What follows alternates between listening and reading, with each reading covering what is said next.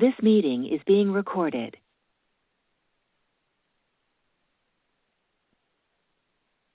When we talk, we have to unmic just so that anyone who's listening online is. Go for it. The governing board retreat, am I in here? There it is. The governing board retreat is called to order.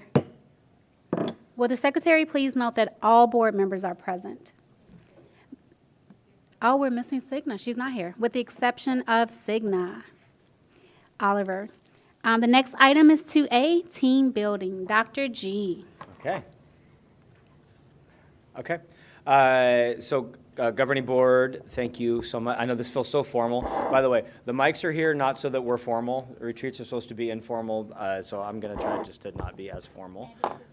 Oh, yeah, please, go for it. Yes, thank you. Also, in the informal, I'm going to take my predecessor's lead. I'm going to follow my predecessor. In meetings like this, please, you don't have to say chair, just talk freely. Cool. Perfect. Thank you.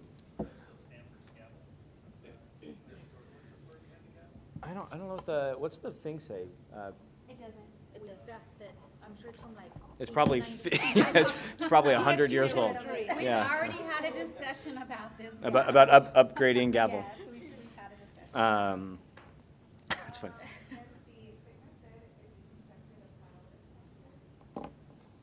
Okay. Oh, okay. All day or just morning? Do you know? Just text. Okay. Okay, so board, great to be with you all. We have a full day, essentially broke up into 3 sections this morning, a little bit of team building. I want to thank, first of all 7 of you for doing your Enneagram, and thank Thea, who is here to facilitate Enneagram. She somehow became our resident expert in facilitating Enneagram. That was not the original plan. But we as just for context, we as an executive team every year have kind of done our own kind of personality stuff. And then 3 years ago, I think it was 3 years ago, we did Enneagram, and it's really changed who we are in our conversations. And so we thought, and we've used it ever since, so we haven't changed. And we thought it was really important to start that way as a new board. So Thea will spend time with us this morning, and then we'll take a break. We'll spend some time talking about priorities for the year. Take a lunch break, and then we will spend time talking about safety before a final debrief. So Thea, we'll just wait a second for Seisha to come in, and then we'll jump right in.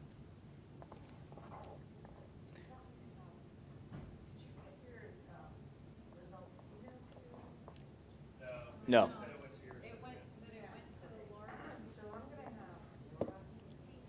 So, perfect. And she has your copies, but. Yeah? I know what I am.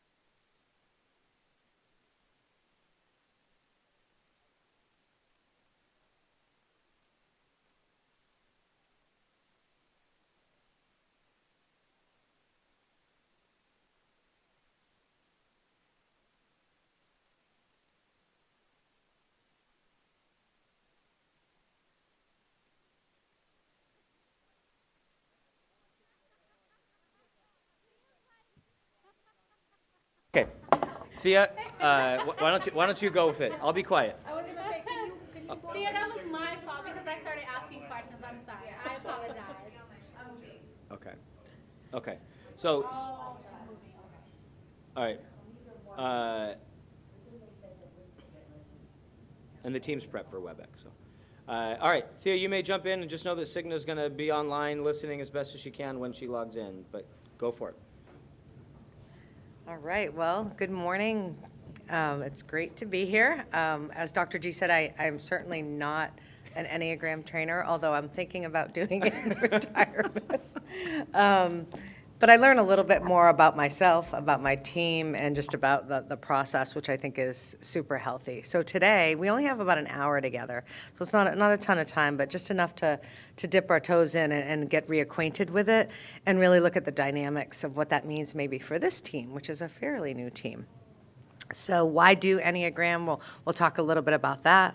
I'm going to give you some time to look at your own results and just dive in and read them. We'll just have quiet time.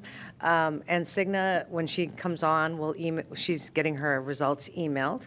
Then we're going to kind of look at over there you'll see on the board, just some team dynamics and ask you to kind of post your number. We'll take it down afterwards with a Post-it.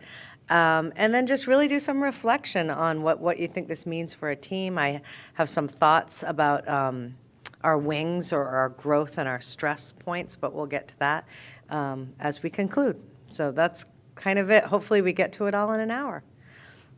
All right, so let's kick it off.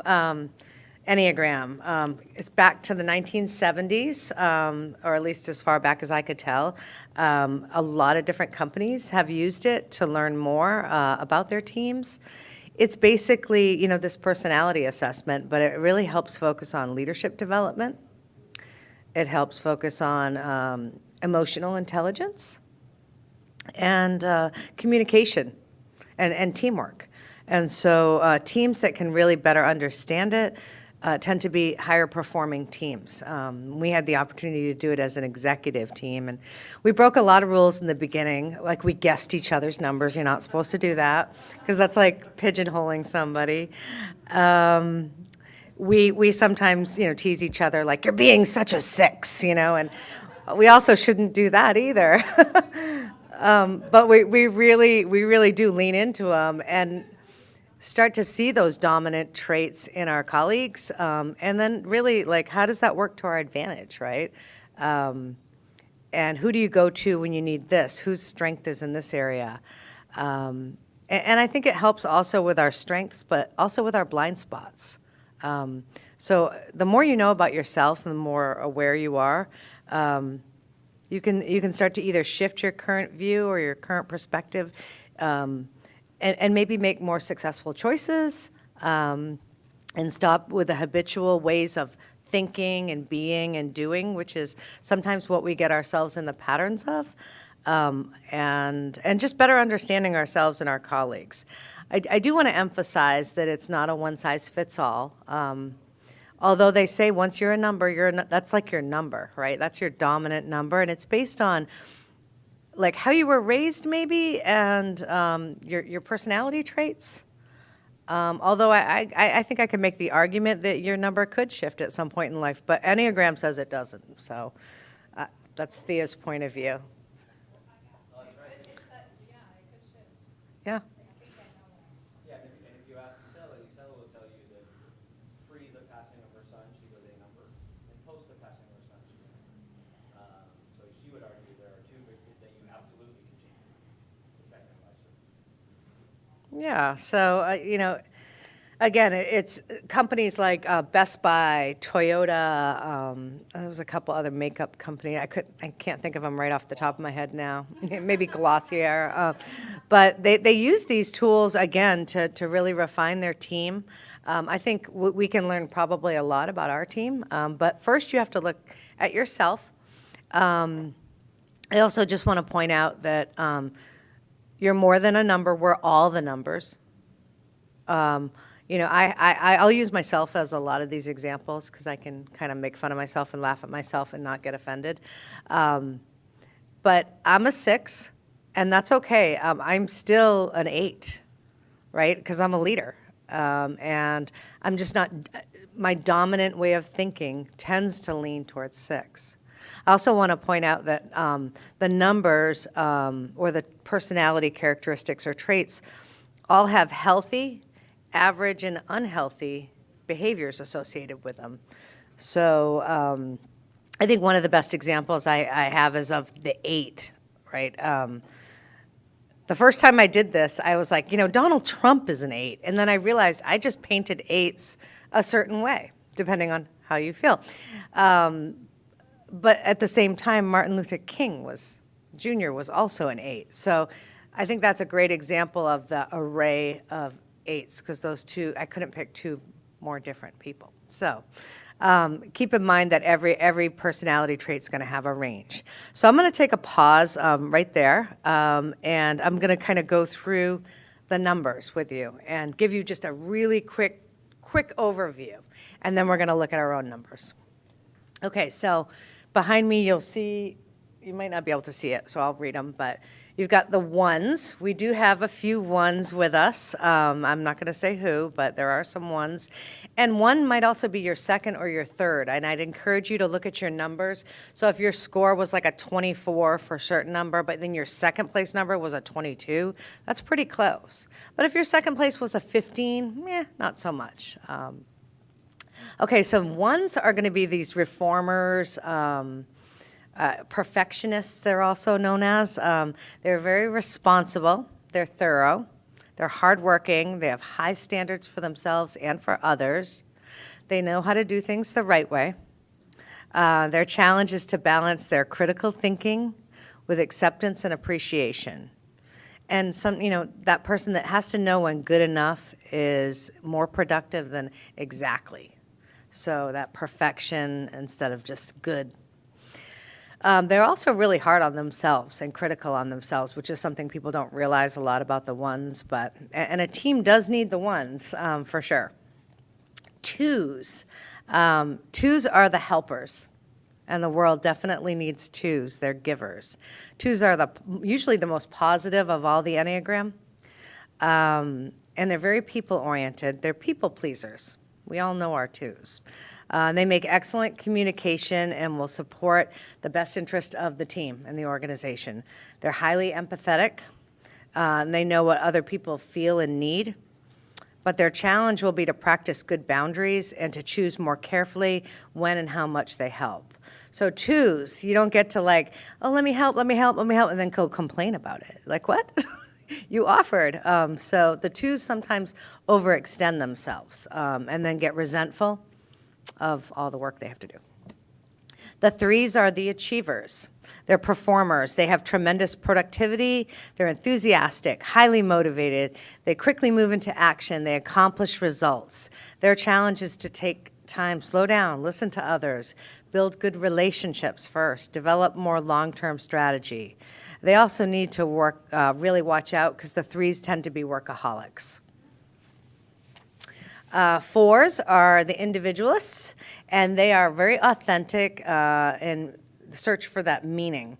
They value excellence in all they do, and they really want to make personal connection with the people around them and their work.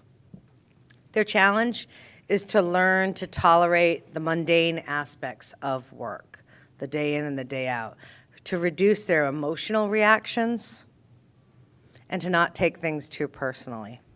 My daughter's a 4, and I can tell you what, the mundane aspects of work, I remember her asking me in kindergarten, why do we have to do the same thing every day? And I said, what? And she's like, we do the same thing every day. Don't you notice? And I said, what do you mean? She goes, we wake up, we have breakfast, we go to school, we come home, we go to sleep, we wake up. And I was like, get used to it, honey. It's only kindergarten. But she's always wants something new every day. Emotional reactions, anyone that has a daughter. And then very sensitive. The 4s are very sensitive, and they tend to take things personal. So that one's kind of near and dear to me. The investigators, the 5s, excellent thinkers and strategists. They seek out to develop technical expertise and knowledge. Their challenge is to be available to other people whenever possible and communicate warmth and to recognize other kinds of human assets besides just mental intelligence, the investigators. The loyalist, the 6s of the group. I am a resident 6. 6s focus on figuring out what's going on around them to create safety and structure. Safety is very important to 6s. They are loyal, they're dependable, they're especially good at anticipating a problem and creating a solution. But their challenge is to manage their suspicion and their doubt so that it doesn't demotivate themselves as well as the team, deflate the team. The enthusiast, number 7. 7s are quick thinking, adaptable, and positive. When they see problems as opportunities. They like to enjoy multiple interests, multiple options. But their challenge would be to acknowledge problems and limitations and to bring back their attention to the present task at hand. They are also, the 7s are the rarest of all the Enneagrams, less than 10%. The world needs 7s. Okay, the 8s are the challengers. They're also known as the protectors. 8s are good at taking charge of the environment. They know how to mobilize and get things done. They make great leaders. They stand up for their position, and they stand up for the people they care about. But their challenge is to moderate their forcefulness, to become adaptable in different situations, and to avoid creating unnecessary conflict. I will say the 8s are probably the most misunderstood of all the numbers. 9. 9s are the peacemakers or the mediators. 9s are steady and balanced in their approach to work and relationships. They can see all sides of an issue, and they're able to bring people together in the spirit of cooperation and harmony. But their challenge is to stay focused on their priorities and to stick up for their own position, even if that involves a little discomfort or conflict. Because again, 9s are like that middle child. They don't like conflict. They want to resolve conflict. And so you have these combinations. We have looked as an executive team at our numbers. We've looked at it with our assistants to see how that interaction, they have, books where it's like your matches. So like how does, when I got engaged, I immediately was like, how does a 6 match with a 7? Like, am I destined for failure? But I also look at my own assistant, right? And one thing, like we noticed, we had a lot of 2s, which were helpers, and their assistants were 9s, which were peacemakers. And so it was just a really like, who was gonna kind of put their foot down and get things done? The 9s were like, okay. And the 2s were like, let me help you. And nothing was getting done. So you can start to see just the dynamic and the interactions between numbers. So at this point, I'm gonna pause and let you guys see your numbers and dive in. Maybe about 10 minutes of some independent reading. You can highlight, these are yours to keep. So, and you'll also be getting an emailed version of them.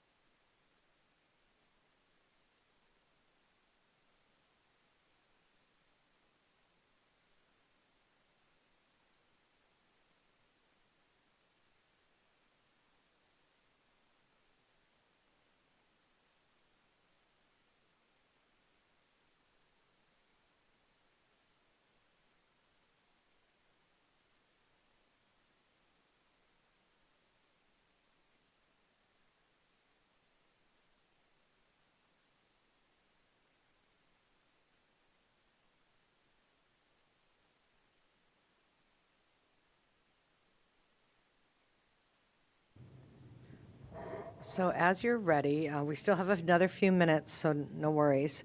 But for those of you that like movement, we have Post-its and markers behind me at the table. And I'm just going to ask that you write your name and then kind of stick it up on the first chart by your number. Yep, and I'll go model it with my own name so you can know. It's the very first one.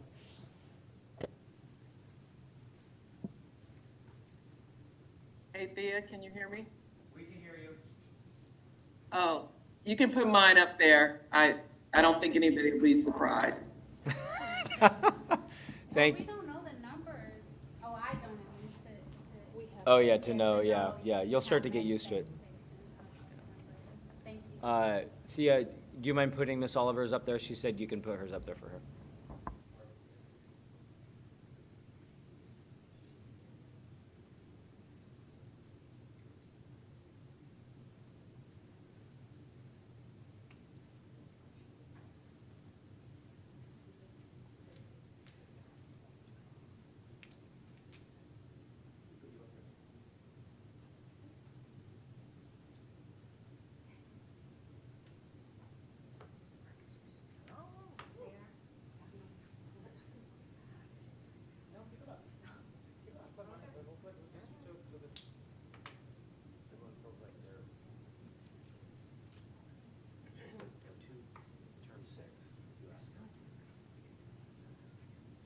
Yeah, it's an awkward room for post-it notes.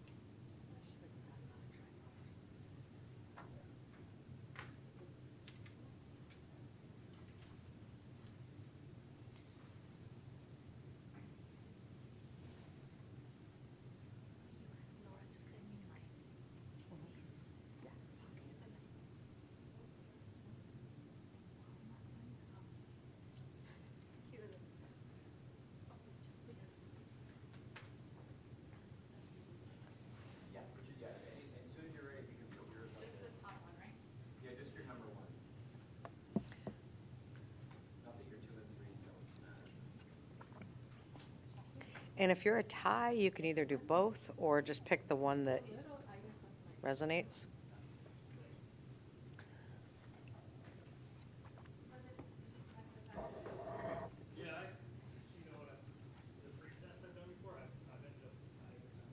Really? We had an executive team member, I think it was like a 4-way tie. Her packet was this thing. Remember Gloria?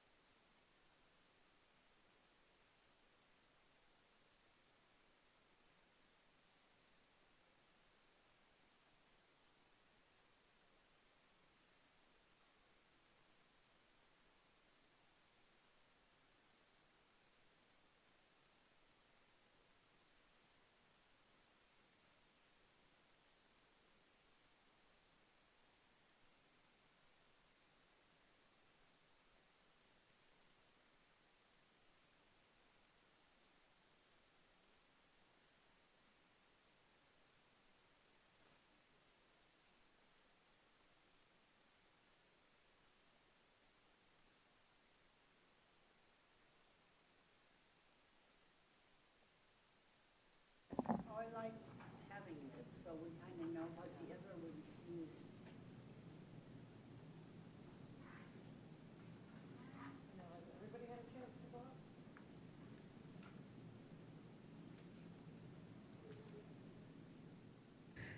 All right, so this is the part of the presentation where you all get to talk and I shut up. I want you to think a little bit, because I think first we're going to talk about ourselves, and then we'll ease into the dynamic of the team, because you can see behind me that we have some numbers that are not present, and just kind of what implications that has, and we'll get to that after we delve a little bit. So I'm going to ask you, you've had a chance to look at your results. Some of you have actually taken this in the past, so you may even be familiar with it, and hopefully it resonated, or maybe different results came up. I do not know. So these are my questions for you to reflect on, and you can jump in and discuss with each other. Were there any surprises? Or was there any confirmation of things you already knew? Did anything resonate with you in particular? And was there something that you feel like, that's not me, that's out of character, that's not me? So those are kind of your questions, like surprises, confirmations, like what did you like, what were you like, uh-huh, and then what were you like, I'm still curious about. I'll pause there. And board, just as you jump in, please just unmic so that Signa and others can hear.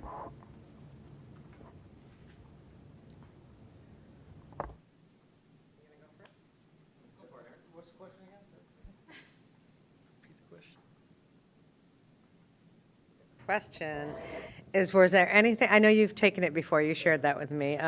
Was there anything, any surprises or any confirmations around the way you think, feel, and behave, I guess? Did any of it resonate with you? And if so, what? So talk about your number a little. Sure. Well, first, I want to thank the team for putting this together. I know when we did a retreat, when I first started on the board, I said, let's do some trust falls or something together. So I think this is a step in that direction for us to all build some trust with each other. Signa, can you hear me? I don't know if I know how to work these mics. So my Speak number- up, Aaron. Nobody can hear you. You're acting like a one, Signa.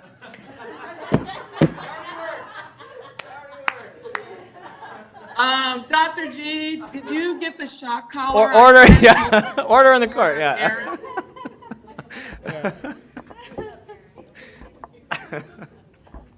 So I'm an enthusiast and an achiever, tied equally as 22 for each, 7 and a 3.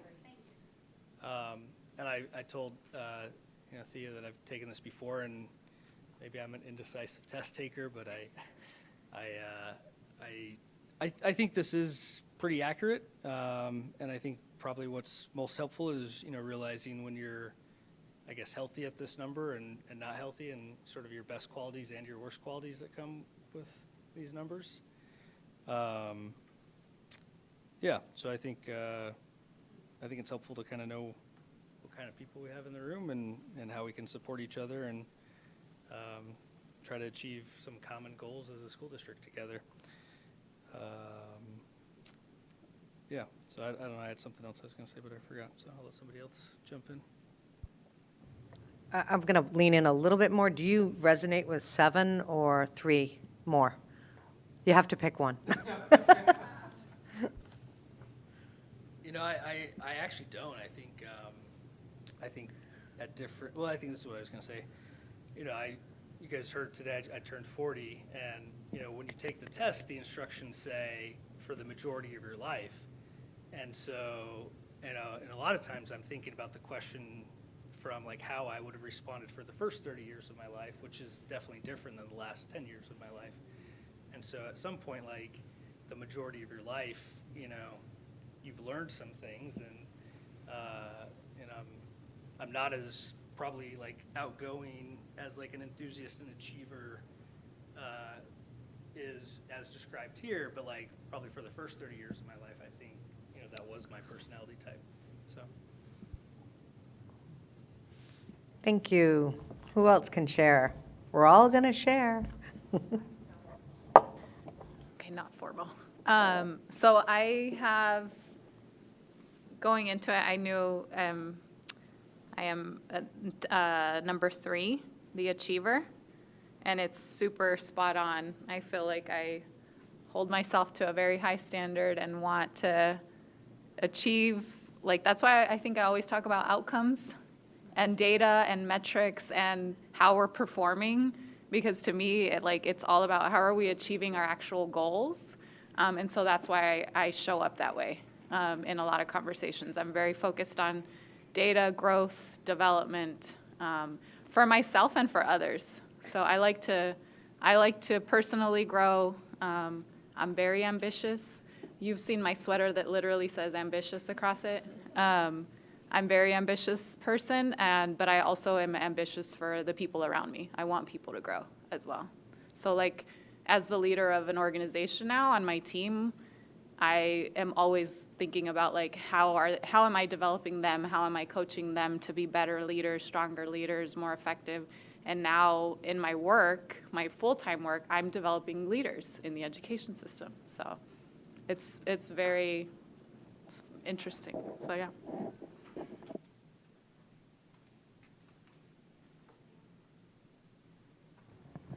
I'll go next. Okay, great, thank you. So when you were going over the lists and reading them, because I didn't know anything about these personality traits, I was like, oh, I'm a 4. I know I am, but I'm an 8. And then when I was reading 8, I was like, I'm an 8. Not in a bad way, but it's just like, it was interesting to read it. Just because I'm on this spiritual journey now and I'm like trying to get out of 8, but then I learned that there's the 3 levels of the 8, and I was like, oh, okay, so I'm transitioning from like a lower level, that's the wrong way to say it, the not so healthy version of 8 to a healthier version of 8, and it's okay to still be an 8. Does that make sense? And so what I like about 8, and I feel like these adjectives are pretty good. The champion of others, and to know me at any board meeting is to know that I do that. And justice, I feel like it was accurate. It like there were some things that my daughter and I have discussed, like she knows me the best out of anyone in the world, my oldest daughter, and I was like, how did this test know that? So I think it was pretty accurate. Awesome. Is there a question I missed? Yeah, I'll go next. Great. Are Okay. you finished, Yes, ma'am. Ms. Ross? I'm number 1 a peacemaker, and Stephanie said that's right on, and I agree. But then my second and thirds are a helper, and third a loyalist. So I think it was pretty right on. I didn't know how that was going to work out, because I saw conflict. Some of them, those questions, I thought, well, I'm neither of those. I can't choose. So I just made a kind of a blind choice, I guess. But I think it came out pretty accurate. And those are fairly close, all 3 of them. Okay. Like a 28, a 23, and a 20. So those 3 are all pretty close. Thank you. Are you a middle child? Are you a middle child? No, I'm an oldest child, a typical oldest child. All right. Oh, is that the next test, the birth order test? We'll do birth order next time you're here. No, we're not going. Yeah, that's when twins start to fight. So we're gonna do no birth order test. So who came out first and who? Yeah, we'll stay away from birth order. Yeah. You were surprised? They didn't know there was 2 babies in there? No way.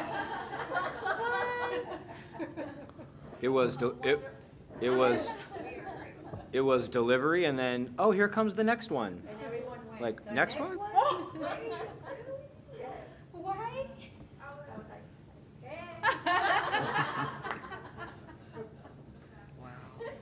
That is. Esty out of the way. Sorry, like that. Sorry, Tia. You're like the stars now here. All right, who would like to go next? I don't know if Jennifer or Seisha want to share what your results revealed. I don't know if you've taken it Are before. we the last ones? Yep. Well, Cigna, let's Cigna go. Okay. Signa, do you want to talk? Are you available to talk? Aisha, you're the boss of me now? Okay, yes, she is. She is the boss of me. So, yeah, I've taken similar assessments, and apparently I'm true to form. I'm the reformer and the challenger. The thing that bothers me about both of those is when I look at the people that I most like, it's Osama bin Laden and Saddam Hussein. I'm a psycho, so there you go. I like the good people that I'm like, but when I saw those examples, I was like, really, Osama bin Laden and Saddam Hussein, really? But no, pretty spot on. Very self-aware in knowing that I'm very hard on myself. I try not to be a perfectionist in things, but I sometimes default to that. But the things that irritate others, I'm aware of, and I try to nullify those things so as not to irritate people so much. But yeah, it's pretty spot on. It lines up with everything else that every other assessment I've ever taken, challenger and a reformer. So, yep, that's it. Thank you. Well, Jenny and I are both 6s, so that's why I said we have Cigna go first. And I think this test resonates really well. Yeah, type number 6. I was highlighting things that I saw, recognizing 6s. I definitely want to be a part of something greater than myself, being of service. There's a lot of doubt and anxiety, even though people tell me that I'm good at these things. Like, you're just kind of saying that right now. And constant state of worry. I'm always, thinking about things that are happening, things that could go wrong, and trying to figure out how I'm going to deal with them. I have heard in the past and present that it takes time for me to warm up to people, and that's valid because I am always trying to suss out people and figure out what they want from me. I don't really care for situations that are new. I like my environment the way it is. I really don't want to go outside of that, but I will if I have to. And predictability, and I think all of that really goes back to how I was raised. Everything was unpredictable, and in environments that I can control, I like things the way they are. And then in relationship issues, like I was highlighting the hell out of this, but like getting overcommitted, clamming up, easily being suspicious, and I just kept thinking, oh, my poor husband. Bless his heart for even trying. But yeah, and then, looking at the number 2 of investigator, or the second one is type 5 investigator, and then I had a 3-way tie for my third, which is type 1, the reformer, type 3, the achiever, and type 8, the challenger. And I haven't gotten that far yet. And then I heard Cigna saying like examples, and I was like, I missed that one. And I was like, Diana, Princess of Wales, yes. J.R.R. Tolkien, yes. Bruce Springsteen, Elliot Page, like these are and then I'm gonna highlight Chris Rock right here too. And Lewis Black right here too. And so yeah, all of these things, Lord of the Rings, Frodo Baggins, yes. So yeah, Frodo, yeah, I know. So yeah, all of these things, yeah, thank you.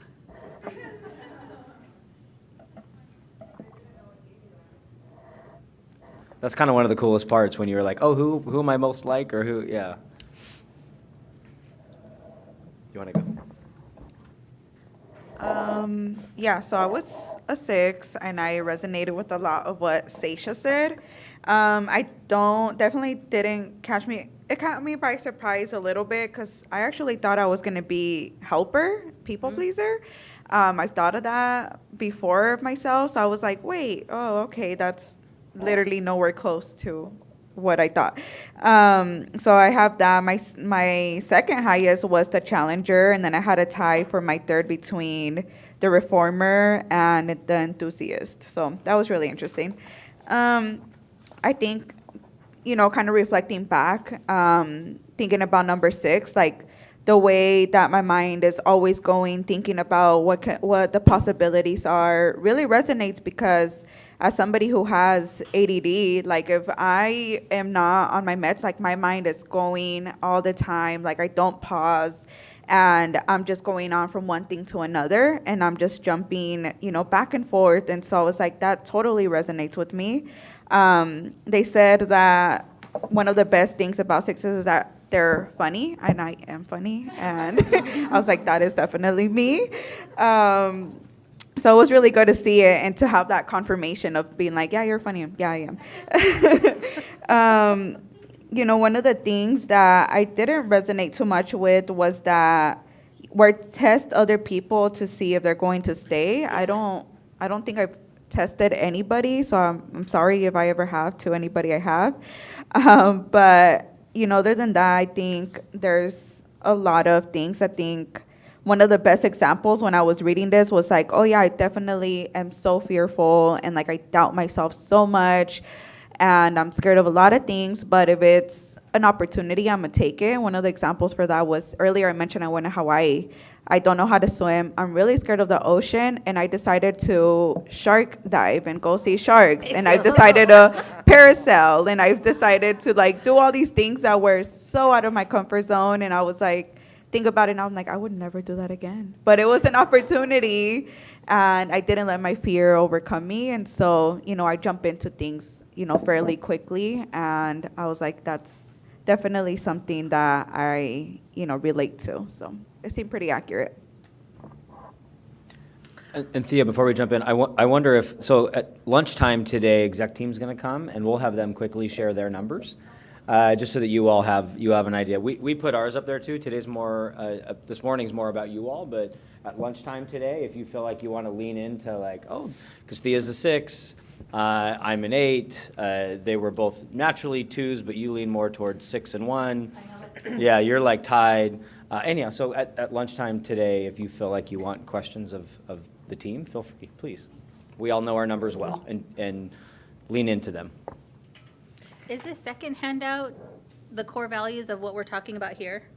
Yeah, it's just another way of looking at each of the types through the lens of core values. All right, I am not good at saving money. I am not good at saving money. That's at its healthiest form, so maybe you're moving in that direction, because neither am I. 6s, rest assured, and other team members, you have the resident worst-case scenario expert right here. If you'd like to know what could go wrong, I can certainly help you unpack that. Anyway, okay. So the next part I just want to kind of give you an awareness of. I don't think we have time to really dive into it today, but some of your comments, Jennifer, really reminded me of that, and it's around the centers of intelligence, and this is where numbers kind of get together. So there's 3 intelligences in the body. One is your instinctual, and again, we have all of them. There's just one that's a little bit more dominant based on your number. So there's the gut. And people talk about having a gut feeling, right? My gut tells me. And that really is the instinctual center. That one tends to speak to the 8s, the 9s, and the 1s. So if you think of that last chart there, it kind of has a Y in the middle of it, separated. I'm going to chunk the numbers out, and the ones at the top of the Y are the 8, the 9, and the 1. Those are going to be your gut thinkers. And then you have your 2s, 3s, and 4s, which we don't really have a ton of on this team. We do have a couple 3s, and that's the heart. They feel what to do. That's their stronger intelligence. And then the 5s, the 6s, and the 7s, you can imagine, because we're always doubting and fearing and thinking, we're the head. So that thinking center.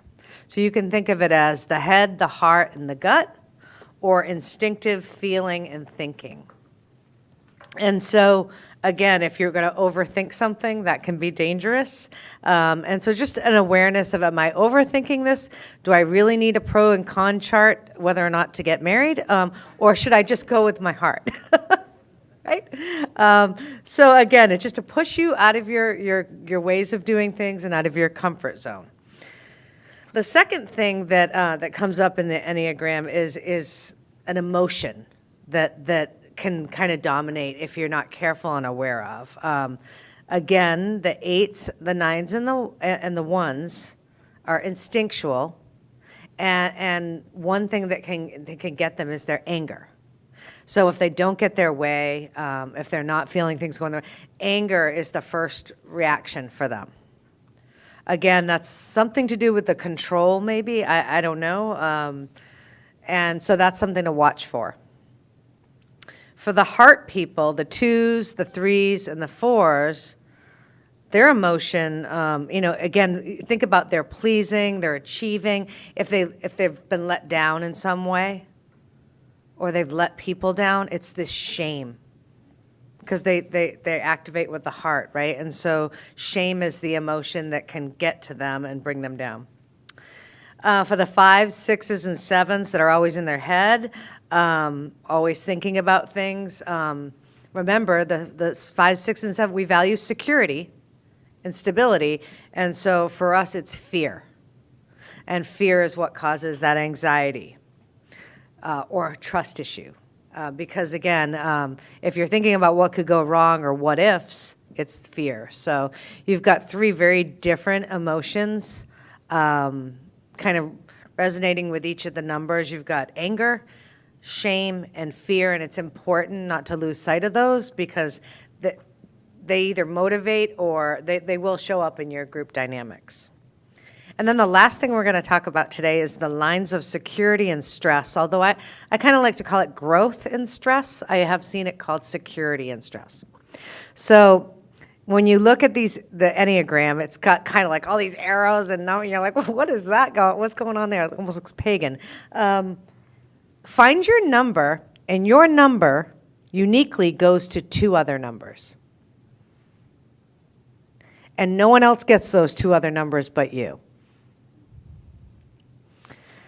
So if you look at kind of how it crisscrosses, for example, you could start at the 6, and if you follow 6, it goes to a 9 and a 3. And I will use that as an example. And when I'm at my best and I'm feeling secure in that self-actualization, I move closer, I lean closer towards the healthy traits of a 9.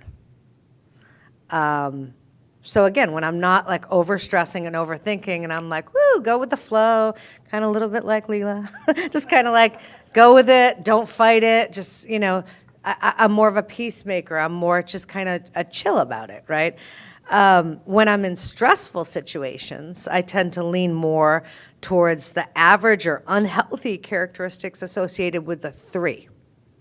So if I'm stressed, I might become overworking. I might try to overachieve. I might try to, just lean that way. Maybe it's a distraction for me, but that tends to be what I do in times of stress. So I'm going to pass out your where everybody leans, kind of like what you had before for every number. So if you see your colleague stressing out, you can go, wait, yeah, so she was a 3. Oh, yeah, she's acting that way. You can kind of start to see, yeah, they're all the same. Yep. And again, I should have talked a little bit about this in your printout. But this is just sort of a little bit different version of it, but for the other numbers as well.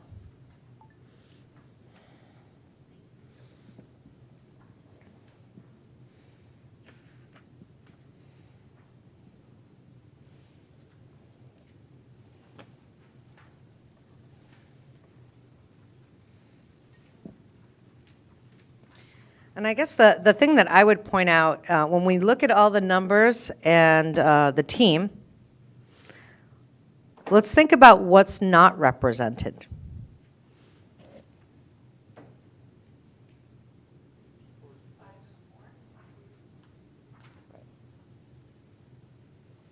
Yeah, 5-4, and if you take SB out, because we all put ourselves up there, there's not a single helper on this team. Right. Although Leela's close, yeah, there's not a single helper on this team.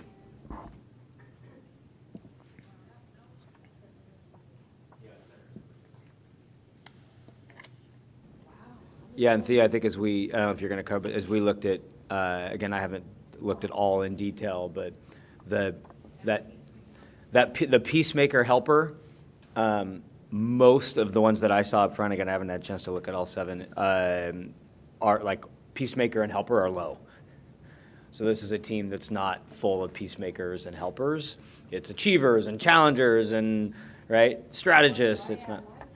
You guys, so your job is to help us and create peace here. Thank you. Sorry, Thea. No, that's okay. Here's what I would say is there's more than one way to get to a 9. Since we only have, I almost called you President Alston, Senator Alston, with us as the resident 9. I would really say that both Jennifer and Seisha, you can lean in as 9s. You have it in you. I know you do because you're 6s. So 9 can show up on the team when you're in your healthiest form and you're really getting outside your comfort zone. So I would encourage that very much. One thing I did notice is that, you know how you got a rank for all your numbers? The last 2 numbers, the last 2 place, right? Lowest rank for Signa, Stephanie, Nikita, Aaron, and Jennifer. So for 5 of you, your last 2 were identical in that you lowest ranked the 9 and the 4. Wow. Yeah. I want solutions. Yeah. So, yep. I have Go a ahead. question. So it says when I am this means when I'm in stress, I go to 9? Or what does that mean? It says the plus is pause and gather all information before moving forward, get consensus. The negative is become aimless, apathetic, tired, and neglect their own well-being. Sure. So that workaholic part, you might be, some of the 9s tend to be like, ugh, like not focused. I want to make sure I'm not like insulting anyone. They can neglect everything around them, and they're sort of too free-spirited. And so there's like a healthy version and an unhealthy version. So I would lean into more of what your actual results told you about your wings there. That it should have had a section on that will really unpack it on each level for you as well. Okay. I just thought it was interesting that there's 5 team members, board members, that have the lowest in 9 and in 4. Yeah. I know. Mm-hmm. Yeah. Gotta work on that. And I will say, as far as executive team, I've been on this team for a long time, and the dynamics have shifted a little bit through the years. But we don't have 4s, and I think we have 1 5, and we have no 7s. And there are times where that does show up, right? We have quite a bit. We have more than enough 8s in the room, and so it's that balance. So every number has dominant traits that bring value to the table in its healthiest form, and so we're all the numbers. Again, just remembering that the dominant traits aren't always going to show up unless we really lean in to our wing numbers in growth. So with that said, I want to just kind of end with some reflection as far as, and again, I'm not going to collect it. I'm not even going to ask you to share it because I just really want it to be authentic and just really think about your thoughts and reflections around what this means for you, specifically as a board member, right? You want to get things accomplished while you're on this board, and the way we get things accomplished is working together, especially with fellow board and with the superintendent staff as well. Just some thoughts and reflections on what this will mean for you individually as a board member, being a part of this team. And you do not have to share this, it's just, we'll end with that reflection for about 2 to 3 minutes. Please share, please share. Oh, you can. Like Yeah, I just don't want Leila already anyone said it, to be she has her work cut uncomfortable. out for her, senators. Yeah, but thoughts, reflections, what's this mean for you as a board member, as a team member? Would love to hear reactions too, and I'm happy to share. So, Thea, thank you for facilitating this and also pointing out that the majority of us score low on peacemaking, and that can, if we are not mindful of that, including me, because I'm one of the ones who score low, so I'll just speak for myself. If I'm not mindful of that, there will be no peace. And so I will try to be mindful of that when we are collaborating and working together as a board, that we need to lean into that peacemaker trait, because it's not prevalent on this board. So that's my reflection of just like noticing that. So it's, I would go so far as to say it's like slightly unbalanced, because that peacemaker does. So I will do my part to try to lean into that more. Awesome.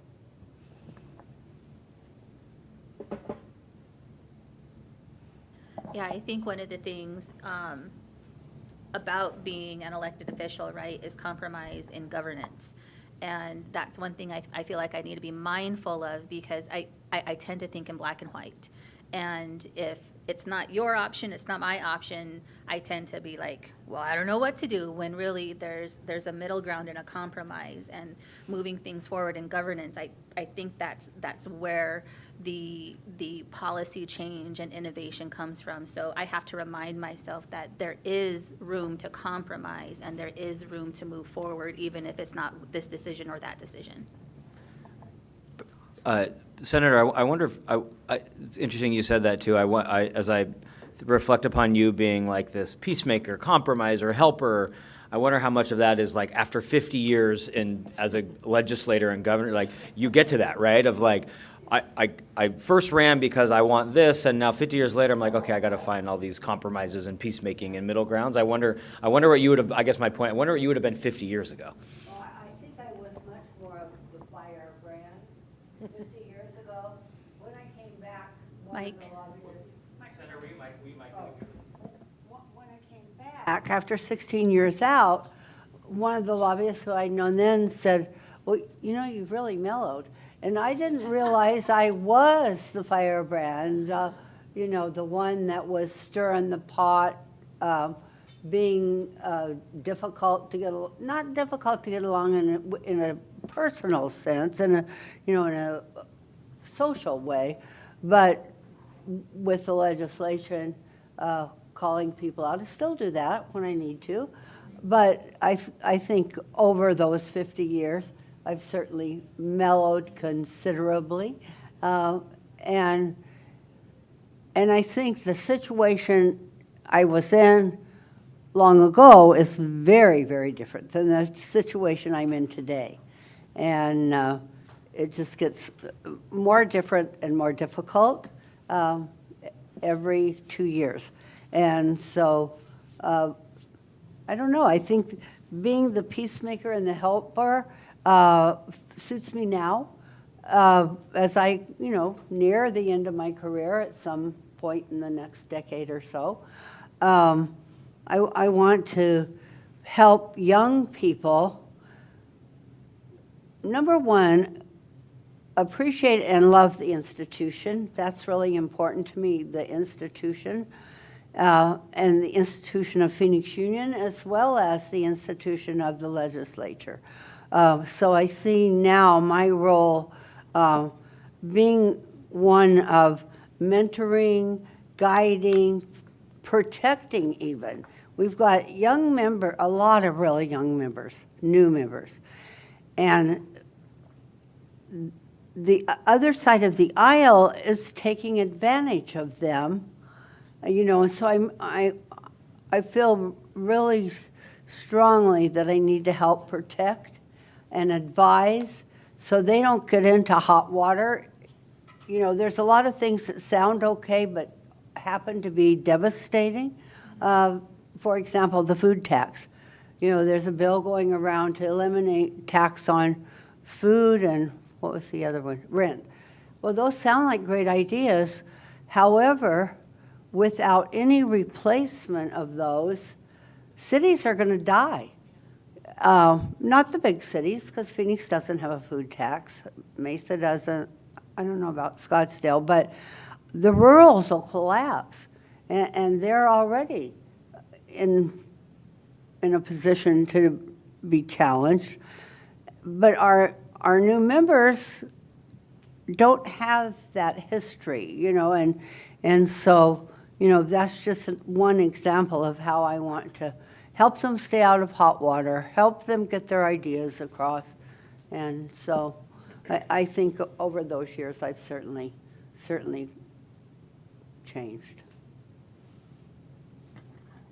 I have a reflection kind of following up on that, because I think when as an achiever personality, when it showed up for me as a lobbyist at the legislature, I would come in hot. I would come in heavy, and it got me absolutely nowhere. And I learned real quick that was not gonna fly. I started getting ignored and nobody would talk to me anymore. And I was like, well, that's not helping the people that I came here to represent. And so I started to take a different approach and learned real quick that I had to lean into building relationships, hearing people out. Even if I disagreed with them, I will always listen to somebody. And then, share my best case for why I have a different opinion. But I think that having that open dialogue is so critical. And then seeing you down there, Leela, when I was lobbying, everybody comes to you. And it doesn't matter the side of the aisle. You are seen as you are part of the institution down there. You really are. But it's because people respect you, and you command so much respect because you are able to get along with everybody. And you also hold people accountable in a really cool and respectful way, and I love when you do it, because if people see that Leela's mad, you know that you are wrong. But yeah, I know for me, I've learned over the last few years, especially even being on this board, when I come in hot and heavy here, it also doesn't get me anywhere. So I've learned to okay, I need to lean into just listening and seeing where can we get along. And what do our people need? Because again, at the end of the day, for me as an achiever, it's about outcomes. It's about improving Phoenix Union. It's about getting better outcomes for kids, better outcomes for our families, our employees. And so if that's the goal, then how do we get how do we move our team along to advance that goal? And me coming in and being, an achiever, when I don't show up at my best, I'm aggressive. And so that's not helpful, right? It doesn't help anybody if I show up that way. So I have learned over the last 8 years to mellow out and to listen and to try to meet people and understand people, meet you where you are, understand where you're coming from, and then where is that common ground, as Seisha mentioned, where is it? Where's the middle point between you and me? And then how do we, again, with an outcomes mindset, because that's where I'm coming from, how do we meet in the middle to get to the outcome that we want?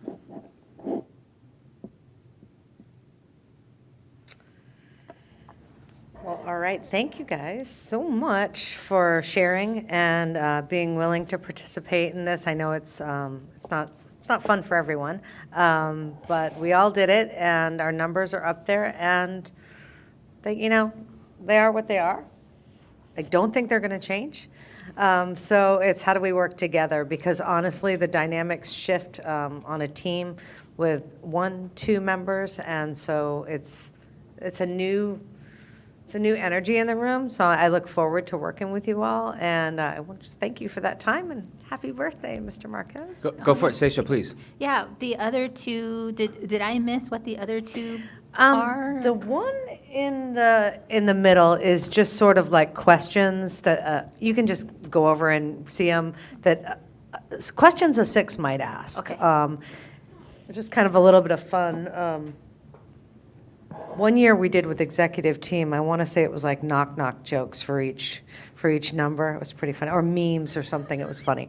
And then the last one is that those thinking centers and the emotion tied to them. And Thea, thank you. Let me just say a couple other things. One, we plan to do this when the next retreat and the next retreat. There's a bunch of different activities, so I think this is something, we're not just one and done. I think for us to stay healthy as a team, it'll be important for us to keep revisiting this. And where are we struggling? And, to your point earlier, do we have enough peacemaking? And, whatever that, not that, by the way, not that we always need to live in peace, right? Sometimes we need to be disruptive and fight and challenge. And so but maybe there's times where we're over-challenging each other and none of us are thinking about compromise, to Stacia's point, or peace, and or maybe sometimes we might even find ourselves being too peaceful. And so like, how do we find that balance as a team? I think that's going to be really important. And then I do think it's also important for you all to get to know executive team's numbers, so that as you're, hey, I'm going to go meet with Sherry and Gloria about finance, and I have a question, or I'm going to go talk to Thea about achievement. It'll be really important that that Thea's a 6 and Tony's a 2 and Alyssa's a 2, and and really think about, okay, what does that mean and why? It's just really helpful as you work with people to really understand personalities, and it's nice that there's a bunch of 6s who understand each other and a bunch of 8. So I think there's enough commonality, even connecting with people on the team, that'll be really helpful. Yeah, I would say I've learned to ask the 2s. They're the helpers. They want to help. So if I go to a 2, they're going to get it done right away. If I want detail and it to be like perfection, I'm going to the 1s. So I've actually even thought about really how I navigate and lean into certain people on executive team more than others. I've even thought about my own number. Recently, I was talking to my mom on the phone, and you talked about like the conditions in which you grew up were unpredictable, and that security maybe is what leaned you into a. So I was telling her that we were thinking of taking a cruise from Seville, Spain, to the southern tip of Portugal, where my dad's from, and it's a sailboat ride, and it's not very far.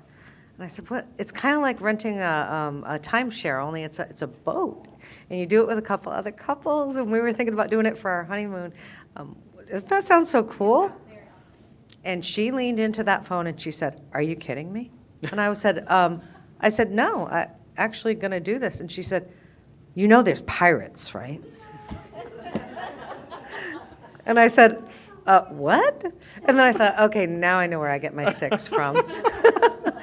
Pirates. Anyway, I'll leave it at that. But yeah, you'll start to, the more aware you are, the more you'll start to see it in people as just a dominant trait. Not all inclusive of who they are. So. Just one thing. Go. I know.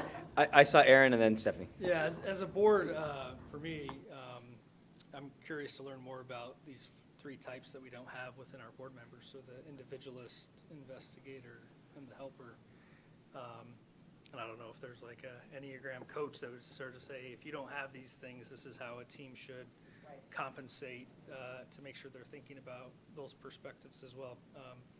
So I know our packets are pretty heavy on our specific types, but I'll probably do some reading on those 3 types to figure out how we bring that perspective.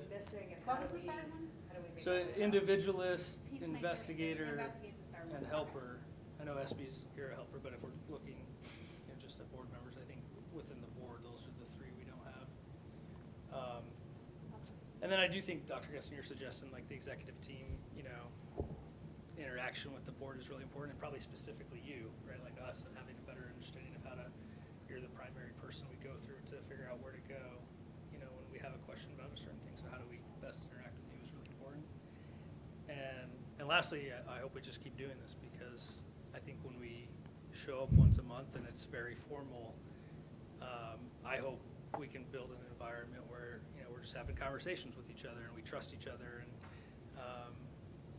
we can try to get to the outcomes that we're all trying to achieve. And I think all of us have specific things we hope to achieve during our time on the board. And I hope it's not a matter of like if we do those things, but when we do those things, we time them, and so we trust that we all have the best intentions to move this district forward.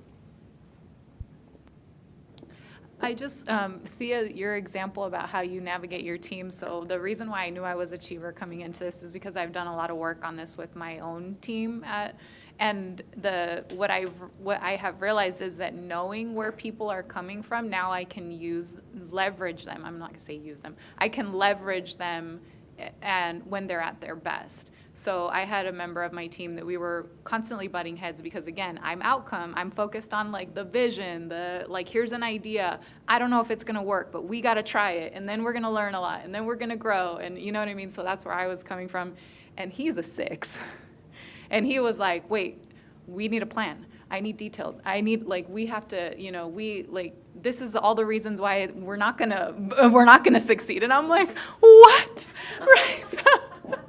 So he and I were just like, and now we laugh about it because this was like 2.5 years ago. And now I'm like, hey, I got this idea. Tell me all the reasons why, where are my gaps? What am I not seeing that you can see? And then he points it out, and that we figure that piece out, and then we're flying, right? So when you know who to tap for what, it makes you so much more effective. And you also become a stronger team because you do build a lot of trust in knowing where people are coming from and create space for that open dialogue. And it's no longer butting heads. It is leveraging each other for the talents that we bring to the table. So. Reminds me of the Strengths Finder, where you're right, exactly. And I think that we've done a lot of talking about 6s today, but I think another example of that is, I think having Thea, and Isela leans into a 6 often, is you never get groupthink, because at some point the 6 is going to be like, all right, I know y'all like that idea, but let me give you 4 reasons why you may not like that idea, right? Because you know how groupthink is in a team. You're like, you know what, it's great, let's do it, we're ready to go, and then suddenly it's like, can I just ask one question? And then it's like, but it's a really good question. It's an important question to say so I know once you learn that, it's so important. So go for it. You saw it. That I use the words but, except, however, way too often. And that's part of me being a 6. Yeah, it's like, hey, we're going to do it. Okay, but, however, it's but it's a good, especially on a team, to have someone constantly checking in to say, but I'm not quite sure that's exactly how it's going to turn out. Let's talk through that. Right? So it's, and yeah, they're all great traits. And for what it's worth, Aaron, I really liked your comment about what are the traits we don't have, and how do we lean into those, and what does it mean for us to have such big gaps maybe in a couple parts of this team, and to your comment earlier let's figure it out and lean into it, and all of us be really aware, and hopefully we get to a point, because we will bring this up at every retreat and make sure that we feel comfortable that we can. Lovingly, not to call each other out, not in a bad way, of like, hey, you know what, I see you're trying to just, I see you're trying to blow that up today. However, can I, let's talk through that. Or Leila, I see you want peace on this, but you know what, maybe let's lean into it a little more and not go So I think there could be times when we find the right way to lean into those numbers really healthily. So. Lynn, has your law firm done the? Lynn, what's your number? No. Have you guys ever done Enneagram? Huh. Well, maybe we'll have Lynn do it as your legal counsel, so where Lynn. Because we're not supposed to guess. I was going to say. Yeah, we're not allowed to guess. So that's That's the right. thing. We can't give you a number. You have to take your number, then we understand your number. We Thank will. you, If Thea. Lynn is so willing to take the test, we'll have Lynn. Good. We'll have Thea. When you walk up, can you have Laura Hernandez send Lynn a test? Most lawyers are 6s. No, you just told us. No, you're not. Thea, you just told us we could not do that, and you just did it.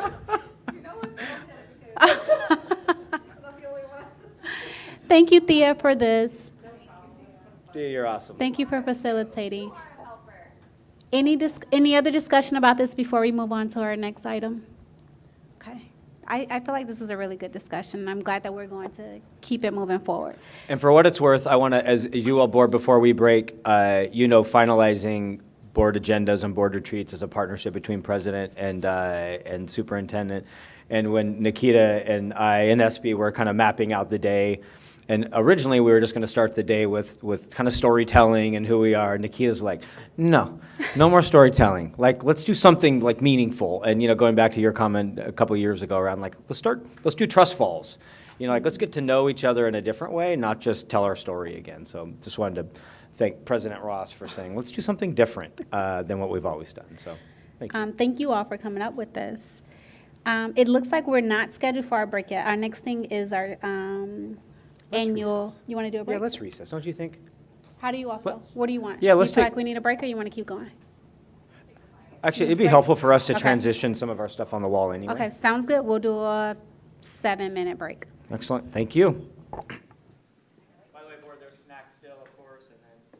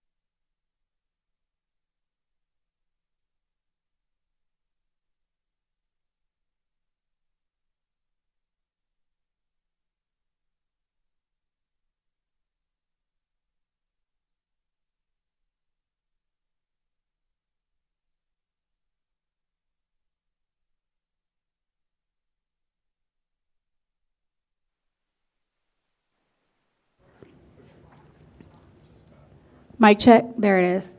Team, are we ready to come back together? Okay, the next item for us is 3A, discussion of our annual priorities. Dr. G. Excellent. President Ross and board want to make sure we're, and Cigna, Ms. Oliver, are you on? Can you hear us? I can hear you great. Perfect, okay. And we're just gonna, if it's okay, I'm gonna wait for, we have one board member step out for a second, and I think the opening, want to make sure we level set everybody for this activity. So give us just a moment, we'll jump right back in.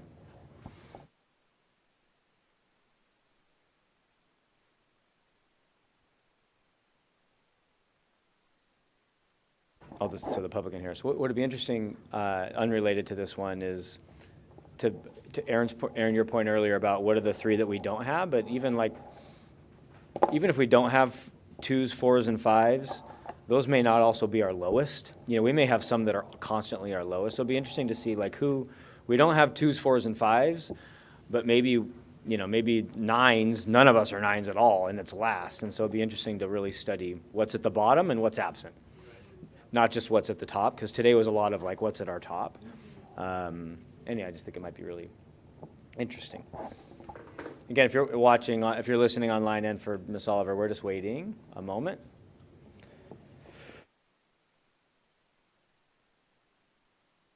Oh yeah, so for board, so for the governing board, we, as governing board members, you get AIA passes. So anytime you want to go watch a sporting event, a high school sporting event, you get in for free. You and a guest, and that even gets you into playoff games, which typically can be even pricey. So it's your pass to go to an event. Yeah. Okay, I think, just want to make sure she's focused. All right, so governing board, thank you for the morning activity, and again, we'll revisit Enneagram in the future. We have about an hour and a half to 2 hours for this next section before lunch. We take a lunch break in a moment. And over the next hour and a half to 2 hours, we're actually going to walk ourselves through a protocol. And you see it there in front of you, President. And I'll explain the protocol here in a second, but I'll tell you the goal of the next hour and a half to 2 hours is Phoenix Union is driven by a strategic plan. It has 10 commitments, and under each commitment is 3 to 10 different major strategies.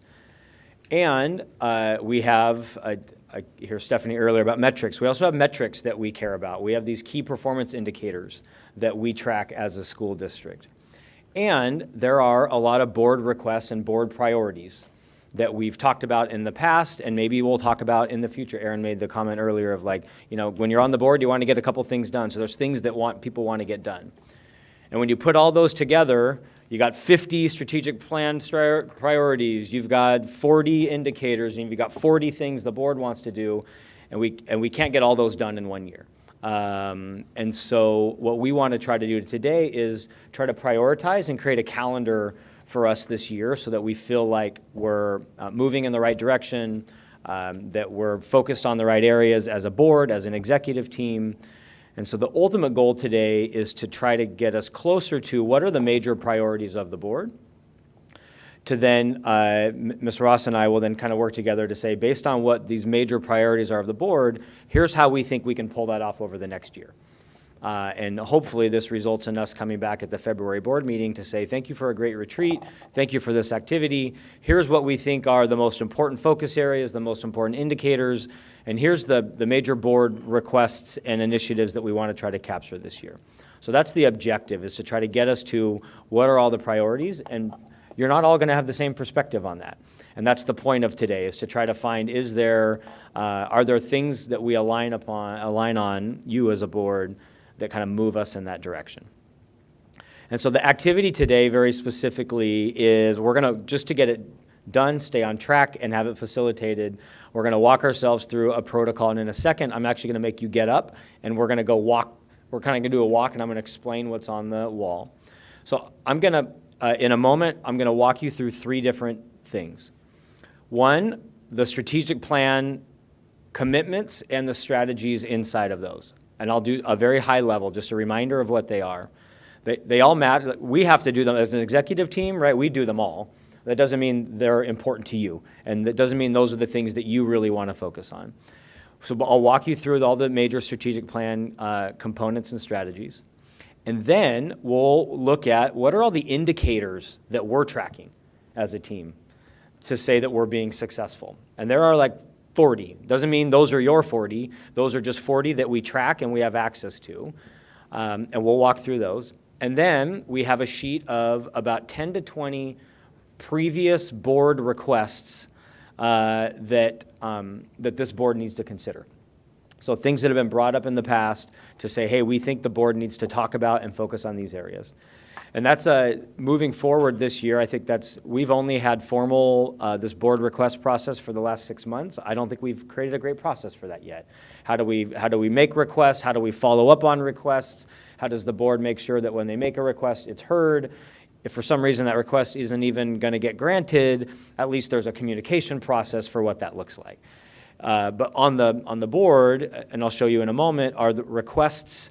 There were more than that, but many have already been done. So these are the requests that have been asked for that have not been covered or need follow-up on. And even shows in reverse chronological order when they happened and who made those requests, just in case anybody has any questions. So I will spend about 15 minutes on this kind of gallery walk, walking you through what are the major components of the strategic plan, what are the measurements, what are the board requests. And then over here, board to your right, is a blank poster that says, we called it an idea parking lot. Because you might say, hey, you know what, I see all those, but I really think as a board member, I want to focus on this, or I have this cool idea I want us to explore. And so there's an idea parking lot over there so that we have a chance to talk about new ideas and new innovations and new things that we think the board might prioritize. And that's what that particular that sheet is for. After I explain it, then we will spend time, I will explain it, go through the whole thing, and then after I've explained all these components, then we'll allow you to ask any question you want. Like, hey, please re-explain what this component is, or how do you look at that measurement, or why is that important? Then we'll do a quick clarification so that you all have a pretty good idea of what's up there. And then we'll have time to do the idea parking lot. So maybe you're like, hey, now that I've heard it all, I still think we're missing something. I really want to focus on this. I really think this is important. And then we'll spend about 10 minutes putting stuff on the idea parking lot, and you can talk about it. Like, hey, I'm going to put a sticky note here because I really think this is something we should talk about as a governing board. And then once we've level set it, we understand everything that's up there, we have the idea parking lot, then we're actually going to have you do a priority list. So then and I'll walk through you, then you're going to say, we're going to give you greens and yellows and reds. These are the most important ones for me. That's green. These yellow ones are, they're important, but maybe they're not urgent. And then red is, you know what, I don't think we need to spend time on this. It's not important, it's not urgent. And then later in the activity, once we kind of discuss that, reorganize that, then we'll do the blues, which is, we'll give you at the very end to say, if I had to pick 1 to 2 things that were the highest priority, we'll have you put a blue next to it. And then the goal is, by the end, we'll have a sense. We're not voting today. Lynn will probably remind us that, and please do. We're not voting today. It's a retreat. We're trying to get a sense of what the major priorities and focus areas are so that together we can start to build out a calendar and the board feels good that your voices were heard and we have a really good calendar of events. Sound good? Okay. Lynn, please remind us. Does Miss Oliver have a copy of this? I just want to know how she can participate. Perfect. So we'll thank you, Lynn. We already work. We're going to try to get the cameras to show as much as we can as we're walking by. And then, member Oliver, we'll make sure that in your inbox in the next couple minutes are all the Word versions and PDF versions of everything that's on the wall, because we do have those. And then as we follow along or move along, you can let us know if you have any questions. Really quickly. Please. That'd be great. Thank you.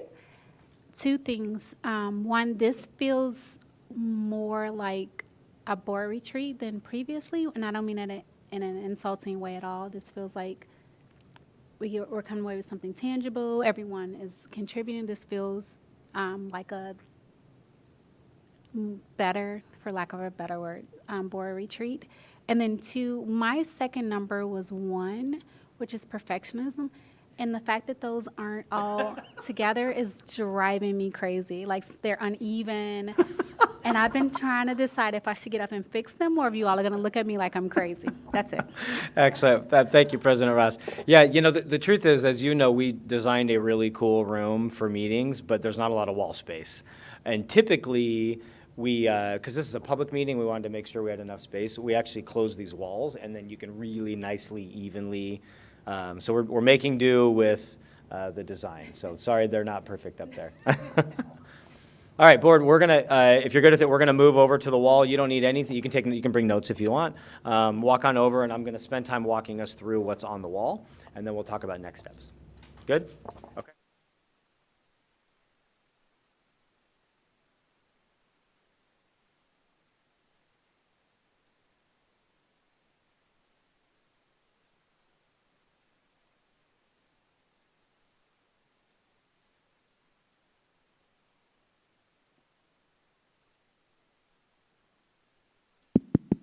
Test, test, test. I hear you. Thank you. So weird being in a retreat and holding microphones, and usually that's not what you do. Dr. G, I just want to make your life as hard as I can. This is what I do. No, it's also a public meeting, and we have people watching, so it's not just your fault, but thank you so much. So I would say this, board, I think Ms. Parr, as board member Parr, as we were walking over, said, hey, how are we sure we're focused on achievement, not on other things? And that's a part of this conversation. This is where you all challenge yourselves to say what really are the priorities, because if you're not careful, we'll focus on the wrong work, and we might move metrics that are important and do these projects that actually yield no outcomes whatsoever. So this is for you all to be thinking about. These are the strategic plan priorities, the metrics, and challenge yourselves and each other and us to say, hey, is this really driving outcomes? And you all might put greens on something that drives no outcomes. That's for you all to discuss, of like, hey, why is that one green and everyone cares about that, and it's not going to move any metrics for children? That's for you all to really think about what does that mean in terms of student achievement. Of course, our job is student achievement, and in an ideal world, we partner very well on student achievement in other areas. So a reminder that we have 10 commitments of the strategic plan, and then each commitment has all these sub-strategies and our focus areas to drive the work that we do. So commitment number 1, and on purpose, is college and career and ready life graduates. Our job is achievement. Get kids ready to leave Phoenix Union and be successful when they leave. As a part of those strategies, we have a profile of a learner. We've created 6 characteristics. These are the characteristics we want every kid to have when they leave here, but those should be constantly evolving. What's society, what's workforce need? So this is a focus area. Guaranteed and viable curriculum and assessment. It's not going to help. I think you last board meeting said something like, how do we set the highest of expectations for students? Well, the truth is, if in every math class, if every algebra class in Phoenix Union had different standards, different expectations, and they're not even high enough, even if kids achieve that curriculum, they're not even ready for the next class, right? So this is, do we have the right rigor, the right assessments in our classrooms? Near and dear to Phoenix Union, culturally responsive pedagogy and ethnic studies courses. So is our curriculum rigorous, but is it relevant to our students? Do they see themselves in the curriculum? That's this particular component. High quality college and career counseling. Right? We know that in urban high schools across the country, there are still counselors that are like, we're going to make you're not qualified for college. We're going to make sure you go over here. And so are we doing the right high school, the college and career counseling? And then a real true educational experience, innovative, immersive, that classrooms aren't just sit in a row and get lectured. Like our kids really learning in very unique ways and engaging. So this is college and career life ready graduates. Again, you might, looking at these later, say, hey, I got another idea that I think might fit in here. That's commitment 1. Commitment 2, quality seats for all students. This one is one of they're all important, so I won't give you a hierarchy for these. Quality seats for all students goes back to, can we guarantee that when a kid walks in a classroom, it doesn't matter in what ward, doesn't matter what grade level, It doesn't matter honors, AP, or regular. Can we guarantee the quality of that teacher? Is that teacher ready to show up and teach head, heart, hands, ready to engage students wherever they're at? And they call that quality seats. I walk in that classroom, is that seat guaranteed? And to provide outcomes for my students. And what I share publicly, my students, my son's a freshman at Central High School. When the superintendent puts his or her son at a school, you know you have quality seats everywhere. If they just randomly place that student in whatever math class, English class, they don't have to say, well, that teacher or that program or that quality seats for all means if a board member or a superintendent has their child in a school, you're not handpicking classes or curriculum or teachers. That's the idea of quality seats for all. You do that, number one, through high quality teacher training. And so we have the head, heart, hands framework, professional development plan, out above and beyond that. So how are we leading and growing ways outside of just the classroom? Because teachers are leaders, counselors are leaders. So what's that PD look like? Aligning all systems. With this particular one, this is more probably in the weeds for us. But if you just have head, heart, hands training, but you're not making sure that professional development, performance-based pay, teacher evaluation, if those things aren't aligned to that, then it doesn't even matter. It's a PD, you check the box and go home. So this is aligning it to this work. And then in order to have quality seats in every classroom, hiring and retaining the best teachers. And so this is, although you'll see in Commitment 6, we talk about adults. As a part of this strategy, hiring and retaining the best teachers. Yeah, go for it, please. And I'll stop at those two questions you all might have in these two.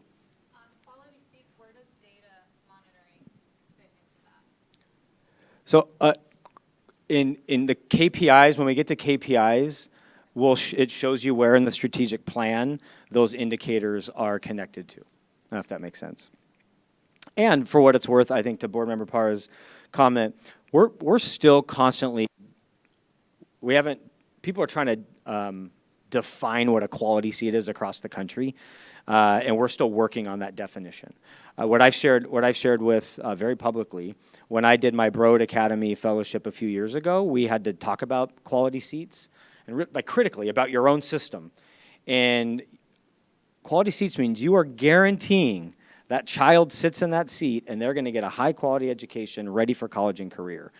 And it was less than 50% of our classrooms were quality seats. And that's no offense to any teacher or principal. As we think about the real rigor and readiness and preparedness, it was still less than 50%. And so this is a high, high standard. By the way, no system in America has hit this standard, but we're going to keep trying to reach the standard. Go for it.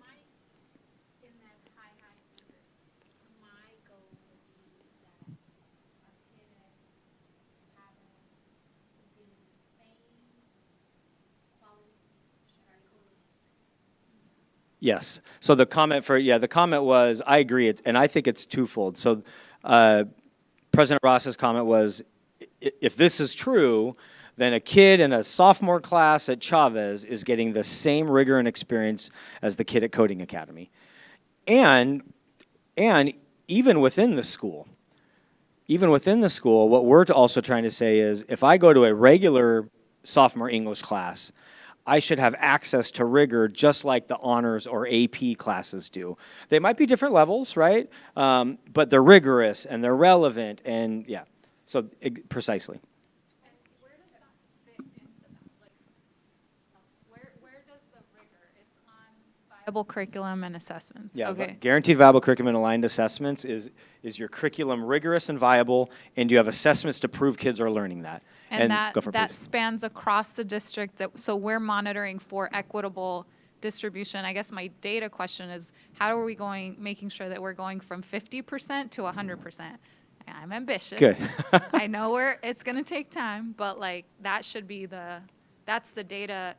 The schools that we have studied that do it really well are the ones that expertly monitor data. So you're going to hear me hammer that one home. Please, and I would say this, we're also taking notes from today. We're not going to have every answer, but I would say if you asked Thea Andrade and Tony Camp right now, what's the single most important thing you're doing? from that, they would say it's either the training of the teachers or this, guaranteed viable curriculum. This, because you have to have the right curriculum and assessments to even make sure kids are going to be ready, and someone's got to be able to teach it well. And so, like, they would argue these are probably the two. Now, this is a close second because it might be a relevant curriculum, but if kids don't see themselves in that curriculum, they're not going to care about that curriculum. So that's why there are so many of these, because they all matter. But, you know, they would probably argue those are extremely important. Yeah, my question was just where is this where when we're teaching and doing that, what do you call it?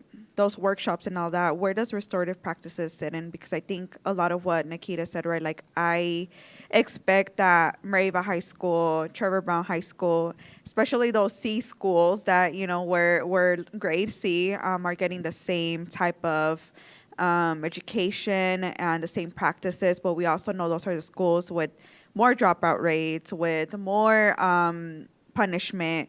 And when I went to go see Maryville High School, I think there was a huge difference between the academy and just a regular school. And I remember going to the restorative practices and seeing that we have bias training, and even just hearing folks say like, oh, if we put this in our regular school, like, we know our freshmen, they're not going to take care of any of this, but we don't know that. We don't know that because they've never been given that. So where does that get practiced at? Perfect. So two places restorative practices fits into strategic plans specifically. One is when we first started doing restorative practices, we were just training RJ coordinators and principals. And the truth is, RJ's got to happen in classrooms and in hallways, and everybody has to live and breathe restorative practices. And so it is built into the teaching and learning framework. It's built into the heart. It's actually the first thing we did year one. And not that it's done and we check the box. We got to keep coming back to it. But restorative practices, ACEs, trauma-informed instruction, culturally relevant pedagogy, that stuff happens inside of Module 1 here. We're happy to share all that module stuff with you. And again, let's be honest with ourselves, just because we're doing it doesn't mean we're always doing it well. But it's built into the fabric of framework. And secondly, when you look at campus and community safety, establish and implement restorative practices across the district. So it's called out as its own, and this is the stuff happening outside of the classroom. Because you have to have restorative practices inside the classroom, you have to have restorative practices outside of the classroom. And so they're built in two different places. Again, they're there. Doesn't mean we're doing them well. How are we measuring that? What does that look like? But those are where they sit. Thank you. Of course. Yeah. Is this on? Signa? This is Aaron. Can you hear me? I know you said I was soft on the mic. Keep it up. I guess to follow up on that, when was the strategic plan approved, and is it seen as a living document where, you know, this current board could say, hey, we'd like to see something added to the strategic plan, and maybe to Jenny's point, could we elevate restorative practices as a commitment so that it's integrated throughout, you know, potentially, or is it really fit as a strategy within two different parts that are existing commitments? Yeah, so a couple things. One, it's actually, for those who have been on the board for a long time, it is very iterative and evolving. And so, yes, every year we'll add a strategy, take away a strategy. We've adopted the strategic plan in two different ways. One, these are actually you don't see them up here, but in A, B, C, D order. There's achieving readiness in college, career, and life, building a strong school community, creating a culture of excellence, and developing an innovative portfolio of schools. So they're actually categorized in A, B, C, D. Board adopted that. And then I think it might have been 3 years ago, we did the commitments into the 10 commitments. But just like that idea of parking lot is exactly what you're talking about. So when you're like, hey, you know what? I think we're missing something. We need to double down on something. And that's also the green dots in a moment. Like if you're all like, hey, this is my big thing, put your dots there, focus there, is the idea of today's activity. What are we missing and what needs to be enhanced more? But lean into it. That's the point of today. Thanks. Of course. Okay. Next is Commitment 3. Commitment 3 is all about freshmen. You all know one of our biggest challenges is we get freshmen, just like, say you're at the college level, bringing in freshmen. Are they ready? Are they mature? Are they organized? So the same struggles at the college level are the same struggles at the high school level. So we bring in about 800 freshmen a year, 8,000 freshmen a year. Sorry, Trevor Brown alone has 800 freshmen. 8,000 freshmen a year. They come to us from over 200 different schools, from over 15 districts and over 100 charter schools. So you think about their readiness, their preparedness, the training. So bringing them on board, the research says that this is the make or break year. If you don't do this year right, literally this doesn't matter. So that's the point. You were a freshman in our system one year, wasn't the greatest year. We didn't have this, right? So this is our freshman success plan, lowering class sizes, developing a class that every freshman takes, because when you come here, you don't know how to do high school. How are you organized? How do you stay out of trouble on the internet? What happens if you're getting bullied? Where do you go to get help on campus? This course, we said, we want to design a course that changes kids' lives. I'll tell you, it's implemented. It's not where it needs to be yet, but there's this idea that it's a mandatory course every freshman takes to make sure they're ready for high school. Connect freshmen early and often, get them in clubs, sports, get them a mentor. So that's getting them connected early and often. Strengthen our relationships with our partner districts and partner systems. That's self-explanatory. We actually partner with the Center for High School Success. We actually partnered through Stand for Children, but the greatest research and program for freshmen in the country is in Chicago. And so this is a partnership out of the University of Chicago. And they've been with us for a few years. This is alignment, this is partnership. I think our team's actually combining these with partner districts. Freshmen on track, you want to talk about, this is more of an indicator, but one way you know your freshmen are successful is, are they passing their classes with A's and B's, maybe C's, right away. And we track freshman failure and freshman success rates. This is the #1 indicator. So that's freshman success, the initiative. I'm going to take my jacket off because I care, do you? Hello? Okay. Does connect freshmen early and often, does that mean we start connecting them with counselors at that time? Is that what that falls under, this commitment? Yes, and so 2 things. We actually now, it doesn't show it up here because it's all built inside of it.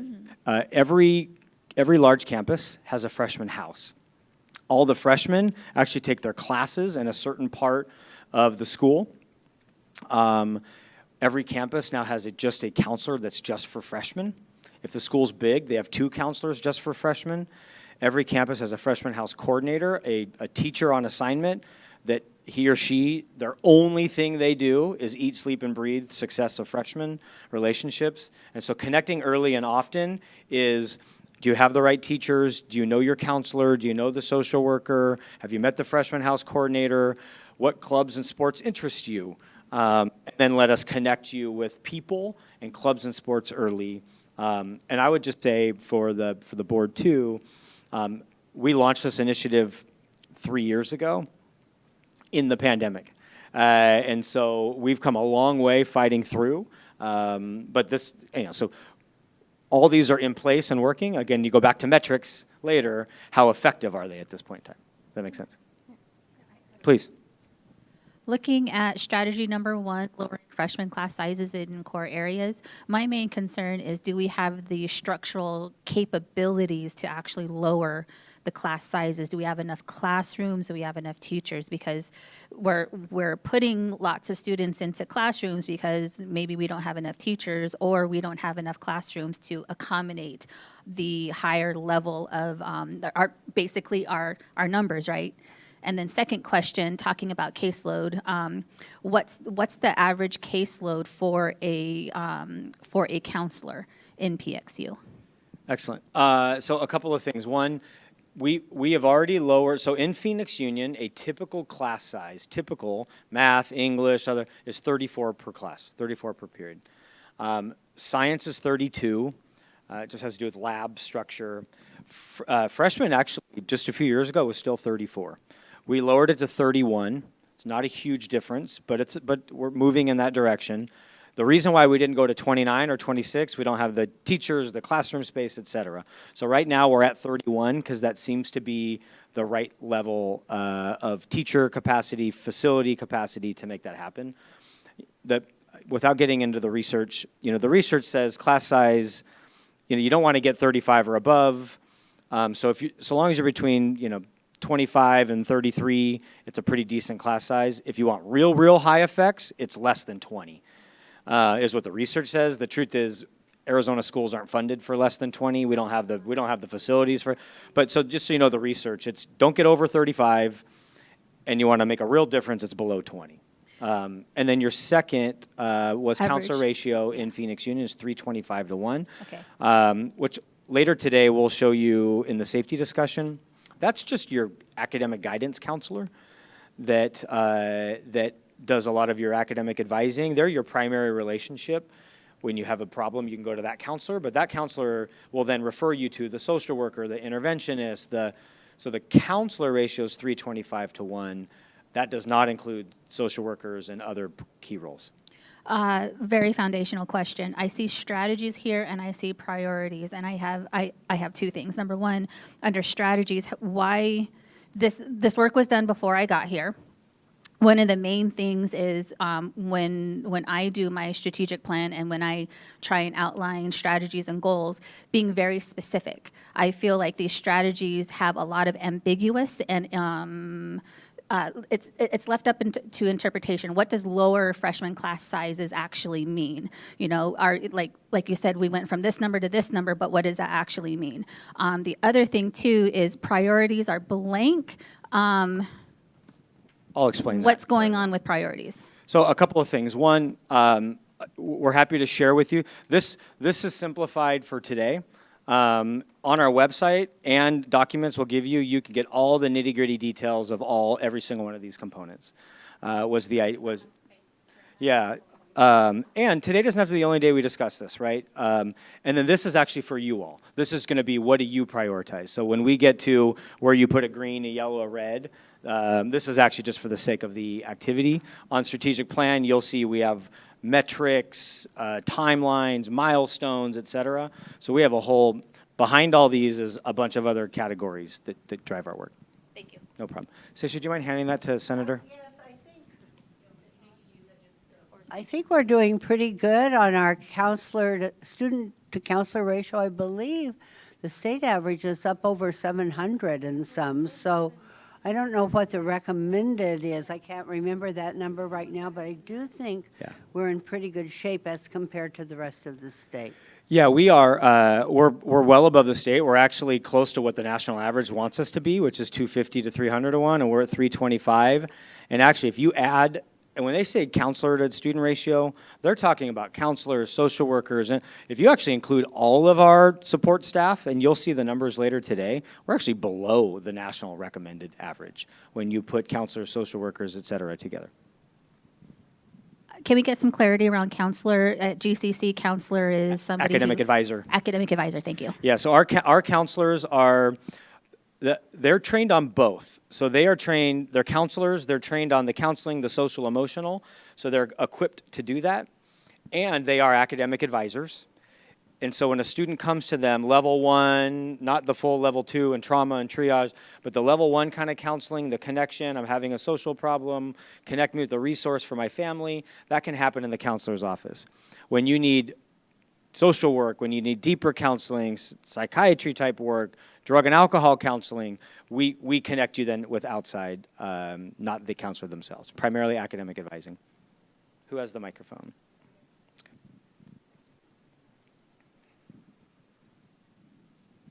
When in commitment number 2, my contacts are failing me. In commitment number 2, does support staff also include on there, or is that in a different commitment? Support staff is in there, and then I believe we will get to over here on commitment 6. I'll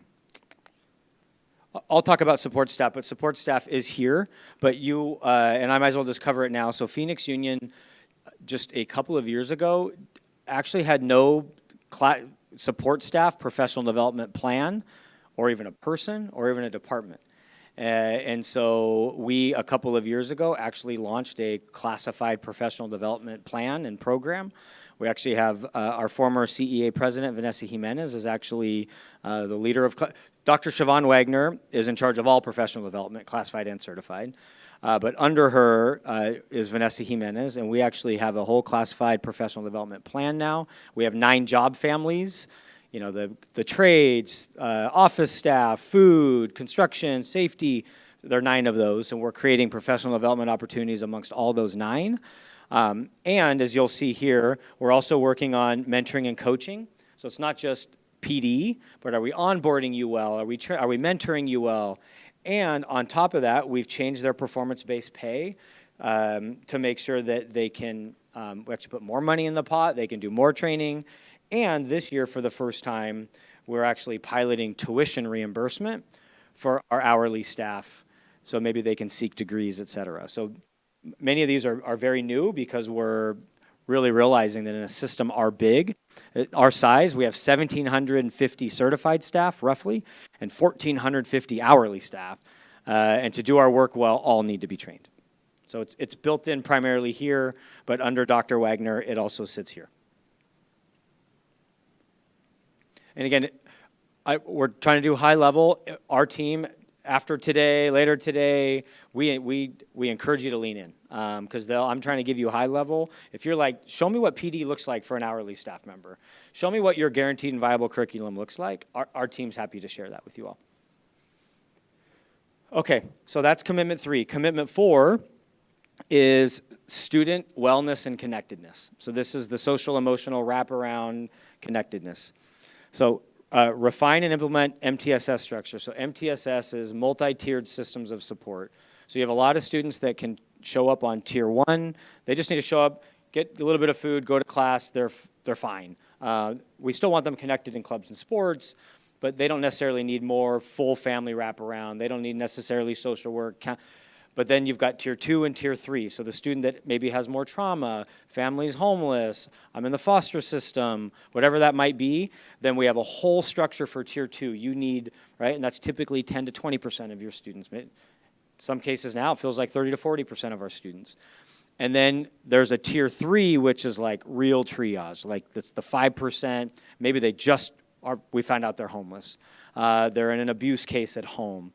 They have 6 Fs and they're hungry because they're, whatever those things is the most extreme cases. So MTSS structure is how do we guarantee that students at every level have some kind of a support? And then are we connecting that to the classroom, to the administration, to outside support? So that's what this MTSS is massive, as you can imagine, inside of there. And then redesign student support roles. So this is, are our counselors doing the right work? Are our social workers doing the right work? What's the freshman house coordinator's role? We now have a student success coordinator that works with the APS that does discipline. Are we guaranteeing restorative practices inside of the assistant principal's office? That goes through the student success coordinator. We have, and you'll see later today, we have intervention, we have student prevention intervention specialists, we have behavior interventionists, we have all these specialized roles, and are they the right roles? Are they doing the right work? Because in the past, they were great roles, they weren't working together. And they weren't talking to each other. And so kids were slipping, our young men and young women were slipping through the cracks. And so that alignment is really important. Build and implement support. So this is an initiative a couple years ago. This is built in. Make sure we have the right support and structures for Native American and African American youth.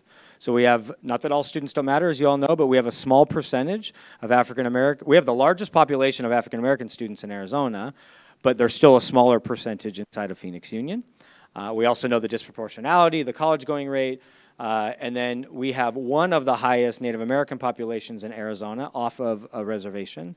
And so what are we doing? Because we're already 85% Latino, so what we're doing for all students, we're gonna hit the primary, our Latino students. Not saying they're achieving, our Latino students are achieving where we want them to, but what are the specific supports we have in place for Native and African American students? That's its own initiative or a strategy.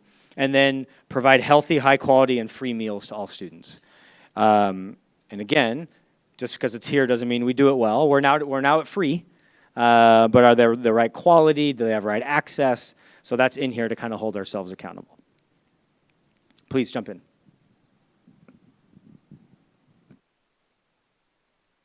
So, okay. So I know there's academic counselors. Where does emotional support counselors fall under, or is there another name for them? Yeah, they're here. So the student support roles, they're in this strategy too, to make sure we have the right number, they're trained, the right job descriptions, all follow and they're here. And is that the same ratio as an academic counselor? No, right now in Phoenix Union, large campuses have 2 social workers. Small campuses have 1 social worker. And then we have a regional social work model that does more triage, tier 2, tier 3. So there's regional, 2 on large, 1 on small right now. And that's just the social worker. Again, you'll see later today, we'll show you all the titles that we have in our system. Because the truth is, our BIS is a social worker, our interventionist is a social worker. They just do certain tasks that are slightly different. Okay, commitment 5 is around campus and community safety. So first one is, do we have the right expectations? The positive, welcoming, loving, inspiring environments. How do we measure that? Take a look over there. Implementation of the Next Gen Safety Security Plan. We'll spend time this afternoon revisiting this and all things safety, but especially this. Ensure support for student behavior and decision making. So I talked about this last board meeting with you all. We've got a lot of teenagers who make a lot of mistakes. They come with trauma. How do we make sure we have the right support? Because our students aren't going to come every day and make wise decisions. And so how do we make sure we're supporting that, not punishing that? And so that's what this looks like. Annually, and this is, you all who have been on the board know this, or have come to the board meetings, we put this in here so we don't ever forget. Annually, we revisit our handbook and our policies and our disproportionality, and we do this publicly to hold ourselves accountable. And then strategy 5 is restorative practices, to make sure that this is its own strategy to make sure as we're thinking about safety, discipline, student behavior management, corrective action, whatever that might be, that restorative practices are a part of that dialogue. Okay? It's a lot. Now you know why school systems are tired, right? Okay. Commitment 6 is staff wellness. So, and staff support. So are our adults well? Are they trained? Are they ready? So what do we do here? We launched a wellness program. We have retention to make sure that our organizational culture, morale, the right pay for our employees is here. Make sure that we are tracking absenteeism of our own employees and connecting that to their wellness. This is productive working environments, so that we have a kind of like clear expectations for what a positive working environment looks like. This will eventually come off because it's more of a metric, but we actually use a quarterly climate survey to try to measure some of this. So how do we know that when we say positive, productive working environment, that every quarter we make sure we're measuring that? You all know we have a trust, our own medical benefits plus a trust. Now that you're president, you sit on that. Thank you for sitting on that in the past. Thank you for sitting on that in the past. But we have our own employee benefits trust. But through that, we actually get to invest right back into our employees. We have wellness managers. We have wellness ambassadors. We do reimbursement for wellness. So that's under employee wellness. An evaluation tool. Evaluation and education is extremely important. Leela's a former teacher. You either loved or hated your evaluation or your evaluator or the tool, right? And a lot of educators say, my evaluation is not helping me get better. It's just a punishment, or it's just a fear. So do we have the right tool that honors them and challenges them to help them grow? You commented earlier about helping your people grow. Performance-based pay, are we doing the right stuff with our PBP? To make sure that it actually is an incentive to perform, and are we paying you right? And then I talked about these two earlier around mentoring and tuition assistance. Please jump in.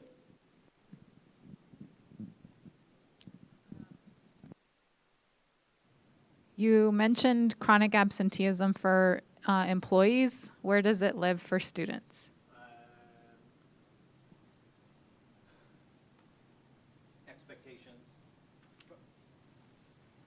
Sorry, and for board, if you feel like it needs to be called out more clear, we got parking lot, right? That's kind of what we're going through. But this expectations for you coming, you being engaged, you being on time is a huge part of that. But as you all know, one of the biggest issues in our nation today is chronic absenteeism. And it's becoming quickly one of the greatest predictors of dropout, non-college grad, is absenteeism. And in Phoenix Union, we have a lot of absenteeism, especially post-pandemic. I almost feel like maybe it also lives under profile of a learner Excellent. or profile of a graduate. I don't. We don't forget that. Hold your thought. We're going to have the sticky notes. Hold that thought too, please, because we agree absenteeism is a big issue. All right. The only way to do all this work is to have effective leadership.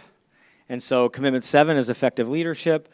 We actually developed a profile of a leader. So not just a profile of a learner, but a profile of a leader. What is the type of leader we're recruiting, developing? Just this year, we're rolling that out for the first time. We haven't, our team's working on that, and it's actually a great structure. Recruit, develop, and retain the best leadership talent in Arizona. We know there's a shortage of talent in every way, especially school and district leaders. It's getting tougher and tougher to be a leader, to find leaders. We'll talk about even diversity of leaders in a moment.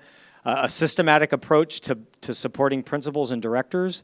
We were doing a lot of pipelining, but those key critical positions around principal and director, it's like once you got to that level, we're like, okay, we've developed you, do your own thing. Now we're going to go back and pipeline more. And we realized we weren't doing enough to support principals and directors, that mid-level. So that's why we call that out as a strategy. Research-based coaching, we need to coach up and down. And so that's why we now have 3 leadership coaches in Phoenix Union. We actually have a recommendation on the table to hire a 4th that just does classified coaching. We have cafeteria managers, we have facility managers, we have food service managers. We don't have a coach for them. Why are we not coaching our classified leaders? So our team actually has, as Isela knows who's here, we have a request for us to do classified coaching in those leadership roles. And that kind of falls under this. Near and dear to all of us, our leaders, not only do our teachers need to look like and represent, be representative of our community, we have to build a diverse pipeline of leaders to make sure that our leaders look like our community, not just our teachers look like our community. Redesign campus leadership structure. Our old, and we're in the process of doing this, the board approved it a couple months ago. Our assistant principals were very adult-focused and not student-focused. And so it was the assistant principal for registration. We're like, no, your job's student achievement. You're not registering kids. They're the right classes, the right counseling. So we rebrand for next year. Assistant principal for registration are no longer a thing. It's about achievement. Our assistant principals, the APIs in charge of instruction, it's not about instruction, it's about learning.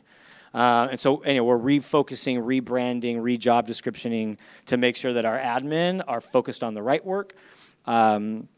And then embed the core values, because you might have the skills. If you don't have the heart, you don't love our kids, you don't love our community, you don't belong here. And so as we think about profile, the values have to be a part of that. Yeah, for sure. Okay. Commitment 8 probably tells a story that there's only 3, not 10, because this is an area of growth, but I'll also tell you these are also very multi-layered. So commitment 8 is family and community support. And we have 3 strategies. It makes it look like there's a lot less. Definitely an area of growth for Phoenix Union. But we're doing a lot. Inside, the first one is provide for basic needs and resources for families. Inside of that, to your point, there's all these others, food banks and clothing banks and home visits and community liaisons. So there's a lot inside of the strategy, but this is about family wraparound, this one. Actively improve parent engagement. Engage parents to improve outcomes. These are like the new job descriptions we just approved, the coordinator, the liaison, but this has been a struggle and a weakness of Phoenix Union. And then establish strong connections between campuses and community. Are we actually getting out to the community? Community partnerships, community orgs, churches, whatever that might be in the community to make sure that we're engaging. So there's only 3 major strategies, even though they're very complex, but those are the 3 for student family, and I see every hand. maybe we'll go this way if that's to make it easy. Go for it. So what sticks out to me is, and you're handling it like a pro and saying these are all the things we're tackling, but I feel like there's this big elephant in the room that we're not addressing, which is public schools are responsible for so much, so many areas. And I just want to point that out there and acknowledge and thank our staff who work so hard to make sure that we are being everything basically for these kids. It's not easy work. And so you're just going through like, yeah, we have to do this. We have to wake them up in the morning. We have to bathe them, and then we have to feed them, and then we have to teach them, and then we have to just all the things. And I'm just acknowledging that it is a lot, and I understand why staff sometimes feel overwhelmed. Thank you for that. That means a lot to people, because the truth is, go back 40 years, this is all schools did, Yep. right? That's all they did. And now it's like, well, you've got to transition better. You got to help kids get well. Oh, now safety is a problem in America. Oh, adults have it, and now you got to wrap around families, and and that's not even, we haven't even gotten into the infrastructure or what school design looks like. So thank you for that. Schools are asked to do way too much with way too little. Yeah. Yeah, just a decade ago. It's Yeah, very yep, different. Yep. I was going to say, just even a few years ago doesn't feel like it does today. Just a couple of comments on building the relationships with parents. I think for me, also wanting to make sure that we are authentically engaging families and elevating their voice and their perspective in how we provide them support. So I'm excited, I'm excited about the new regional model. And then the other thing is, to Nikita's point, to me, it's not just about establishing strong connections. Like, it's also, how are we influencing other systems outside of schools? So whether it is the healthcare network to bring in resources to the community, like, how are we building those cross-sector collaborations and influencing that so it doesn't fall all on our employees to be everything to everyone inside of Phoenix Union, but that we are actually just helping to influence and change how systems interact with our community so that our communities can live well. So I would love to, Good. So, and again, to not forget that too, I mentioned earlier, how do we build out the right strategies under this? And to your point, if a kid needs drug counseling, we provide it. A kid needs alcohol counseling, we provide it. It's like, why should we? Right? How do we say, hey, guess what? This community organization can handle the food part. Hey, this community organization can handle, and healthcare, what's your role in schools? Otherwise, literally, we do everything that society asks when, in fact, different parts of society should be in charge of different parts of this. And Dr. G? Yeah, and when we do all this, how do we, in fact, focus on this? And now you're like, hey, Dr. G and team, get focused on achievement. Well, okay, how? Tell me when, right? And so you see the complexity. I'm sorry, go for it, Lynn. Oh, Cigna. Cigna, I was gonna say, go for it, please. yes. Oh, I was going to say, President Ross put me in the mind of, and of course, a Latin term, because schools have always been in loco parentis, which is Latin for in the place of the parent. They've had to take on all of those responsibilities. But I think the strategy that Phoenix Union and Dr. G and the whole team is doing is, sharing that responsibility with the community and all of the stakeholders in this. So yeah, I'm gonna join in on that applause show because you all have had that responsibility without the resources to be effective. So I see the board as we're the people that are going to, help you get those resources so that you can be effective, so that you can have that outreach and do the things that you need to do to make sure our children are ready for adulthood. So thank you so much. Thank you for that. Much appreciated. Go for it, Ms. Hernandez. So the last board meeting, I believe we had asked if we can get the job description for the parent role. I wanted to see if we have that available today. Yes, we'll perfect. SB's got that. SB, will you do me a favor? Will you send email to the board, actually, and print so they have it? We already have the student and family advocate job description printed for you. We just didn't hand that to you. But we'll make sure in your inbox you have the parent coordinator, the parent liaison, and the student and family advocate. The coordinator and the liaison are done and approved. Mm-hmm. Doesn't mean they can't be evolved over years. And the student advocate role is still in draft form, not board approved. Can we edit as board members or include anything into those, or is that another area somebody is holding. For the parent coordinator and the parent Yeah, liaison? the ones that are still in draft. Oh, yeah, there's one that's still in draft. Yeah, in fact, they come to the board, you get to look at them, but we obviously have teams that develop them, try to get input through the process, and try to bring to you a good final product, but of course, we always take feedback. Right, you cannot share drafts. In an open meeting, yeah. Okay, and then the other question I have is really around the parents, because I know that's a huge struggle, especially in high schools. But what are parents using right now to get updated? Is this still Parent View? So we have multiple platforms. It's Parent View, School Messenger, but there's another. It's not Blackboard, but it's another. There are like 3 or 4 platforms.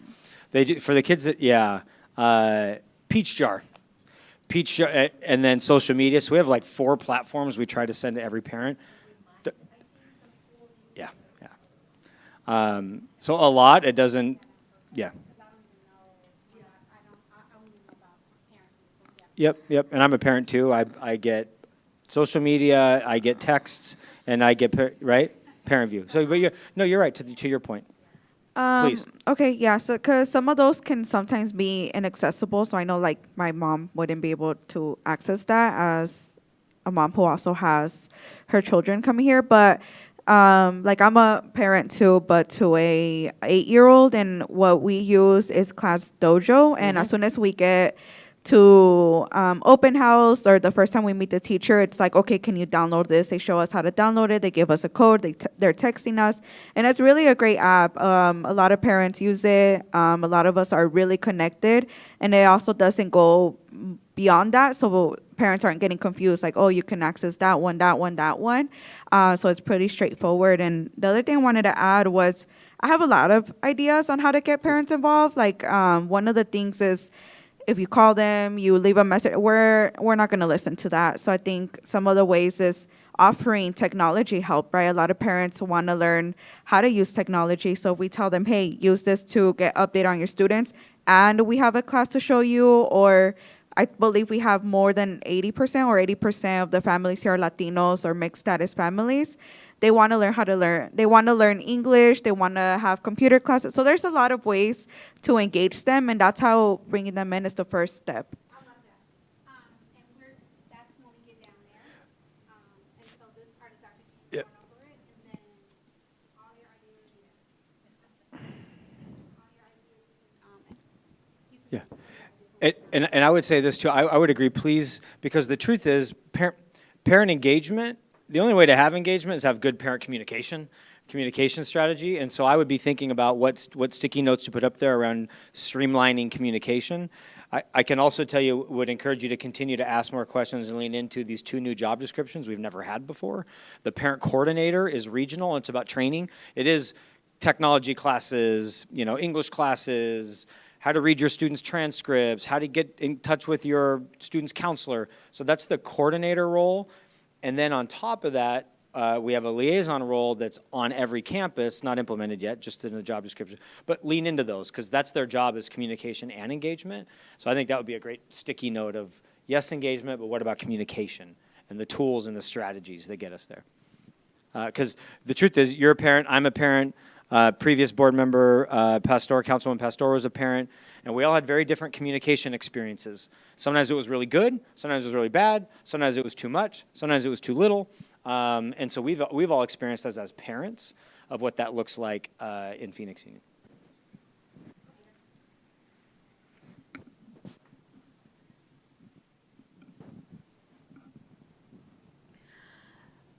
What I really am reflecting on when we're talking about family and community support and engagement, and a lot of people lifted it up in different ways, is that when we're engaging parents, I think as people who are doing the work, we think everybody's on our level.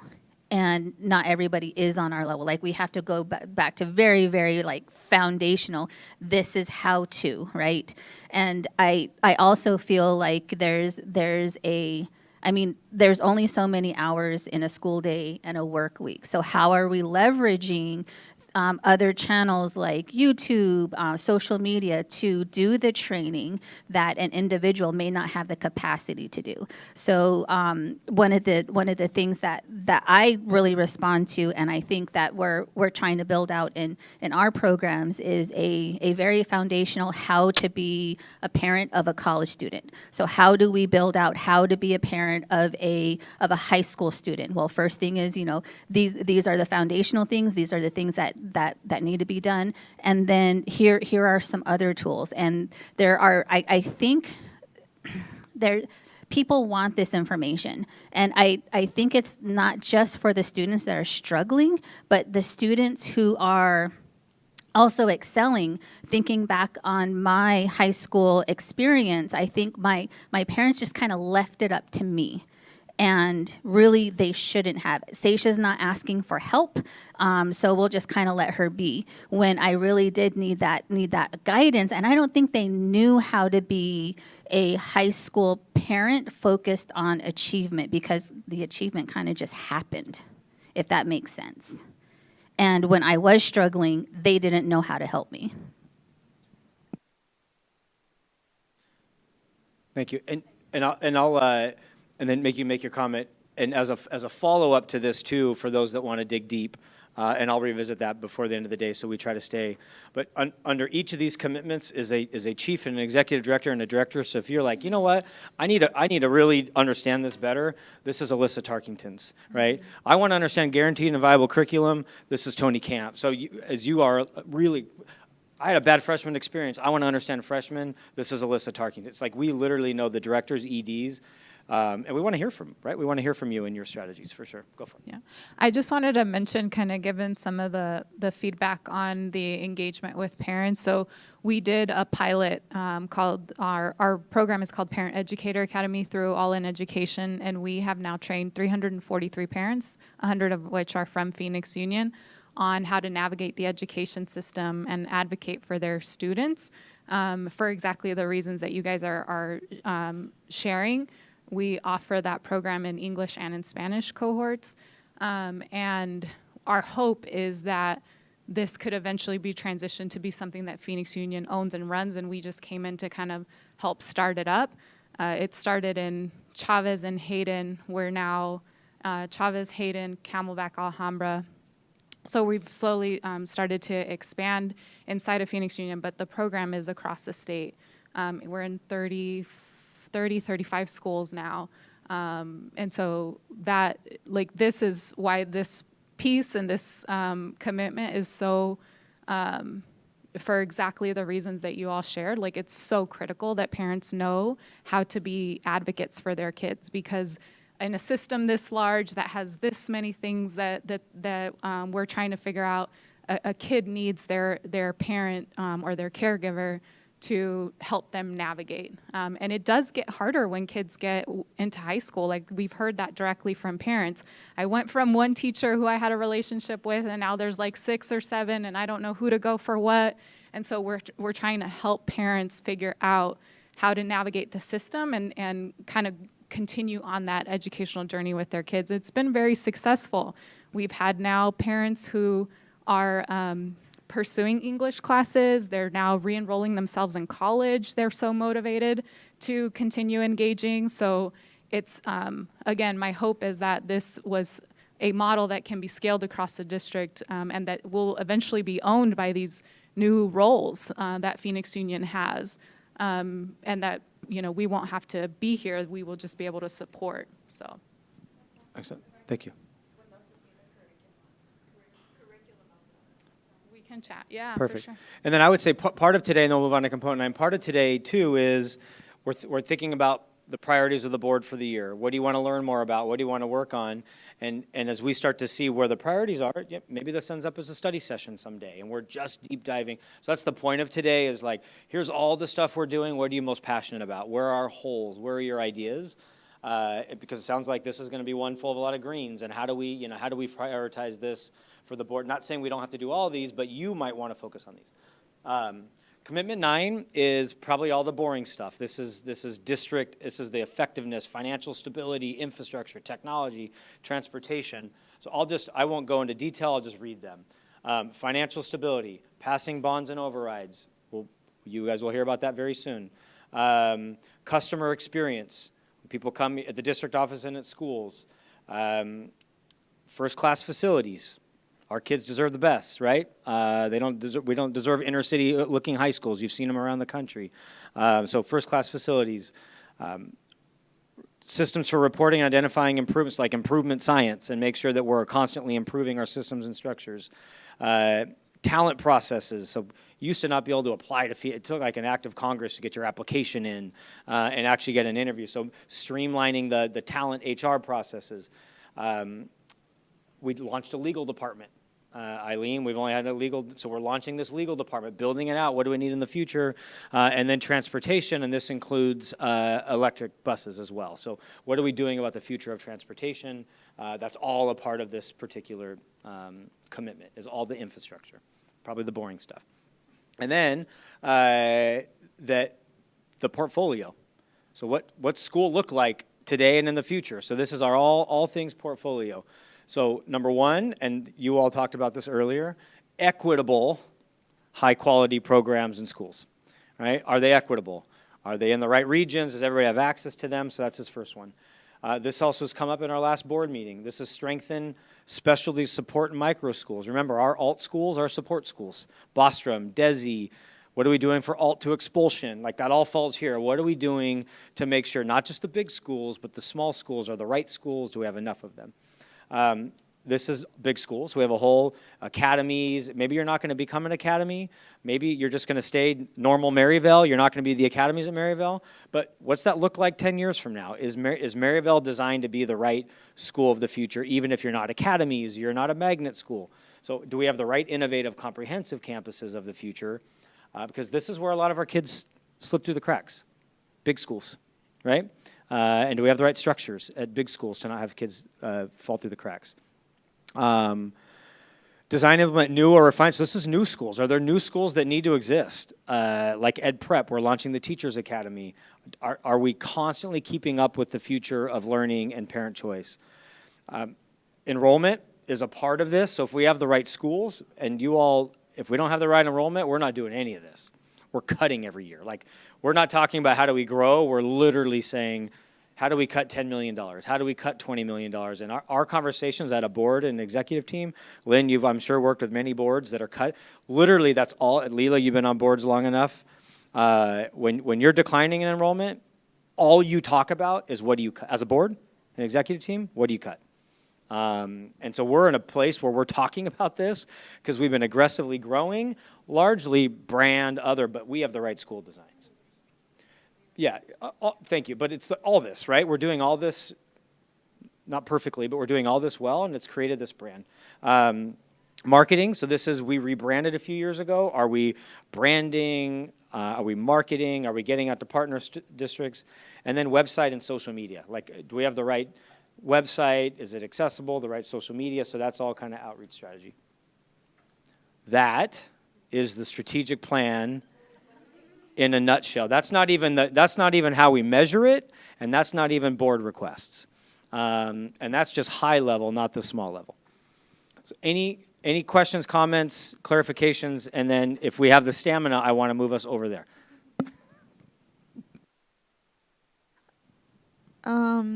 Where do magnet programs fall into in the commitment plan? Is it the last one? Like how that goes about, what the process is for that? Right here, equitable, high-quality academic and program offerings. So magnets are in here. And different than micro schools like the Gifted and Talented Academy. Magnets per se are a little tricky because they're desegregation court order driven. So closing magnets, evolving magnets is complicated. But we're happy to walk through what they are, where they are, why they are, and how could we potentially change those. For sure. But the idea of magnets in Phoenix Union is a part of our deseg court order. Okay, if we're good, we're going to walk over here if we're not too tired.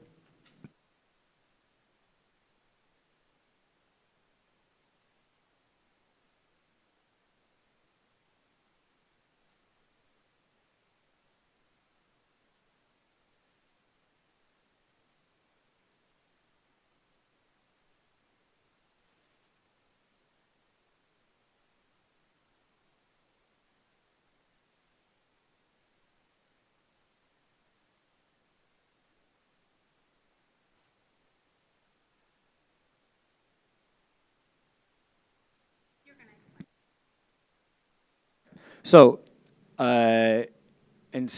hopefully Signa sees as much as she can. I know you're doing your best. Thank you. Thank you, Lynn. We're still open. Anyone can come in, but Thank you. Thank you. All right, so that's the strategic plan. How do we know it's working, right? What are we actually tracking to make sure we're actually doing something meaningful? So over here, these are our, truth is, just over the last 2 years, we've been drafting these. So Phoenix Union was not a very, not that we didn't have data, but we didn't have these really clear indicators. It was ACT and college going rate, but those are too big. We need to make sure we're tracking along the way. So great organizations have what they're called KPIs, key performance indicators, and you're tracking these indicators along the way. And they have to connect back to your strategic plan. So every time we have something on strategic plan, it has to have an indicator that shows it's actually working and effective. So that's the point of these. And I'll quickly explain these KPIs, because in your activity, we're going to have you say, what are your biggest priorities on the plan? What are the indicators most important to you? And then what are the board initiatives that we think we want to try to tackle? So that's the idea. So here it is. 9th grade on track. Are freshmen passing their classes? What's the rate? A, B, C, D rates, F rates of our freshmen.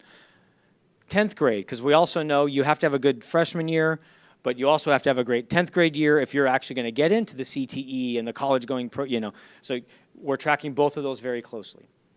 Student connectedness, the number and percentage of students in clubs and sports. We know if kids are in clubs and sports, they're coming to school, absenteeism's better, et cetera. So number of kids in clubs and sports. Major violations. We talk about disproportionality and conduct all the time. So what's the percentage of major violations a year? The other day we talked about the 95.5, right? So is that 5? Is it 4? Is it 6? So we're tracking major violations. Dropout rate. Dual enrollment. Enrollment in those. So how many kids are in dual enrollment? And then dual enrollment, how many kids are actually getting credit? So those are 2 separate indicators. Likewise here, enrollment in AP and IB. And here, success in AP and IB, 3 or higher. Pre-ACT, we have 10th graders take a test every year, tracking that indicator.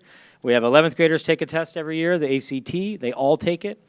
Every junior also takes a science exam.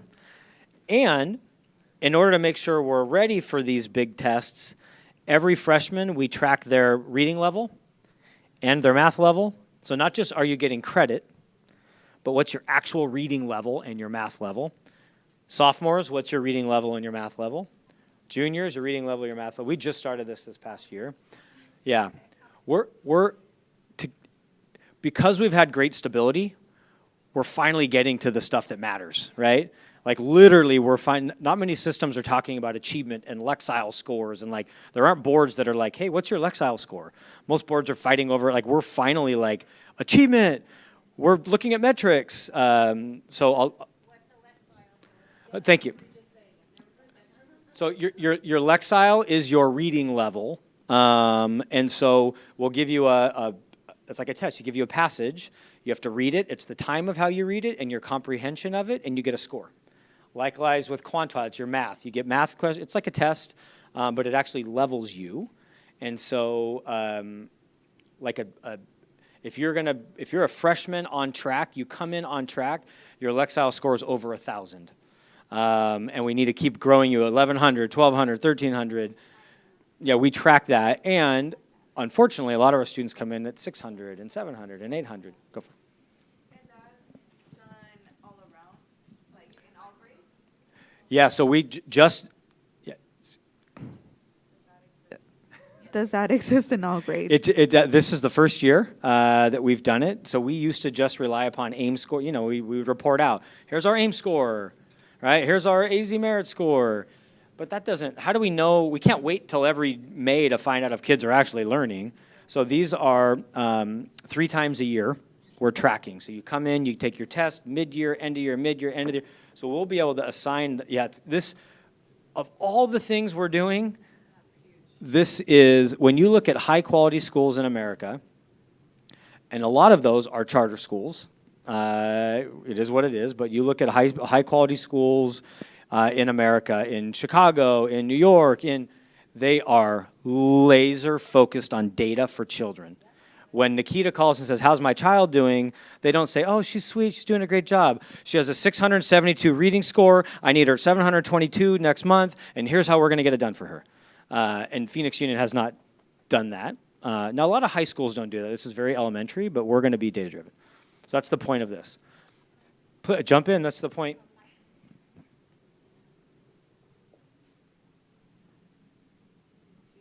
The achiever in me loves this very, very, very much. This is the 3 area. Yes, exactly. This is a hyper 3 focus. I would just, one thing I would add is, and I don't know that we have access to this, but college completion. Matriculation is one thing, but degree attainment is another. So like we have, and I say this for like my home school from Yuma, 70% matriculation, 11% attainment, right? So like I would love to add that. Will you sticky note that for us?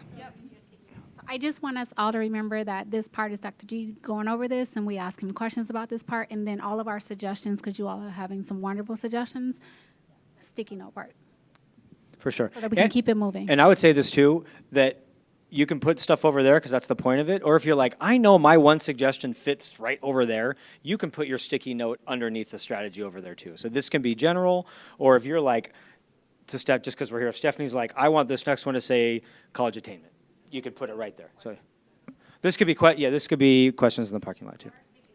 They're over here. We were going to hand them out after, but you can. Okay. Okay. So CTE completion rates. Because we're not even tracking enrollment, we want a completion. 4-year graduation rate, 5-year graduation rate, college matriculation. We heard your comment about maybe we're missing attrition. You might ask, how come we're not tracking career? The state's not there yet. Helios has the decision theater. Some of you have seen that. They're trying to how do you actually try to track? If a kid leaves Phoenix Union and doesn't go to college or the military, doesn't mean they aren't living a successful life. What career do they go into? The state is working on that. We don't have access to that data. So that's a state, Department of Economic Security and Department of, all that kind of stuff. They try to combine all their data to actually, we would love someday to have a box that says how many kids are in the military, how many kids went to a high-wage career, how many kids started their own company. But the state doesn't have that data yet, but they're working on it for what it's worth. Okay, so those are the main KPIs that were the indicators of student, and you see this is all students' achievement. We think if these are all trending in the right direction, we're trending in the right direction. We're tracking them all. It doesn't mean they're important to you. You might be like, based on last meeting, I care about dual enrollment. That's my focus. But we're still doing all these. I would also tell you, we put these up here just so you see it. These aren't necessarily KPIs, but these are what are our big initiatives that we're making sure we stay on track. So you don't necessarily have to, but we thought you should see these. Launch of the parent engagement and empowerment strategies. These are the new job descriptions. This is kind of like our major goals for the year that we wanted to make sure we got done. So the new job descriptions, you all are going to hear very soon. We plan to go for a bond in November. I will make sure that the Yes for Phoenix Union campaign gives you an update on what they've been doing, because we have a group that's not related to Phoenix Union. Your job is to understand what a bond is, what could go into it, and then consider approving it or not approving it to call for an election. And then we'll get into all election stuff, and Lynn will be like, Chad, be quiet, that's not on the agenda, we'll talk about that later. Exactly. These were around the new salary schedules that we adopted earlier this year, ending the digital divide. We have this whole digital divide, student health and food, so this was a focus for the school year. This kind of gives you an idea. Launch PXU City, finalize Trevor Brown Academies, getting ready to launch Ed Prep. So this is big initiatives that we need to get accomplished this year. And then these are measurements. So these all have indicators. Student recruitment, student retention, so enrollment, retention, employee recruitment, employee retention. We look specifically at first-year employees, because typically if they can stay year 1, year 2, they stay longer. We launched a safety division this year. One of our biggest problems in Phoenix Union last year is we'd have 10 positions at South Mountain for safety, and only 4 were filled. 6 were filled. So this is fully, you have the money, fully staff them. That was this. Fully trained. Remember all of our conversations, like, okay, now you have safety teams. Are you trained? And then this is the leadership coaching. So these were just kind of like internal things we have to measure and make sure we're getting done. And then finally, because on metrics, because you all know we have this equity lens in Phoenix Union, that we can't just track all students, but what does equity look like in Phoenix Union? So we actually have equity goals. So I think maybe some of the questions around magnets and specialty schools. Specialty school enrollment, thank you so much. Sorry, it's just how my brain works. You're totally fine. You're totally. So again, there's a metric inside of this, but specialty school enrollment. If you look at Coding Academy, do all kids have access to Coding Academy? What are the demographics of Coding Academy?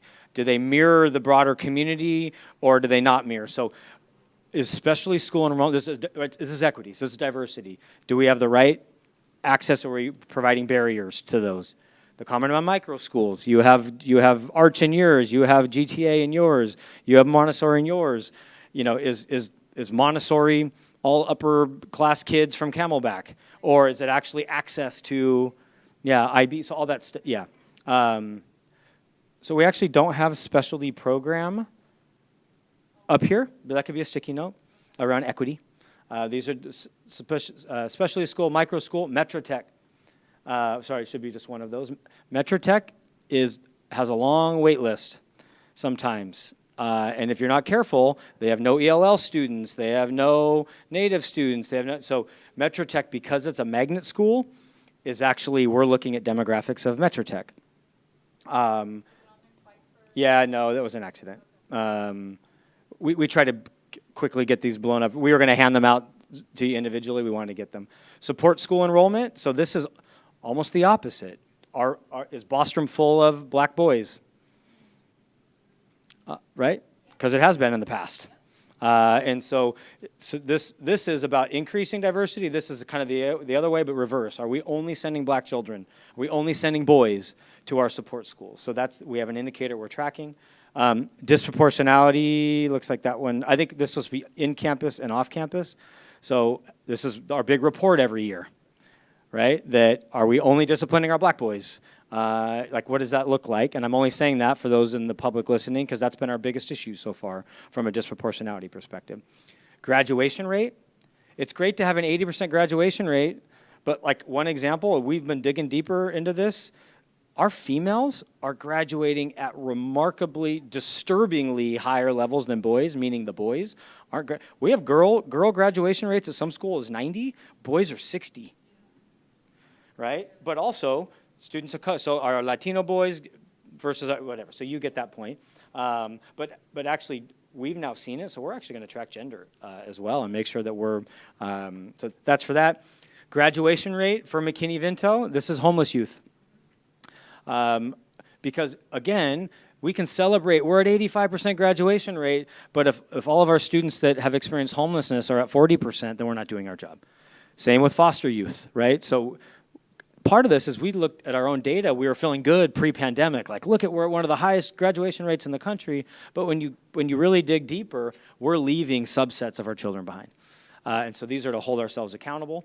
This is administrative representation, so diversity of admin staff, diversity of certified staff, diversity of classified staff, and kind of new and emerging is the way that you become an assistant principal is you were a department chair. You were the head varsity coach. Well, if department chairs, I'll use gender as an example. So if department chairs are all male, well then guess what your admin staff's going to be, all male. If your department chairs are, so that's not the case, by the way. We're in a female profession, but so we have to look at those pre-pipeline roles and make sure those are diverse, because that's what's going to feed the diversity of the actual positions. So this is kind of our equity lens to hold ourselves accountable behind this, deeper into the data.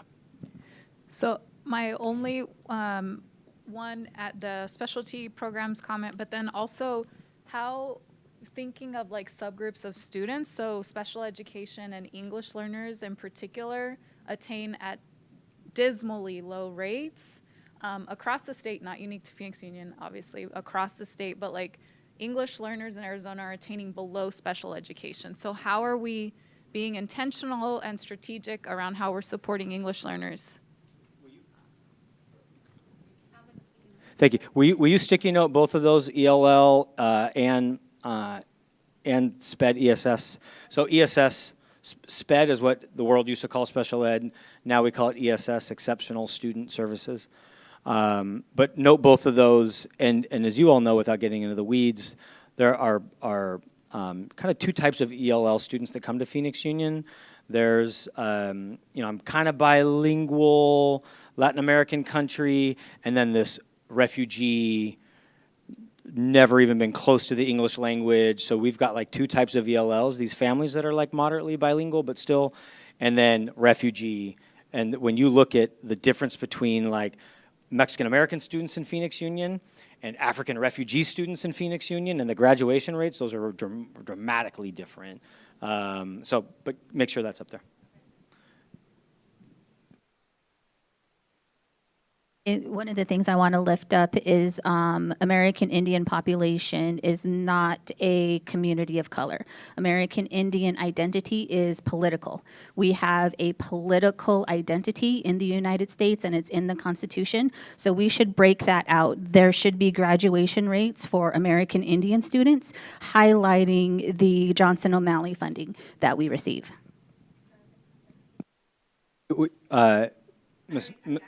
Perfect, thank you. And because I did high level, I actually think if we'll share with you the draft KPI, I actually think it does break it out. But please sticky note that. Definitely. American Indians, we can break out Native students as an ethnicity, but really, if you look at the American Indian studies and how people are writing about American Indian population, we don't identify really as people of color because we have a political identity and representation here in the United States. Tribal sovereignty, First Nations people, all of that. I was going to have a similar reaction. Thank you for that. And we're going to learn a lot from you on the board. Thank you. Ms. Hernandez. Sorry if I completely missed this, but is there a difference between the achievement initiatives and then equity? Yeah, so we just thought it was important for you to see today, for you just to get a real glimpse into our initiatives, our goals, our strategies, so you see the work behind the scenes. This is really, if there's something in here you're passionate about, we just want to make sure that you saw how we kind of set the major goals for the year. The real most important indicators that we're tracking, this is student indicators holistically, and then this is broken up into kind of equity. This is where if you're like, how are Native students doing? How are special ed students doing? So this is kind of our equity focus, and this is our all students, if that makes sense. Yeah, all staff. I probably should have organized this a little differently for you, for sure. Thank you. Yeah. But this is a lot of this. This really is a lot of the staff, employee recruitment, employee retention, first-year employee. So this is a lot of the staff indicators that we're tracking. This was more goals. Okay. And then finally, so we've got strategic plan. We've got the indicators that are driving those plans. And you as a governing board also have stuff that you care deeply about and requests that you make and stuff that you want to work on. So we have a list, and what we did is we probably had 100 requests last year, and we got to 50 of them. We sent reports on 20 of them. We didn't, we decided collectively we don't need to do those 10 of them, and so there's like 20 that are still up there that just haven't been solved yet, or maybe just don't need to get solved and say, hey, we don't need that anymore. Or yes, we need that. So there are board requests, and we track these very closely. And let me just delineate two separate things for you all. There are times in a board meeting during that last agenda item, or in the middle of the board meeting, you're like, I want to make a formal request. In the future, I want to study alt schools. right? That's a formal request, we track that. If you're also like, hey, I have a couple data things I want, I know last meeting you had a couple data, that doesn't go on this list, our team tracks that, you'll get a report. So these are like future item requests. The day-to-day data requests where we say we'll follow up, that doesn't fall up on this list, that comes to you. I would also say if you're like, hey, I made a request and I haven't gotten it, just, right, reach out to us. So these are the items that have come up that are formal requests for in the future, we want to look into this as a governing board. So I'm going to run through those really quickly. And we went reverse order. So this is last meeting all the way to things we haven't gotten to yet. Alternative school models and alternative to expulsion. This came up last meeting. Update on the aggregate expenditure limit. What does that mean for us? Look into our high expectations and into restorative practices. We even put who in the past made these. Deep dive into alt schools. So these are, but we just track the ones that are, even if they feel similar. Review the superintendent's evaluation, and then invite outside facilitators, ASBA, Council of Great City Schools, you know, who can look at superintendent evaluation, an opportunity for public input. You know, could we do public input differently at board meetings? We have call to the public. This was Aaron's, that could you have a comment in front of every board agenda item instead of one? Study session, and there's implications for all these things, right? Study session on black focus groups to include the 2 consultants. I could talk, we've done this a lot. I can talk why it's been challenging because the consultants are no longer under contract. So we can talk about, you know, why maybe some of these are challenging and why they haven't gotten done yet. Consider a resolution around voting age. We discussed voting age. Found out it's not legal to do, but could we pass a resolution on voting age in Arizona? Create an opportunity for each agenda item. Came up a couple different board meetings. Study session on our JEDI, our DEI initiatives, what's happening in Phoenix Union around JEDI. Could we change the order of board policy? We have your governing board meetings are a part of a policy known as BEDB. We know that because we call it bedbug. It's the bedbug policy, BEDB. But anytime, I know it's gross, anytime you want to think about order of board meetings or call to the public, it's all in BEDB. And then same thing with call to the public, deep dive into safety at academies at South Mountain. We did this at a retreat, but we didn't necessarily do it publicly, so it's up here. Probably don't need to do that again because it's been a while, but I shouldn't have said that. You all, this is about your priorities, not about my opinions. So deep dive into academies at South Mountain. This has come up. Can we please just focus on student achievement?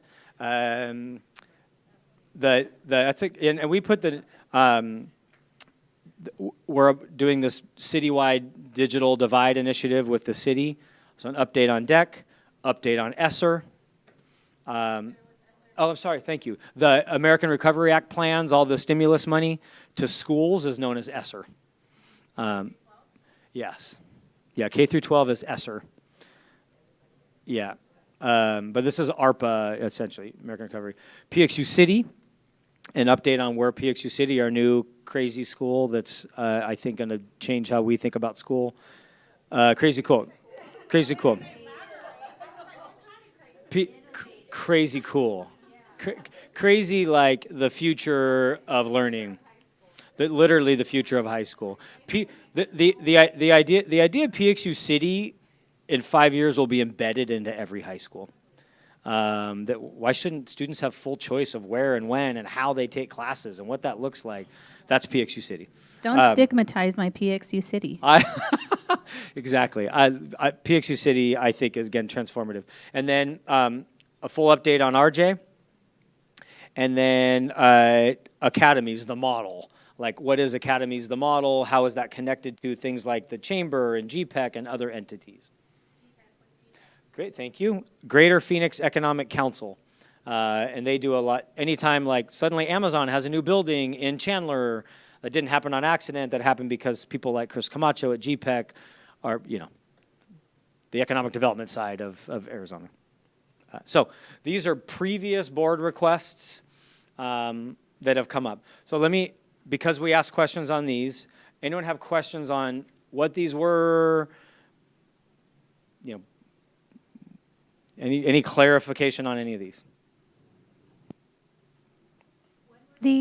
When were these future agenda over the past academic year or the past 4 years? No, about the last 5 to 6 months, because we started tracking through that last board agenda item, future requests would be, the oldest one might be 5 or 6 months old. And it doesn't mean we ignored these, we've talked about these, but we've never like publicly, so I would say from the last board meeting to maybe summer.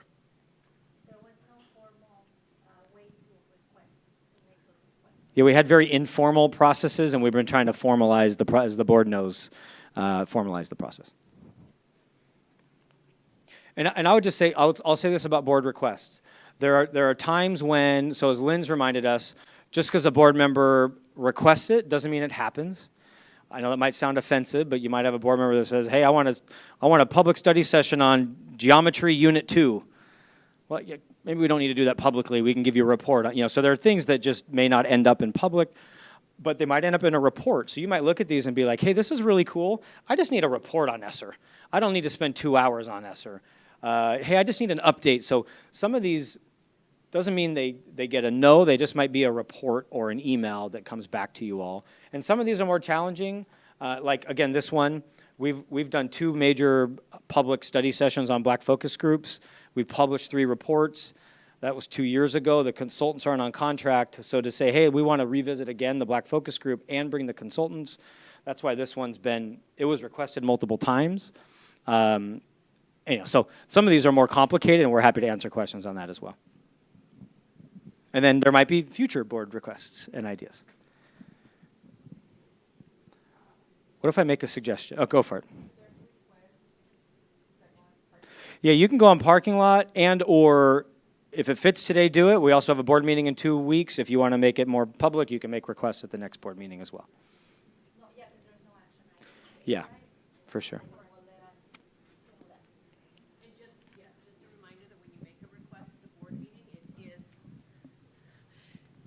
Just a reminder, when you make a request at a board meeting that you just raise a topic, you can't really share your opinion or views or anything. It's just that a topic goes on the agenda. Yes, it's just yeah. Yeah, and I think it's okay. No, so I think, and I think no, that's totally fair. I think here's why. Lynn, tell me if I'm wrong. Here's why. So if Nikita says, I have a request to talk about graduation rates at Bostrom High School. And let me tell you why. The principal and the school and the public's not noticed that we're going to talk about Bostrom High School. So so the public deserves to know if you're going to talk about that topic. So all you say is, in the future, I'd like to talk about Bostrom graduation rate, and not give a speech about it.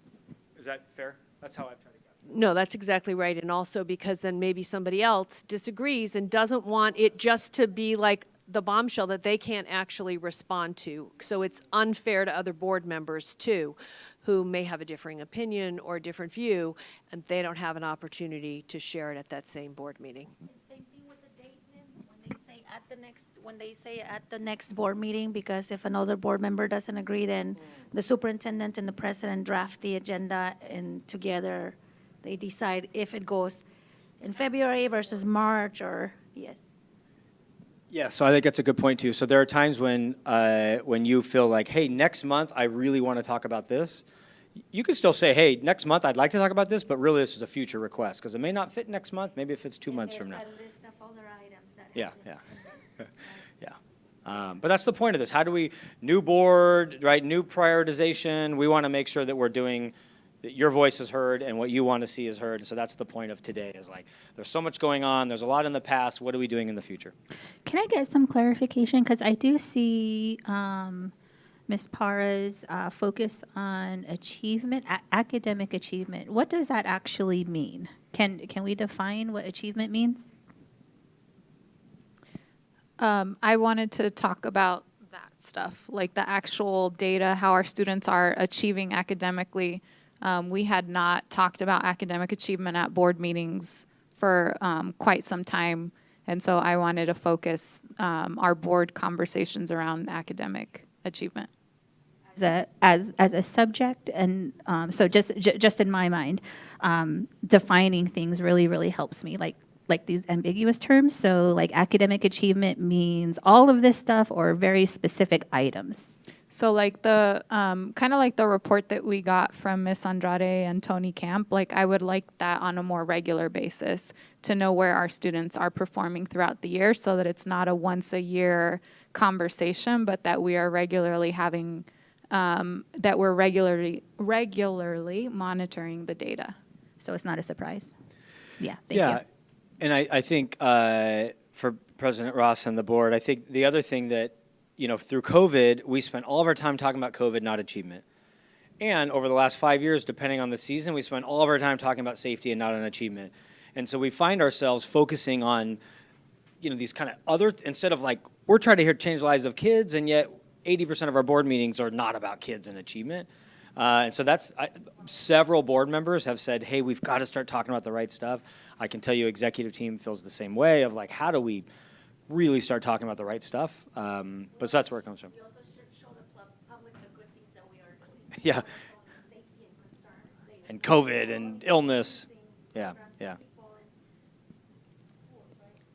Just for clarification, at the last board meeting, Stephanie, did you say that achievement is going to be a standing agenda item, or did we? I don't remember. Did we vote on that previously? Yeah. So President Ross and you're fine, board member Marquez. When we redid the BEDB policy like 6 months ago, we actually made achievement its own category. Doesn't mean achievement is an actual like presentation every month, but it's now a category that we could start to focus more of our attention on. Just like board policies or board admin is a category now. Reports from associations as reports are, so achievement's now its own category. It's not like the safety where it's in a standing item. But that's part of today is like, hey, what do we want that stuff to look like moving forward to the new board? All right, so president's not here, but I have a gut reaction, which is we stop, transition for lunch. We didn't notice the public, so let me ask you a question. We said to the public we were going to do lunch and then do safety. Are we able to, after lunch, do a little bit of this and then? Okay, good. So let's do lunch. We'll come back. We'll talk about the dots and how we start to get a sense for what matters to you all, and then we'll do safety thereafter. Is this a meeting where we have to stop at the time that we notice to the public that that we have to stop, like the safety meeting? We did notice the public we would end at 4 today at the latest, and so that's actually something we could talk. So yes, today. We could talk about in the future, not put an end time on our retreats. We're trying, by the way, typically when we go like 7 or 8 hours, you all are telling us too long, hurry up and stop it. So we put an end time to not go too long. We can also put an end time to give you an idea so that you can adjust your calendars, because a lot of it is for you to make plans, but we can also indicate that it may continue on afterwards. So that's kind of use them as approximations to give the public notice, but also allow you time to do your business that you need to.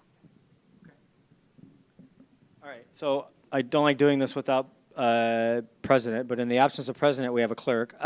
So I think if we're good, let's take a break. A reminder that there's lunch. Would encourage you to grab lunch and come back in here. Executive team is going to join. We may even talk about Enneagram, and then we will come back and call ourselves into order. So do we need to do an official recess? No. Okay. All right, we'll stop there. Thank you all.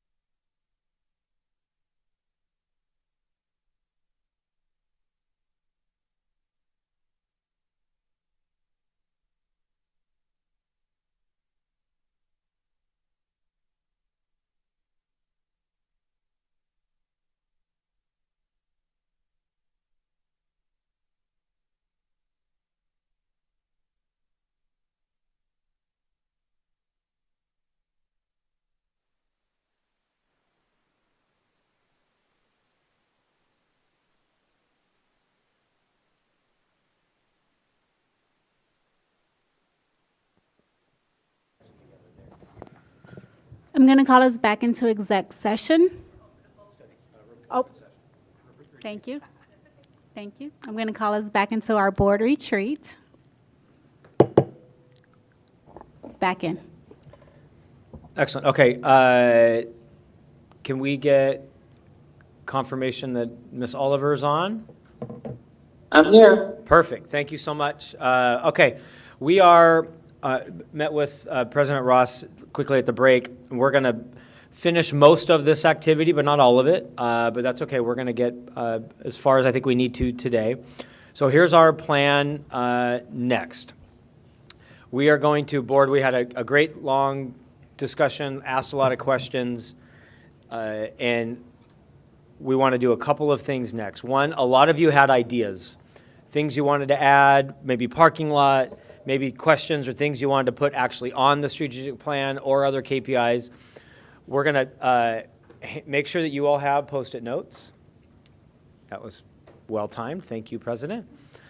And please take a few minutes, look back to your notes or refresh your memory, and will you write on your Post-it notes what are some of those things that you would like to see in the parking lot, and or what are some of those things you would like to see spread throughout. President Ross was saying, don't put 50, right, in an ideal world, but, what are the things that came to mind? And please just put them up on the wall. You don't have to have a dialogue for now, but reflect back through your notes, reflect back through your questions, and then smatter them wherever you think they belong, and then we'll regroup and talk about next steps. The President want to make a comment. One more thing. When we are coming up with our ideas, we want to think about what policies we want to implement, and we want to leave it to the experts to see how that is done, implemented. So if I say I want blue walls in all the schools, I don't need to tell exec team how to paint the walls blue.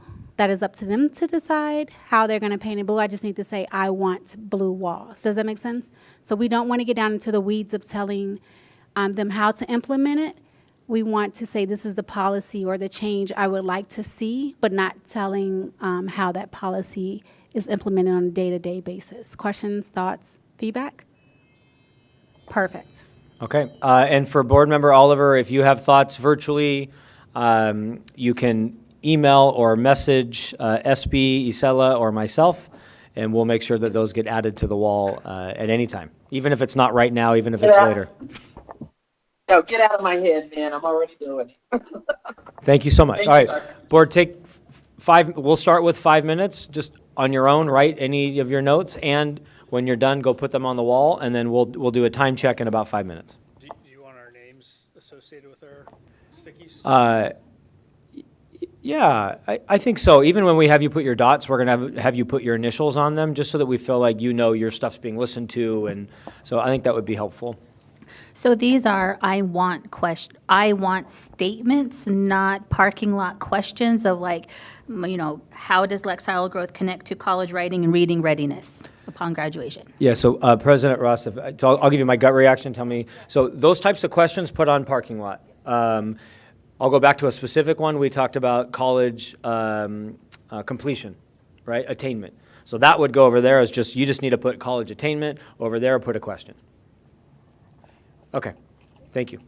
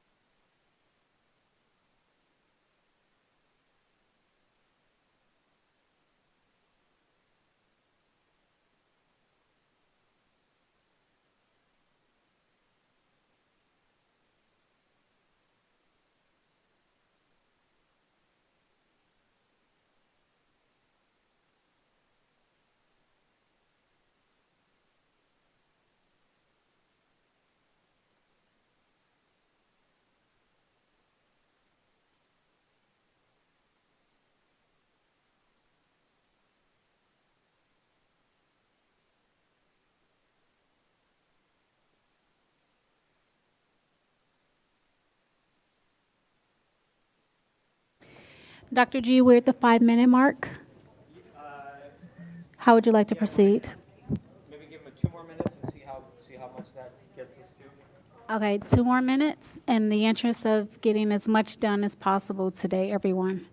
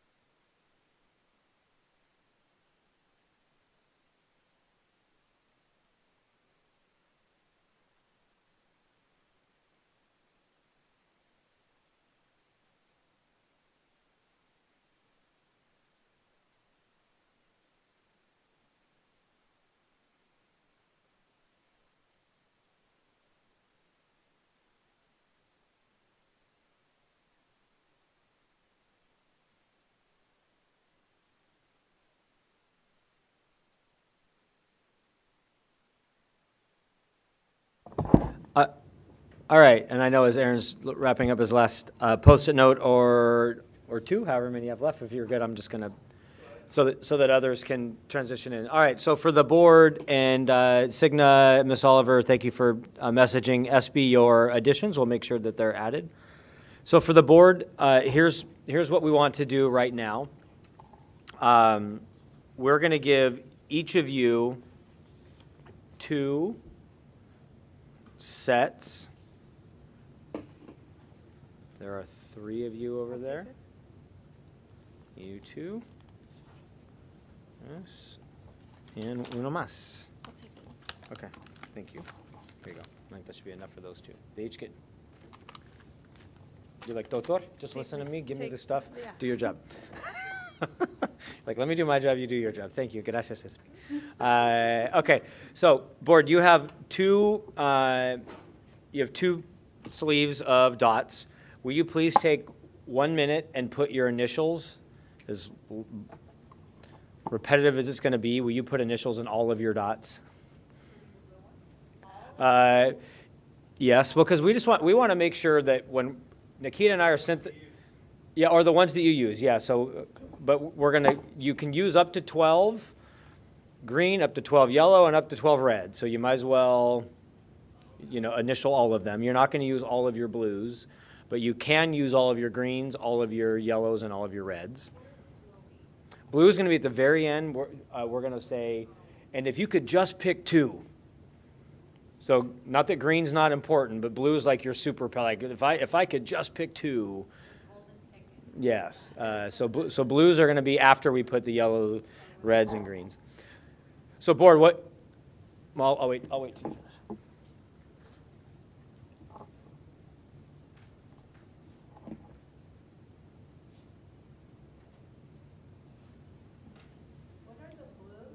Blue is going to be at the very end. You only need to put your initials on 2 of them, but you can use all the other ones.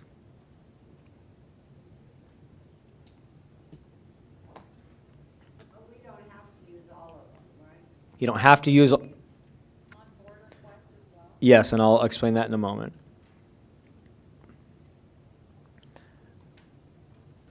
And it doesn't mean we're eliminating anything today, as Lynn and Isel have reminded us. We're not taking action today. We're just getting a sense and trying to build a plan for the year. I'll wait till you all are done.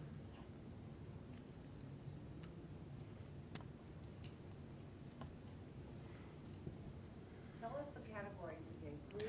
Great, and so we even have a color code up there, but I'll remind you. So. All right, so I'll stop you there, board. You can finish your initials in a second. So here's your task. We'll start with 5 minutes. If we need more, we will. So you can take yours. Do not touch your blues yet.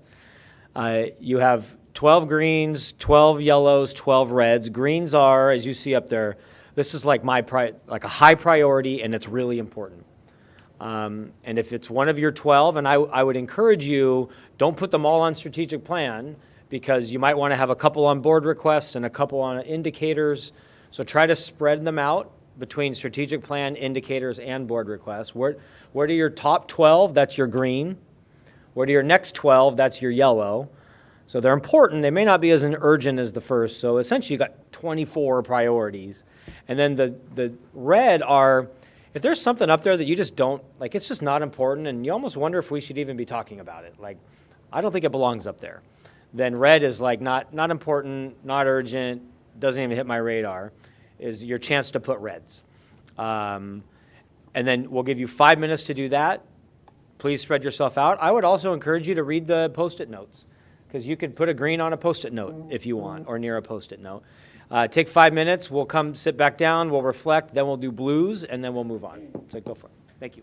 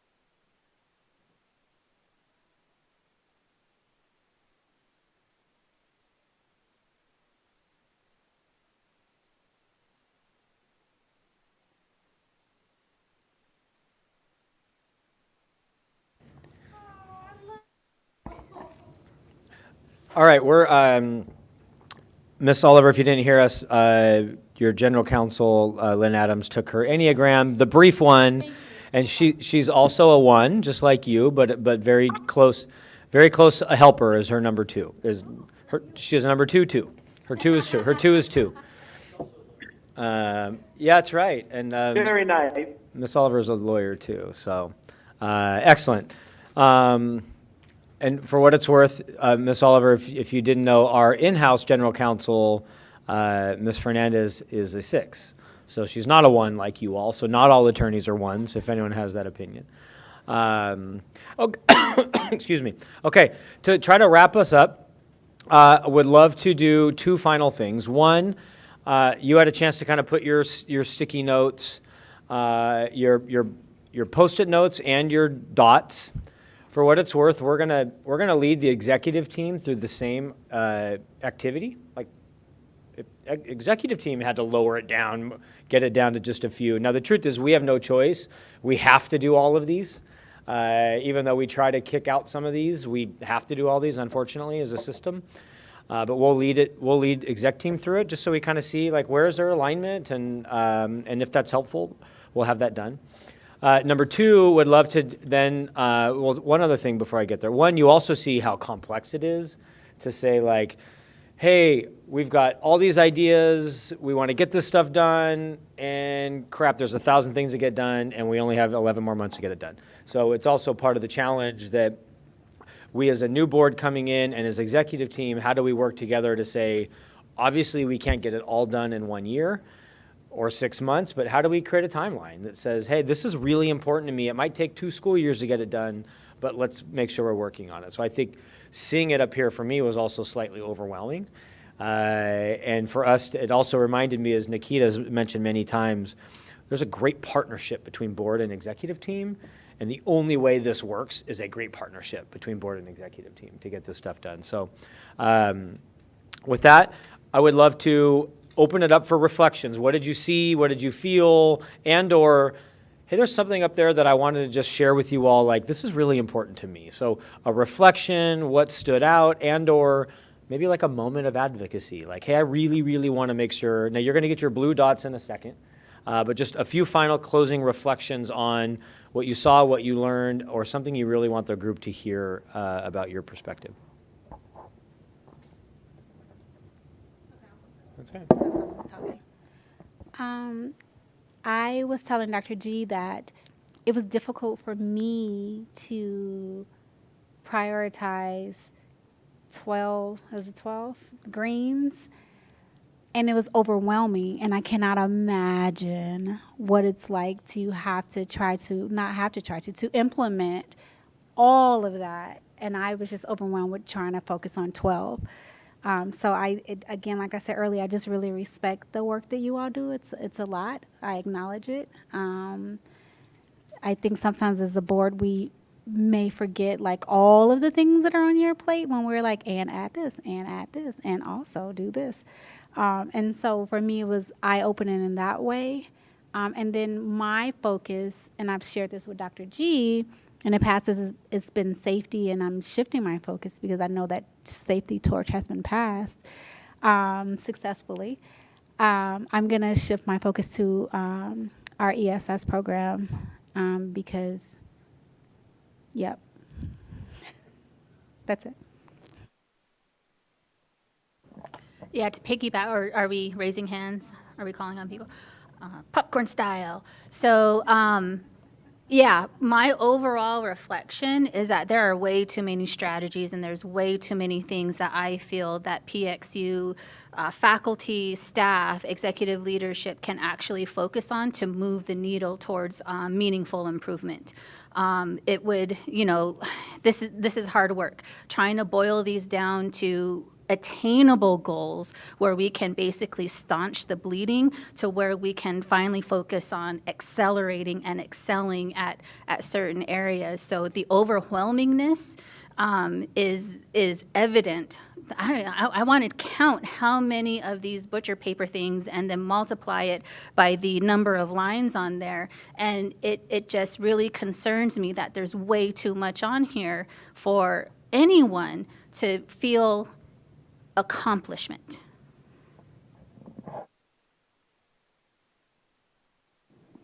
I can jump in. I think it's a very helpful exercise as a board member to see it, to Nikita's point. Like, we can sit at the dais and make requests about what we want to see, but you all really truly live it day to day, and you're trying to balance and juggle so much. And I think this is, for me, why I've kept harping on a focus on academic achievement, because to Seisha's point, like, we have to focus on how are we going to accelerate, how are we going to improve.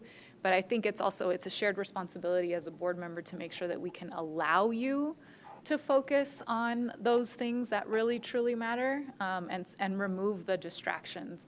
Not that things are distractions, but like remove the added responsibility. And how are we truly your partner in helping you create those coalitions that can be more collaborative, that don't have to feel like Phoenix Union has to feed, clothe, bathe, house, like every single one of our students, right? So like, what, for me, like, I'm just, that exercise alone is like, okay, I was constantly thinking, okay, what can I do?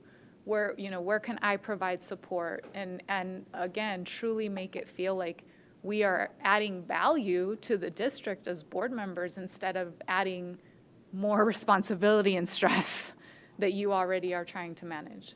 So I appreciated the exercise from that standpoint. It was also really hard to, like, those little green dots was like $100 bills each time you dropped one. I was like, oh man, yes, this is important, but so is that. And so I started splitting my green dots, if you see that in between two. On the line? Yes, I put it on the line. So that's what I meant. They are both important. Because it's hard, like, it's really hard to say, but I also think, Dr. G, leveraging your expertise in this, like, you are a nationally recognized expert in urban education, and we have to take your lead on what models you've seen work and what is working across the country that we can bring home to Phoenix Union students and families, and I want to lean in to support you in that. I know from my background that, like, data matters. Being experts at our data and monitoring our data, I love the new approach and how we're being better informed that way. Like, the top performing schools in Arizona, guess what they do? That's what they do, like you said. The top performing schools across the country, guess what they do? That's what they do. They also, like, authentically, meaningfully engage parents and families, and the parents become accountability partners. And that's, like, that to me is the culture shift that we have to make in how we engage our families. Like, our families have to be viewed as a partner in the educational experience of their kids, because they are the solution. They are the ones that can help us increase attainment. So to me, that's a big area of growth. It has been. I'm so proud of the progress that we've made, though. Alyssa, thank you. Like, you're amazing. And thank this team, right? Like, we're finally at a place where we're going to invest real resources and build a model that is unique in the parent liaison regional model. And also there are systems, our neighbor systems, that we can learn from, right? Like TUSD, and Dr. Trujillo's one of our own. TUSD is incredible at community engagement, probably our top district. So we should learn from them. We should talk. Gabe Trujillo, he's a friend of many here. So TOSD, what is that? Tucson Unified School District. Sorry. Yep. Thank you for the reminder, because we do this in education, alphabet soup. But yeah, Dr. Trujillo, their model is, like, awesome. So we should chat with him and his team. And he's Phoenix Union, so. Anyway, I'll stop. And by the way, board, just so there are times you're like, are they listening and not taking notes? We're always taking notes. So like when somebody mentions, hey, Tucson, or hey, this parent program, we're listening, we're taking notes, we go back to the video. So just so you all new board members know, we're constantly taking notes and following up on our own. I know we've done trips to Tucson. They actually have an incredible ethnic studies program. So we've gone down to study their program. And so maybe parent engagement, community engagement's a good next step. Dr. Sorry, G? go for it. Just, I like that you said that, and just a reminder that as a board, our role is policy and not to be very specific on how the job is done. So like, this is what I want to see, and then it's up to you and your team to implement it. It's not us to tell you how to do the day-to-day. Just a reminder. I'll go next. Yeah, when I first got first of all, I think it's a very helpful exercise. I like doing it. When I first got my stickers, I only wrote my initial on one page. And then I got up here, and I put about 3 dots up and thought, I came right back and finished my second page, because I thought I wouldn't have that many opinions. But I found that my stickers and sticky notes and that sort of thing went mostly to breaking barriers or overcoming barriers to learning rather than the data. And of course, achievements are number one goal, but it's always been my philosophy that you can't get there when you're hungry, when you're tired, when you're unhoused, and all of those things. So I think the family engagement is really, really important. I'm still on, for the new members, some years ago, we had a licensed medical facility at Metro Tech, and I would like to recreate that for our children and their children and their siblings. I think that physical wellness is so important. And also I don't want to give up on the idea of providing workforce housing. That is such a big barrier for all families in this valley right now, and I know that it has to be for our kids as well. I don't know specifically what we're doing for homeless kids, but that whole notion of workforce housing, not so much for the kids, but for our own employees who cannot find appropriate housing in today's market here. And so those are a couple of the things. Oh, and the other one was one I started 10 years ago, and I've kind of let it slide, and that is the use of solar, where we can, to look at that again and see where we might be able to have some savings on utilities and be cleaner for the environment. So those are basically the things I looked at and think about, and you didn't give me nearly enough green stickers. Some of my yellow ones really should be green, so thank you. So just a couple quick things. One, it reminded me earlier today, President, you said, a reminder to the team around students' first language. And so like up there we have homeless students and foster youth, and the truth is they're youth who happen to be unhoused. They're youth that happen to be in the foster. So as you talked about, you said it right, I said it wrong, but a reminder for our team, there are children. Some of them happen to be unhoused. They happen to live in poverty. But they're not defined by that. And we remind ourselves of that all the time, but that was a great reminder, and so I just wanted to carry that out as you talked about the unhoused in our community. And then solar, I'm glad you brought that up because we do have our team looking into it, because solar was at once like it was the new thing, and school districts were going to save a lot of money, and school districts were getting screwed left and right. And that's the reason why we didn't get into it. But now it's a much better model, and school districts and large institutions are actually making money and saving the environment at the same time. So it is a good time to relook into it, and I know our team is. So, but I hadn't heard solar in a couple months, so I just had to comment. Yeah, it was definitely echo everybody. It was very hard to choose, which ones are the most important. For me, what I did was look at all of them, and a lot of them seemed like not repeated. I wouldn't say repeated, but I said, well, I know, dropout rate is here, but I also see that it's also in this commitment where it's actually preventing dropout rate, so not just talking about it, but the prevention. So then I would make my decision like this is a priority, because then if we talk about this, then that will cover the dropout rate in some way. And so that's how I was able to choose, because it was so important, especially in the schools that I'm representing, where it is very common for students to drop out.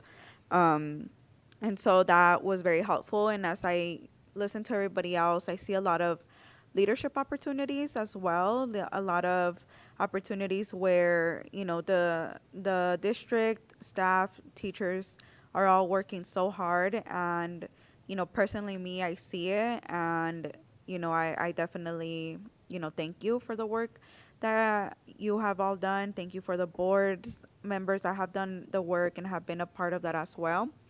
But I also see places where students can come in, student coalitions can come in and take part in making sure that some of these things that maybe the district staff can't hold, that they're able to hold, that they're able to come in and make sure that they get that stuff done and are making those decisions, because ultimately some of these things impact them the most. And not only that, I mean, you'll see them grow in their leadership and get prepared for the real life and be able to advocate for that.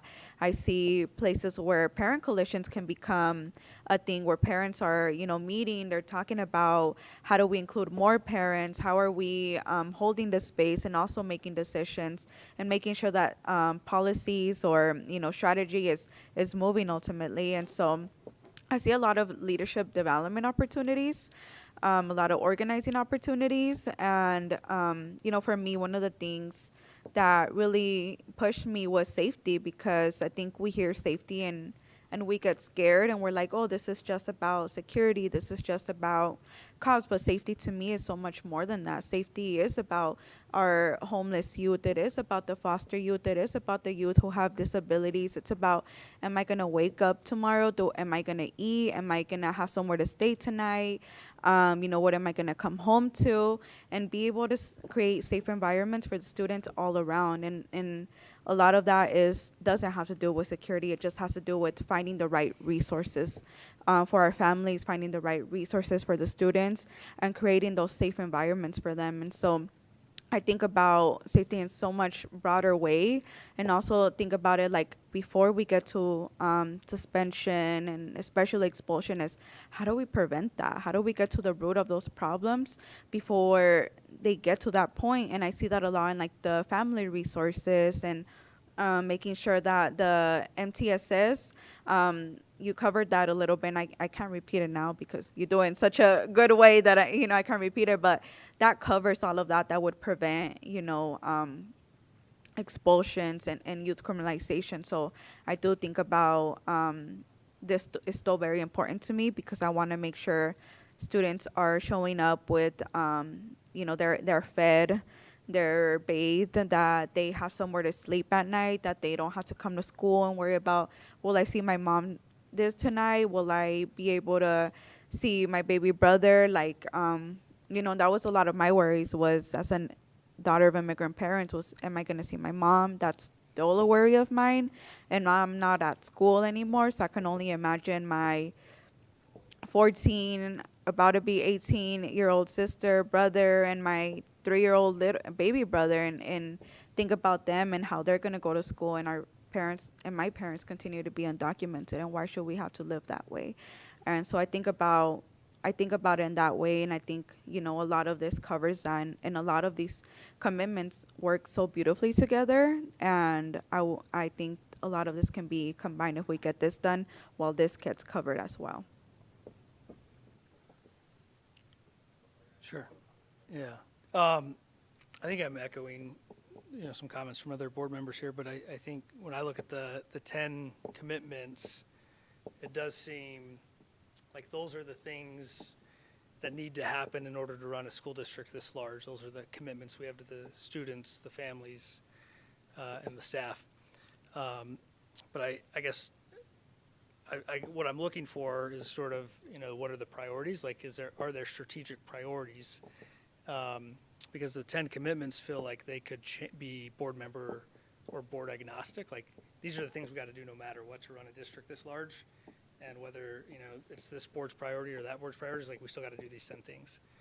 But I think what I'm hearing from a lot of the board is, student achievement, like, that should be a priority, and like, these commitments should funnel into priorities, or, if there's 4 chief officers, development, achievement, CFO, and strategy, like, plus you, like, does each chief take 2 of the commitments, or do we narrow down on 3 priorities or 2 priorities, like the 2 priorities that are top of mind, from my first 2 years on the board and getting to know this new board so far? Seems like student achievement, 1, and school safety. So, those are the 2 priorities.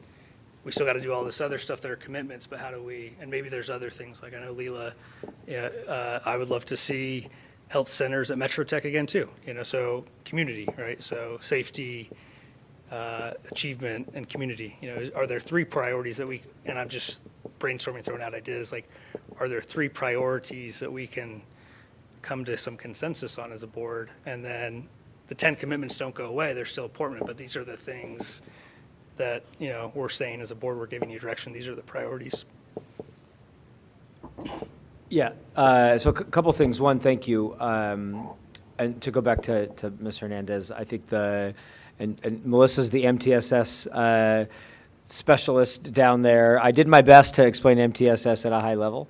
But I do like what you said. There's some things up here that if you do these well, those things happen naturally, right? And so how do you hit these preventative things early that kind of drive? And if you do some of these well, then you don't even need some of those, right? Because you don't have the dropout rate anymore. So that's a huge part around how do you tackle these issues at the root cause before they end up over there as a statistic. And then I think to Aaron's point around, the truth is the most, and you brought up Council of Great City Schools before, you brought up Council of Great City Schools, you and I have talked about it. But I know the Council of Great City Schools, it's a national membership. It's the only national organization that's equally administration and board. All these national groups are either board or they're administration. It's the only one that's both. And that's why we just gained a membership to them. You have to be one of the largest cities in the country. And they come and work with boards to do something very similar. One, it does kind of connect to superintendent evaluation, because like in theory, we should all be driving toward the same thing: the superintendent's evaluation, the board focus, the district strategic plan.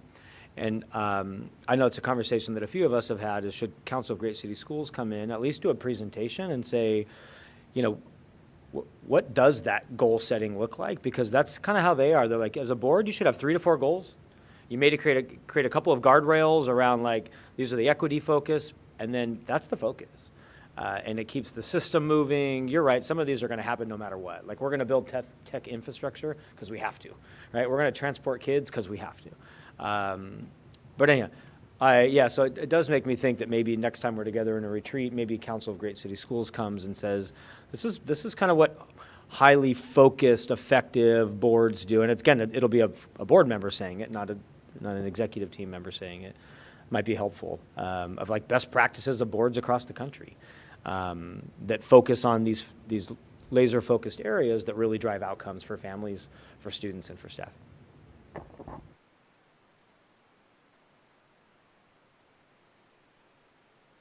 Can I chime in here for a second? Please do, jump right in. Okay, so amazing comments. One of the things that I just want to say is, it's kind of akin to what Senator Alston was alluding to, and Board Member Hernandez was talking about, is the foundational things. If we get those foundational objectives taken care of, then I would say this: everyone that I've met that's an administrator or a educator, these are amazing professionals that can do anything. Everything on that board can get done in Phoenix Union. I have no doubts about that.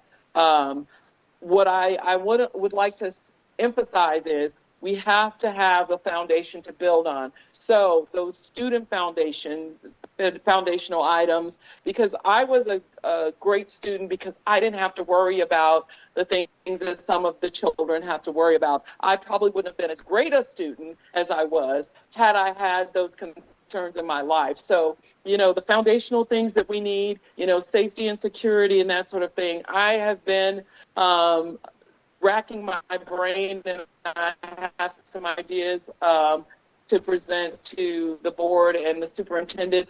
But our job is to set the high level policy direction. We don't, like it's been said by President Ross and everybody else, I'm not here, we're not here to tell you the day-to-day how to, but just give you, empower you to do it, give you the resources and remove obstacles. And so I think that would be the best course of action for us. I think with prioritizing with red, yellow, and green dots, it kind of gives us a project plan timeline to work on. We don't have to do everything at once, but we have to get it done, because that's how we're going to be the excellent school district, the most excellent school district in the country, because that's what I believe Phoenix Union is going to be.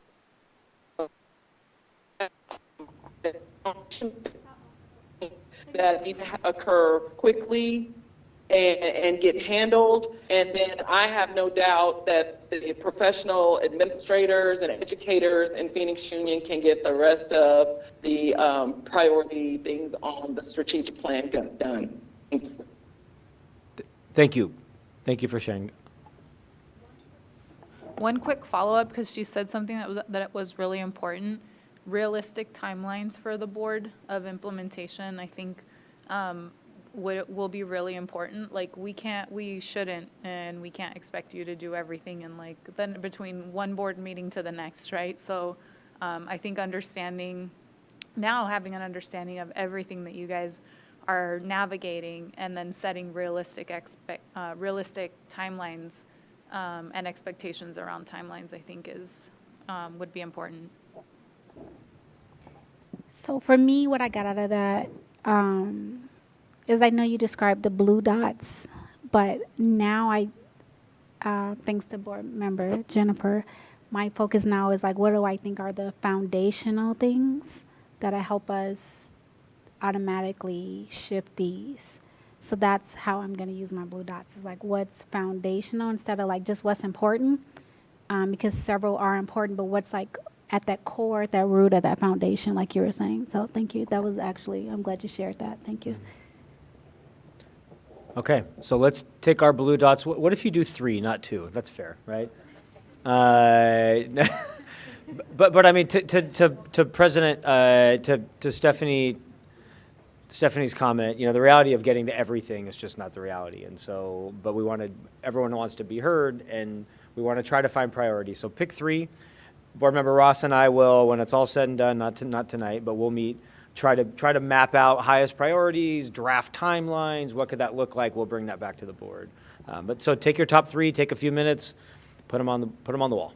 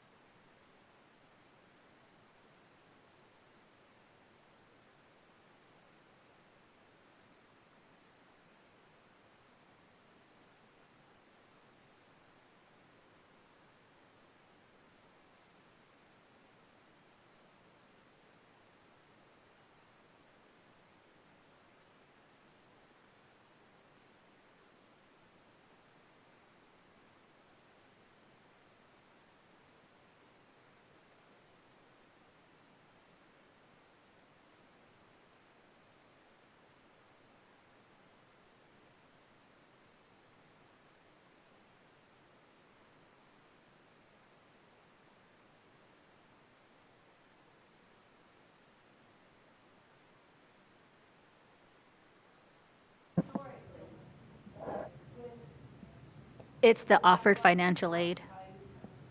It's the offered financial aid. We can't compete.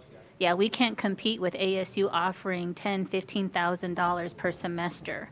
And we're trying to recruit them and get them to stay at Maricopa Community Colleges for a tuition waiver, right? And- Actually, that's a great point, because we had the same, we were accused a little while of like, you're purposely not sending your students to community college. We said, no, actually, ASU has, they call it CAG, College Attainment Grant, free tuition, guaranteed. And by the way, it's not going to get any better next year because NAU announced all students under 65,000 free tuition, and that's decimating the community college system. Yeah, and that's interesting to me because I worry about how our students are going to navigate university, especially our concurrent enrollment students, when we're like, okay, so you're ethically, I can't tell them to turn down that much money, right? However, and okay, so now we're going to talk about the difference between university and community college and how much bigger it's going to be and how much these other strengths that you're going to have to rely on. That's one of the questions that I have, right, is matriculation is different and separate from degree attainment. How many of our students are actually getting their degrees? How many of them, digging a little deeper, how many of our students are thriving versus surviving versus not even being able to swim? Yeah, for sure. For board member Oliver and our public that's listening, we got into a conversation of the data, looking at enrollment, matriculation, college, which led us to differentiating between community college and university, just to bring everybody up to speed. And I do know that in the future, you were talking about the UMA matriculation versus attainment. Phoenix Uni's data looks very similar. We send 40 to 50 to 54% of our students to college, and attainment's like 10%. So it's Yeah. a very similar number here. The other thing to lift up about the university and community college, different matriculation numbers too, I think, in an institution, I mean, just looking at GCU has incredible resources that Maricopa Community Colleges struggles with in just recruitment and then hand-holding students from interest to admissions to paying for everything. And that's not something that in my little world at GCC, it's really difficult for us to do because we have such a small staff and we don't have a vastly dedicated department to recruitment, to walking all these students through that process and then keeping their attention focused on GCU, ASU, constantly calling and texting, all of that. So there's a lot of attention from universities on our students, and they have the capacity to get them not only interested, but get them through their doors. Okay, thank you. Okay, are we, did you have any wrap up for this? No, before so we- I think we should stop there. You and I will meet. We'll kind of synthesize and then bring it back to the board. Okay. Hey, fellow board members, are we ready to move on to the next thing, or do we need a couple minutes? Okay. Okay, that works. Aaron? Yes. Then we're going to transition. Dr. Gesson, I think I stepped out when you guys were finishing the end of the strategic plan overview. But one thing I meant to bring up earlier was that, you've often described like half of your job as the CEO, and not just sort of the academic leader of the system. And I don't know if this 10 strategic commitments like reflect that half of your job. And I think there's like one commitment where I kind of see it, but I guess like I was thinking more like infrastructure, like the building next door, the real estate, the financial stability of the district. Like, is there a way to better capture and incorporate, like, if that truly is half of your job, that sort of being sort of accurately represented instead of just, 1 out of the 10 commitments? Thank you. So President Ross, Board Member Marquez, let me reflect upon that. I mean, so the truth is, for the rest of the board members that haven't heard that before, the executive team knows this. Whether it's me in this role or someone else, this role actually carries 2 titles, superintendent and CEO. And the superintendent's the side the public thinks it's achievement and families. But the CEO side is the money and the infrastructure and bonds and overrides and tech and recruitment, retention, marketing, right? So there's this whole business And superintendent has to do both of those. And your question is, that doesn't necessarily look balanced up there. Like 9 of those 10 are the superintendent side. 1 of those 10 is that like business infrastructure side. So it's a great question for us to think about. Does that have an impact on the strategic plan? Good, but very, very well said. Thank you. Member Austin? Yes, on that issue, when I drove up today, the building south of Coding Academy is being demolished. Do we have an opportunity to purchase that, or? We can't talk about that, Senator Alston. Sorry, it's not on the agenda. Oh, So we can't talk oh. about any of the building issues Well, right it was now. related to infrastructure. It is generally related, but it's a Okay. specific issue, For so. sure. And we'll, So just to wrap up. Okay, thank you. Just to wrap up, Dr. G and I will meet to go over these things. And then Board Member Hernandez just left, and she's going to join us via phone, which is going to take us into our next item, which is 5A, discussion of commitment and campus and community safety. Discussion of commitment, campus, and community. It was just, Commitment 5. thank you. No problem. Thank you. I was like, that doesn't make sense. Because it's 5A, so I was like, so. 5A, Commitment yeah, 5. Yeah, there it is. Okay, discussion of campus and community safety. Dr. G. Great. So President Ross and Board, we have about an hour for this item. We were hoping for 2.5 hours for this item, but we're good at running over in PXU. So, because our goal is for the public, we're going to be done at 4 or around 4 at the latest. That's what we noticed the public. We can shorten our wrap up, but we'll go for about an hour, maybe an hour and 15 minutes.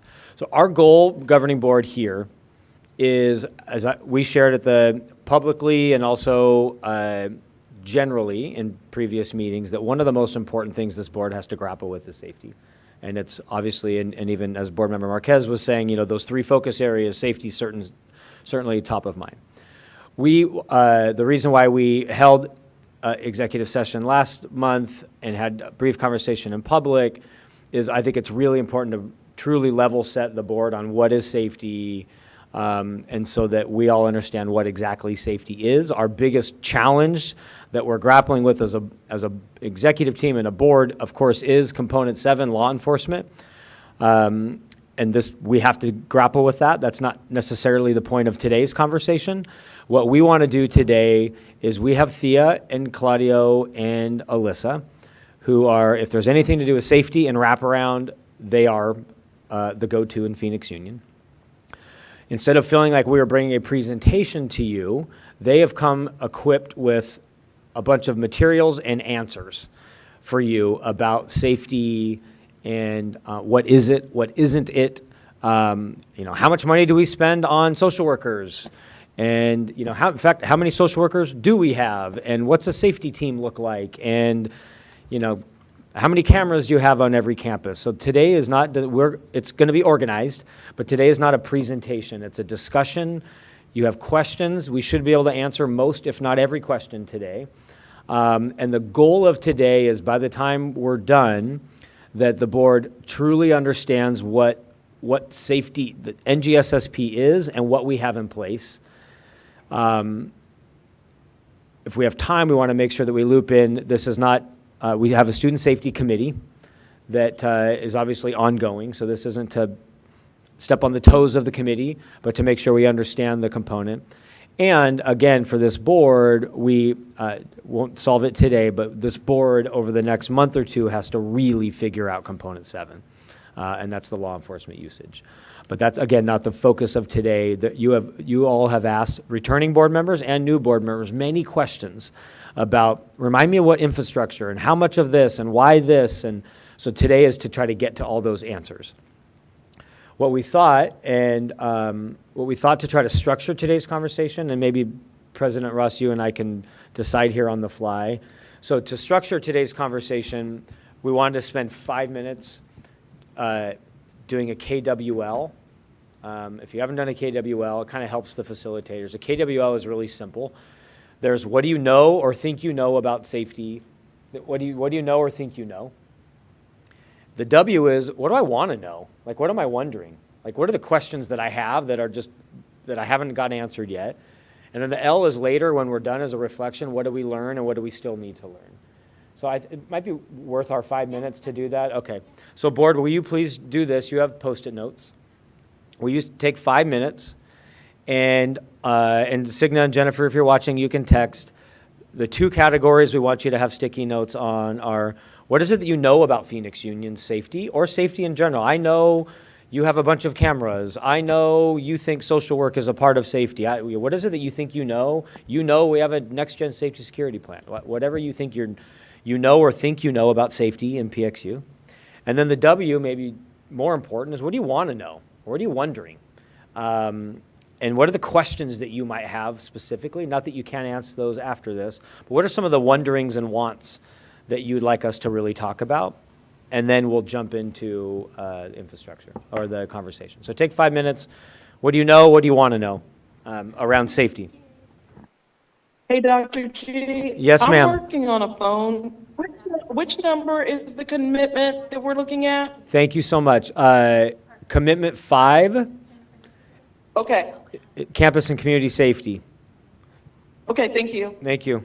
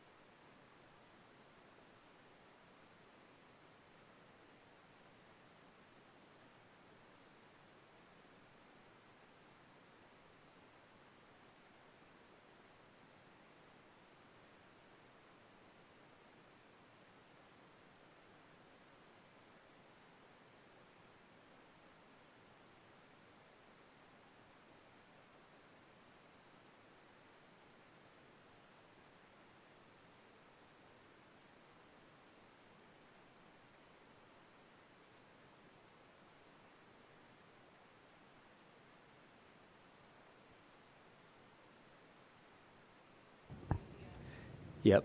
Yeah, what do you know about safety at Phoenix Union, or safety in general? Maybe you have a very clear perspective on what you, not implying you don't know by saying you think, but you think you know about safety. And then the W is, what do you want to know? What are you wondering about when it comes to safety? The L is for after.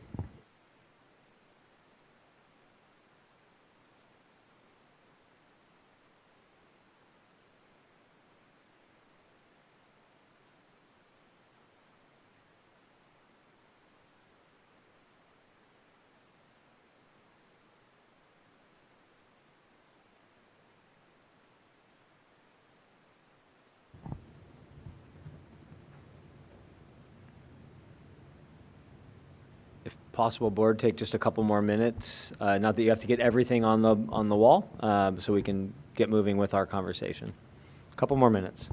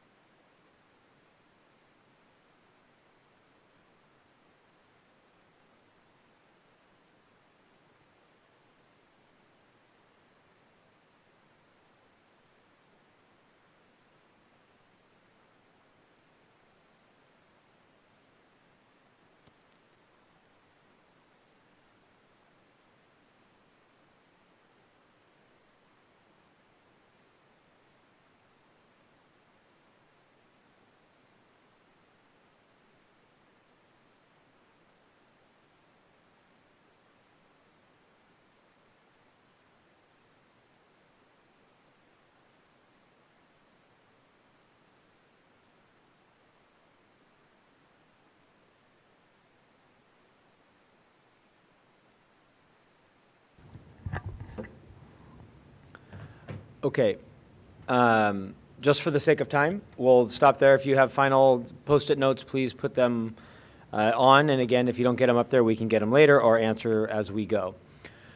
So, board, what we're going to do is, in Phoenix Union, we have our Next Gen Safe Security Plan. Ms. Oliver. All right. Oh, wonderful, Ms. Hernandez. Thank you for joining. Yeah, I'm here. Okay, perfect. And now I think we have Ms. Hernandez online. Thank you. So what we're going to do now, just to catch everybody up, this is not a presentation. We're going to go section by section. Where's your sweater? Okay. Okay. Ms. Hernandez, if you're on, do you mind muting yourself, or to the tech team? To the tech team, are you able to mute her? Okay, please, thank you. Okay. All right, so we're going to go, we have 4 sections of the Next Gen Safe Security Plan. Infrastructure, disciplinary and restorative practices, safety personnel, and then general safety and wellness measures. So we're going to go, the plan is to go, and Claudio has handouts, I think, just to remind you all of what those are. Yeah. Claudia, if you just want to hand out the high-level overview. And our goal is just to go section by section, remind you what the section is, and then find out what questions do you have. I'll make sure I go up to the no and what do you want to know. Again, our goal is by the time we're done here today, you have enough of a knowledge of the plan itself to really start to think about the right policy decisions around school safety.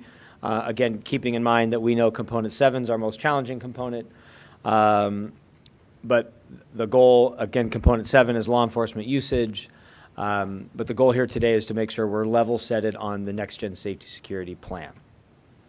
So, Claudio, will you just, although it's on the paper, it's pretty self-explanatory. SP, maybe we can send to Ms. Hernandez and Ms. Oliver, just so they have this document right in front of them. But Claudio, will you just remind us, so we're just going to do infrastructure. What are the components of infrastructure, some highlights, and then board, what questions do you have about infrastructure? And then we'll move on to the next section. Claudio, go for it. And again, this is designed not to be a presentation on purpose, just a dialogue, a discussion. Make sure that you feel like your questions are answered and you understand this plan. Claudio. Thank you, Dr. Geston. And good afternoon, President Ross, members of the Governing Board. Before you is the Next Generation Safety and Security Plan. The first three components around the infrastructure are redesign of campuses, so safety, the redesign of the campuses to make them more safe, that single point of entry, the perimeter fencing, that's number one. Number two is around upgrading classrooms, the locking mechanisms to all classrooms and offices on our campuses.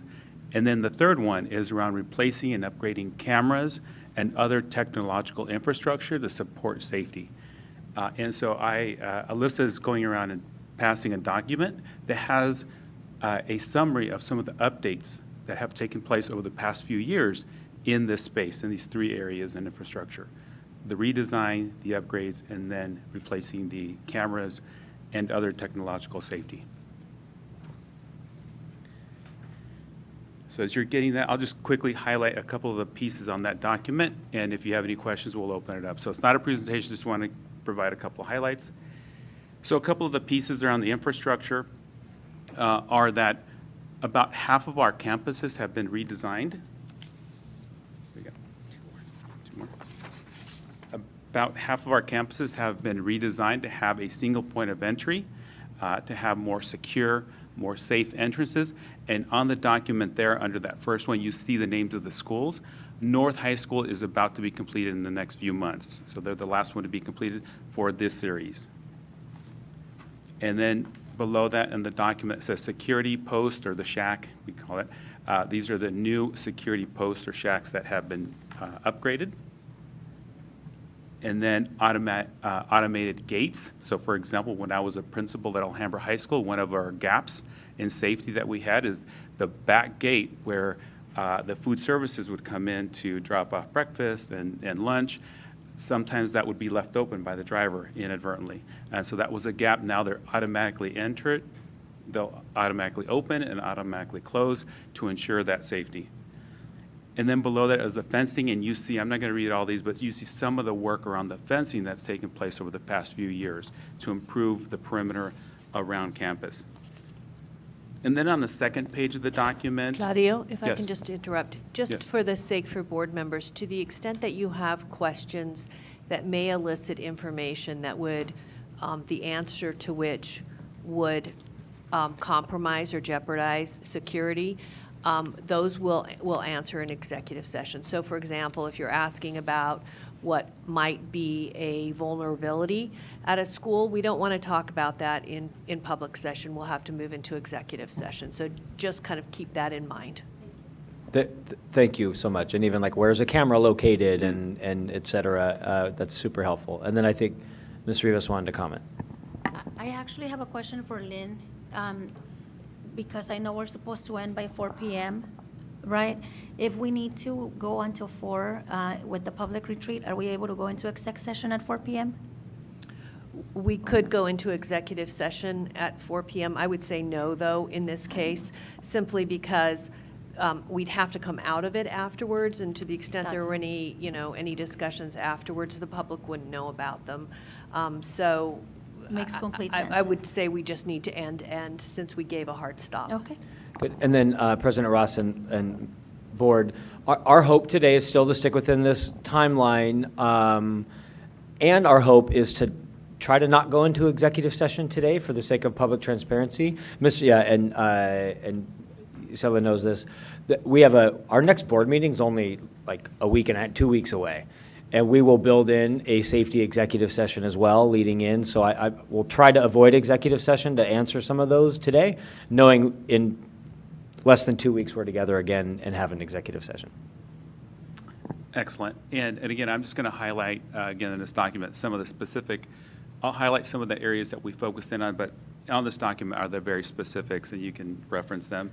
So on page number 2, under component number 2, the upgrade on the locking mechanisms, I can tell you that over the years that we have come to a point where every one of our classrooms and office spaces are now able to be locked from the interior. So that's a safety component, so that's really important that we're able to lock doors from the inside. And then component 3, right below that, you have some specific things around cameras, the number of cameras, the increase in the number of cameras. And then on the last page of this document are just some of the other key highlights around the number of radios that every one of our campuses have, to include our safety staff, our administrators, our maintenance staff, and just so that we're in constant communication and support of one another. In fact, we just had an increase in radios provided to our staff, to our campuses, just this past month in December. And just another, just upgraded on security alarms and then firearms. That's been some of the major pieces that have taken place over the past few years in relation to this component on infrastructure. So Quick it's positive. question on that. How are the number of cameras decided? Is it by campus size? It is, Okay. President Ross. It's by campus size and obviously the buildings to make sure we have appropriate coverage.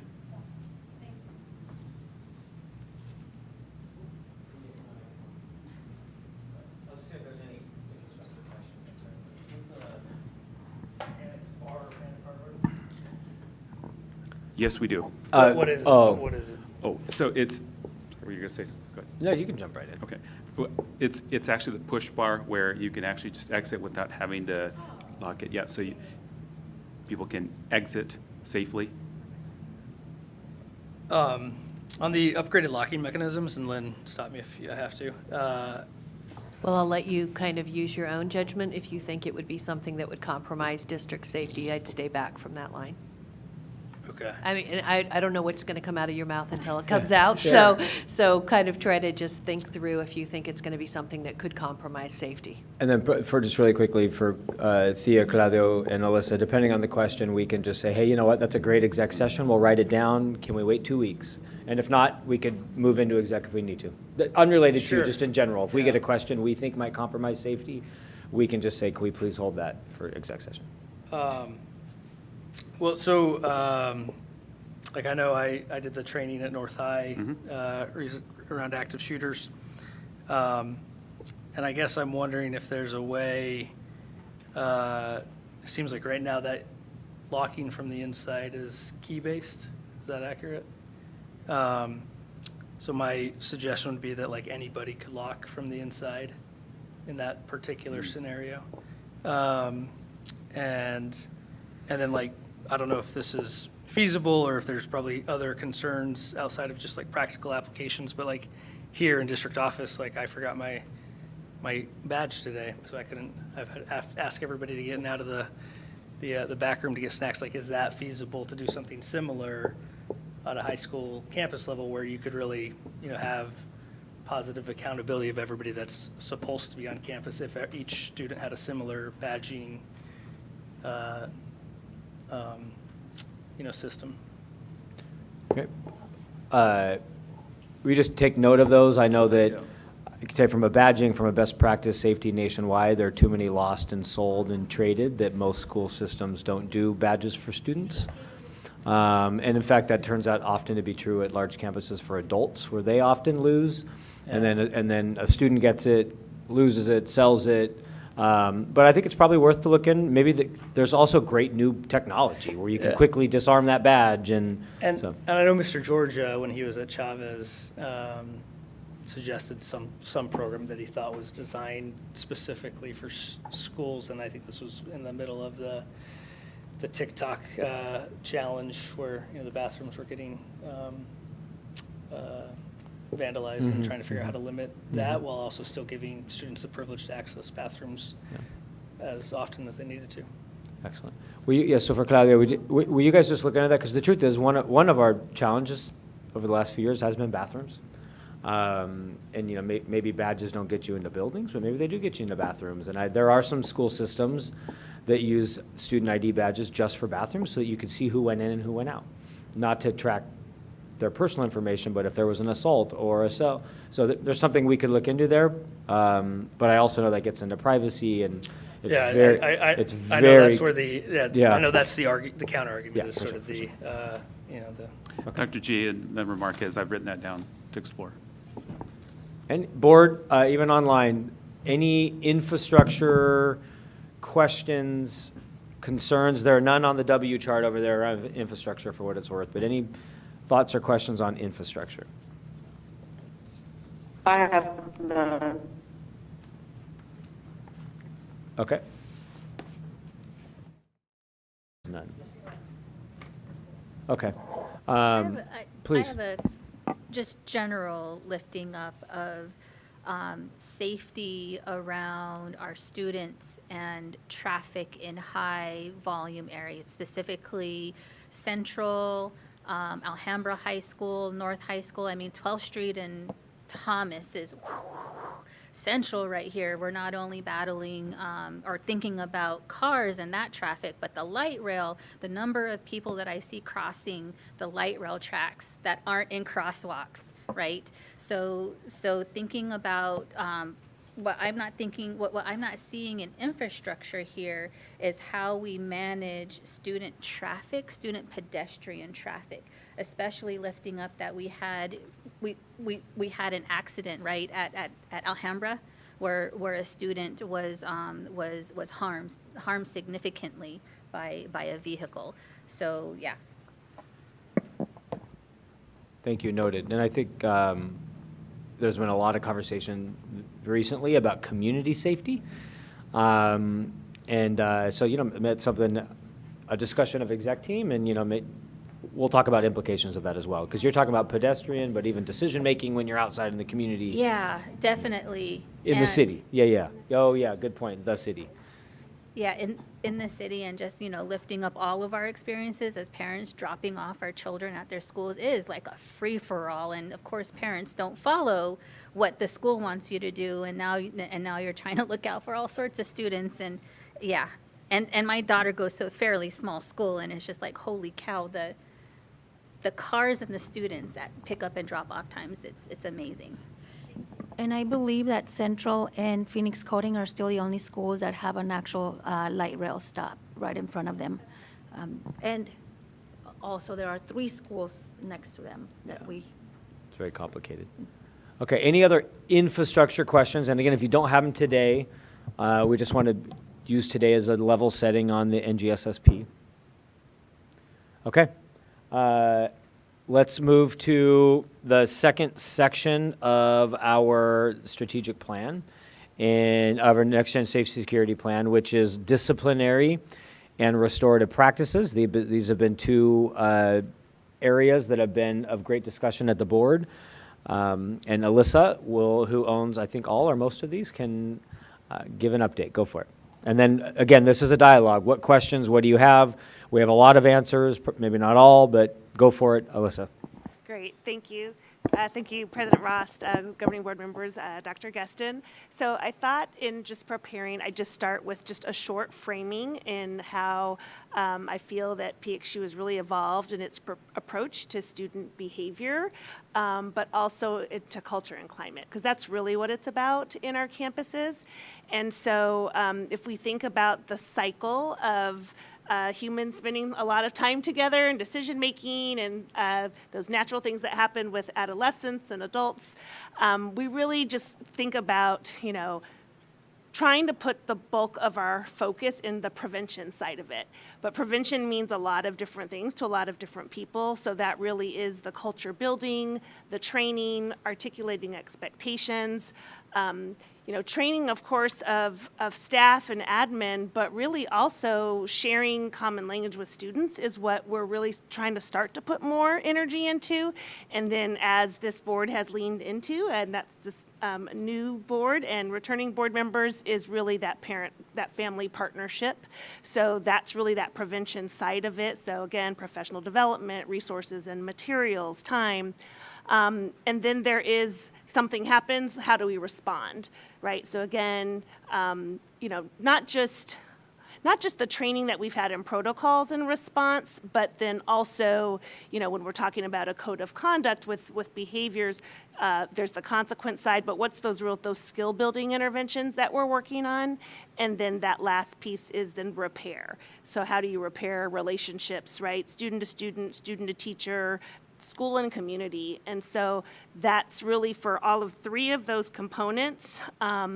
that cycle of the prevention work, the response work, and the repair work, it's not linear. It's ongoing. So I have several different handouts that either we can just give you up front or they can be based on your questions. We'll always have them. But I'll just share just kind of this list of some things that I've brought with me. And actually, Claudio had another one that he didn't bring. So we both brought our org charts because I think that I've heard the question both in, student safety committees, as Dr. Guestin mentioned, but also from board, okay, again, who has this piece? And candidly, we all have safety, right? But we tend to look at our side as the wraparound. So I've got not only an org chart for our division, and Claudio brought his for safety kind of from that district level, but we brought a graphic that we just modified. I think it was in a board presentation quite some time ago, that if you think about a campus, what does a campus have in terms of, we've talked a lot about the safety team, but there are teams behind or alongside the teams. And so I brought a graphic with that. Dr. Guestin mentioned some other pieces that then we can continue to go deeper. So I can pause. If you look at these 3 different components, I have all kinds of pieces to that, but I think you're driving this conversation. So board, first of all, around restorative practice, maybe we kind of go for this section. Restorative practices, I know there's a question up there about how much do we spend on restorative practices, and I think in the past we gave, because you can look at that in one of 2 ways, and I think, Board Member Marquez, I think it was your question. It's like, what is specifically RJ, not just part of somebody else's job? But Alyssa, do you want to kind of walk through RJ, and then we'll kind of maybe get at who and who does what from there. Go for it. And if you have a handout for that, or you just want to talk through it, whatever you want. Yep. I didn't happen to make the 15 copies of that, but we have one if we want to do that. And it's actually a handout that I think maybe the board got this summer. So I'm going to go back and be a little bit repetitive, but I'll build on it. So I'm also not naive that, we have board members that lean into restorative justice and practice, so sometimes everyone owns their own definition, but where we go, it's about that cycle, right? So it's about building relationships in community. When harm happens, right, how do you respond? And then the repairing of harm. And so with restorative justice, we really think about how Phoenix Union approaches it is that we've got, personnel that really center around that particular kind of work. So culture, climate, how do we respond to behavior? How do we work with adults and students and community in that? And then what's the professional development that goes with it? And then that third piece is what resources and materials do we have? And so resources and material can range from the skill building, concrete interventions that we have, like through that code of conduct and disciplinary practice, but also, we have students who, outside of any kind of discipline behavior, have needs that self-refer or get referred by staff or their parents for other kinds of intervention needs, anxiety, struggling with maybe some mental health aspect that's really impacting them both at school and at home. And so if you kind of think of those 3 categories, right, the people, the professional development that we do with adults, but again, needing to work towards, partnering to teach our students and our families that we have that common language, and then the resources and materials. We do have a document that we had put together this summer about in those categories that we really feel are dedicated, because you cannot, when we're talking about tiered supports, and I don't know if that builds on what you talked about earlier, Dr. Guestin, right? There are these things we need to do for all students and level set for all people on the campus, and that's that universal work.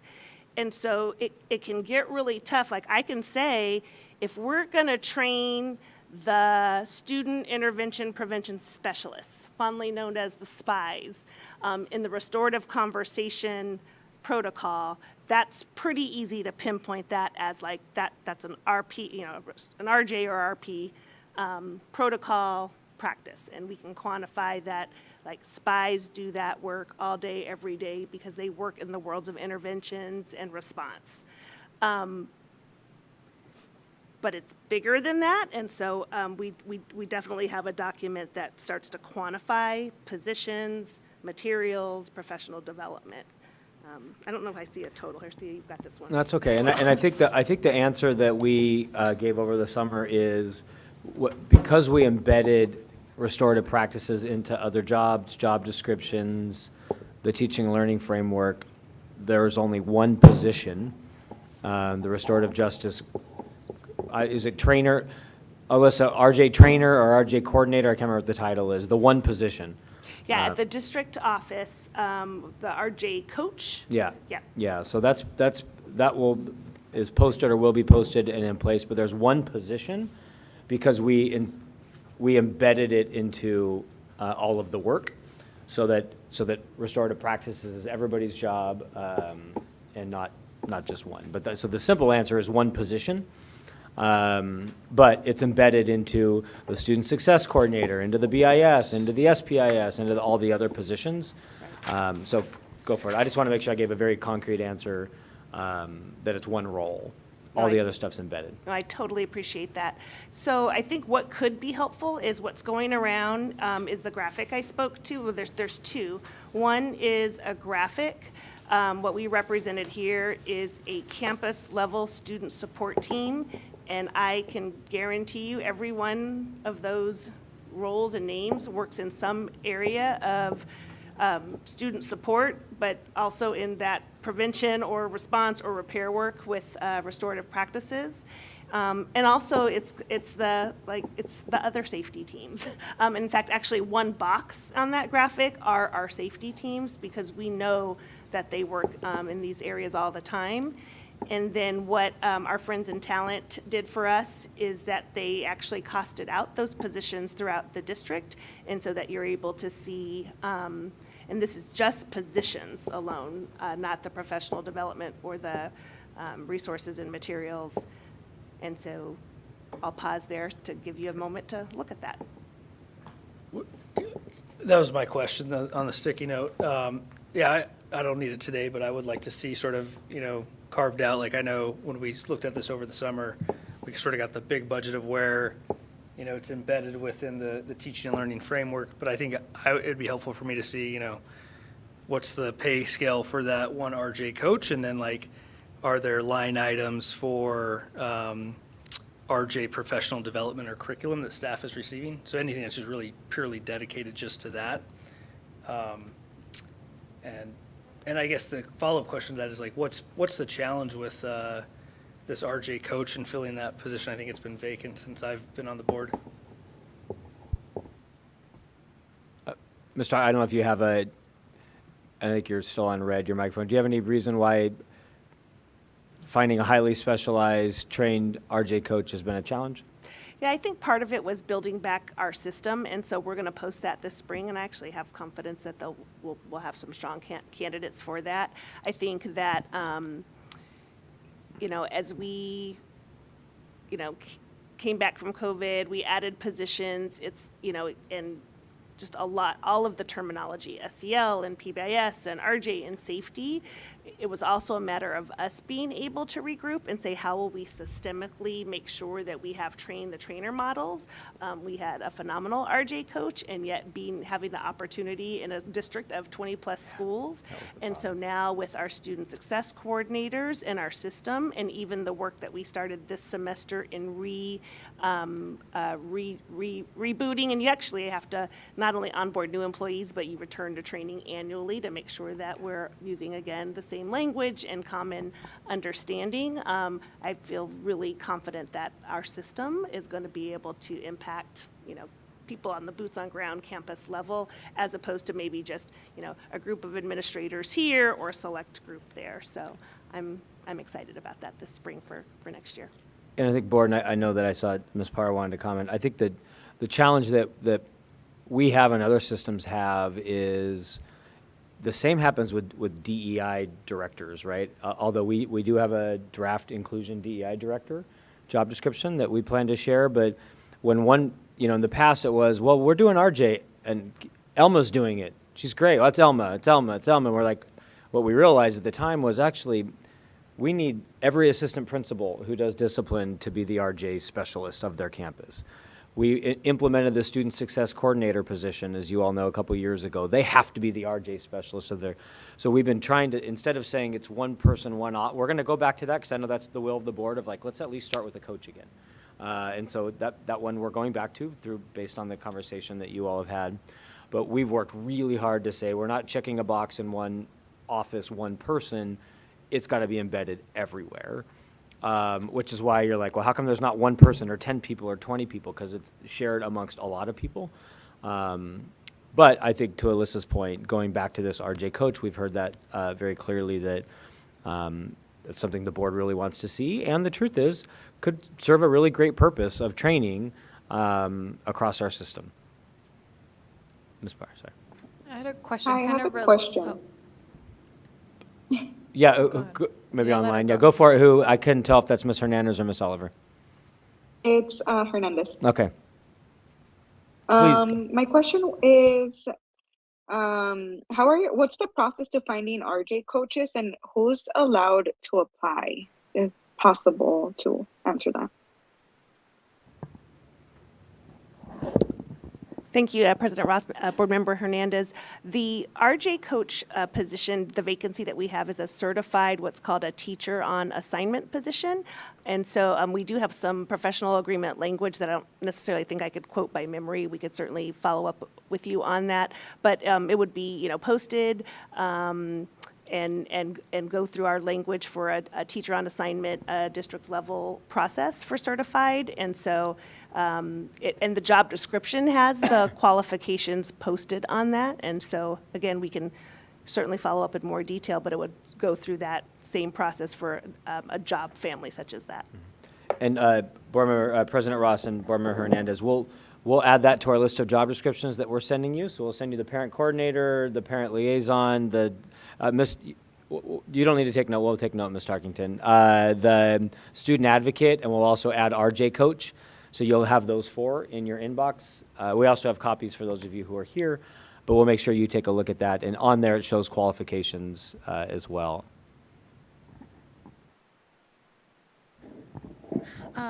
Related to the RJ work, I know we have RJ facilitators at each campus, right? Like I know there are some teachers who have been trained and they can facilitate. So to your point of it being a little more embedded that way, and maybe from a cost perspective, if this helps, Member Marquez, because I know we pay these people an additional stipend to do that work, so we are investing resources that way as well. So maybe doing an analysis around how much we are investing in additional stipend payments for the teachers or the staff who are saying yes, I want to do this at my school site. To be a specific RJ facilitator at the campus level. Yeah, good point. So yeah, we have the coach that's at the district, but then trained specialists around the district that go there. There might be a teacher already, but they get a stipend to be a coach. I also think, money matters. We don't have all the money in the world, but, if we bring back this RJ coach and we feel like it's going well, maybe it fits into the regional model, and then there becomes 3. Again, money's a thing. But maybe if these regional are doing a lot of these coaching and training, that maybe restorative justice coach becomes a part of the regional model long term. And then may I just add a little bit in there on training? So for example, this semester, so again, a fairly new position on our campus, this is year 2, the student success coordinator really would be the person that works hand in hand with those student support teams as well as the assistant principal, currently student success, soon to come a name change. But what we did is, and really all of them, and to Ms. Parra's point, we have folks throughout the campus, both in our ESP world and our certified world, who've attended, local trainings, national trainings with groups that really are also experts that don't necessarily want to stop being a math teacher or something like that. So I think it's really about getting the training across all of our employees, but very targeted all fall. We we had some of those specific groups on this graphic that you have. So that was our assistant principal, the student success coordinator, our student study facilitators who work in those ISS rooms, our liaisons who actually requested the training. And so we did our restorative conversations and de-escalation. This month, we're starting the circle trainings again. And those of you who've done circle trainings can be used for in so many different ways. Larger groups who need some restorative work or mediations, but just also if, sometimes as working in a community of support to work through some tough issues. So we have that also scheduled, specific trainings, so that by the end of this school year, you're going to see a robust group that really all of their work is in that wraparound service area, trained in the restorative practices that Phoenix Union believes have been needed the most at this time. So, thank you. I wonder, because I've visited different campuses or even just, listened to public comment, like it doesn't seem like there's complete consensus around RJ at the staff level, perhaps, and even student buy-in. Like I think this is a big systems change to change a culture of how you run a school and a district. And as I've talked to other folks around the country, I've heard that one approach is actually, instead of trying to do it district-wide, is to just pick one campus and try to do it really well as a model, here in Phoenix Union.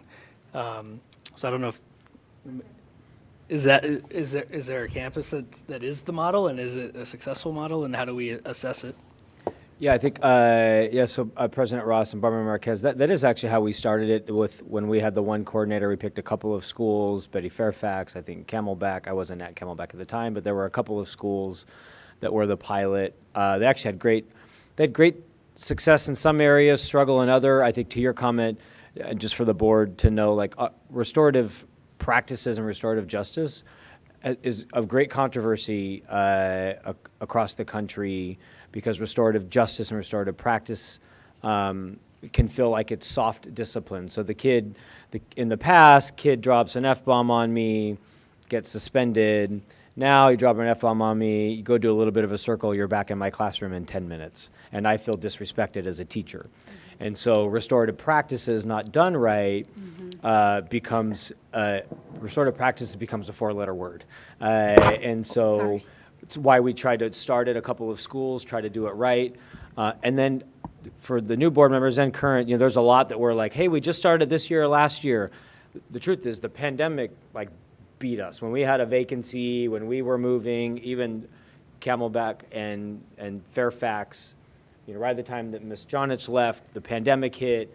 And so, we, as you all know, there's a lot that we're trying to rekindle over the last year or two. But to your point around buy-in, restorative practices across the country always has challenges for buy-in because of that very reason. So, Aaron, just as you visit campuses, I used to faithfully visit all of my campuses, and Fairfax was a pilot, and that's one of my campuses. And I would talk to staff and students, and starting a pilot for me had the challenges of we're in this little bubble, but it's not spreading. And for me, the better approach, having seen both, is making it cultural and doing it district-wide. And this is our culture now, because I did get a lot of, I won't say a lot, I got some staff members who did give that pushback of, these kids are now taking over, we can't do anything to them, there's no punishment, we're just letting them get away with everything. And so I feel like I like this approach that staff is taking of making it more district-wide, as this is our culture, this is how we treat our kids, we're going to end this school-to-prison pipeline instead of, we did pilot. I didn't love the pilot because of that, because it would just be here, but then we still had this mentality from so many different teachers educators, staff, not just teachers, who didn't necessarily agree with that approach. Does that make sense? Yeah, for Board Member Ross, I think the other thing that we learned early on is even if restorative practice went well, in the assistant principal's office, if the teacher didn't understand it, then they weren't accepting of the student coming back, and the campus wasn't, if the safety teams didn't understand restorative practice, a kid did something, they got suspended for a couple of days, now they come back in an hour. Well, when everybody understands why they came back an hour, well, they must have had a restorative conversation, they must have apologized, then suddenly they're accepting that they're back, and so that's why we had to say, wow, these training just 5 people versus training everybody, but that also makes it slower. To your point, you're probably like, go faster, how come I'm not seeing it? Well, to get to 4,000 people and get to them well. But maybe the regional, maybe there's a middle ground between those, right? That maybe it's not just a pilot, maybe it's not everybody, maybe there's like these middle ground models where we could work on. So go for it, you were gonna react, and then I know the team. Well, I guess, well, there was the pilots within Phoenix Union with, sounds like Fairfax maybe was a pilot. And, but around the country, have you seen a school in San Francisco? Or have you seen a school that is like consistently, has made the shift towards, this is our new culture, and it's not just a 1-year pilot, it's we've achieved this over, 4 to 6 years or longer.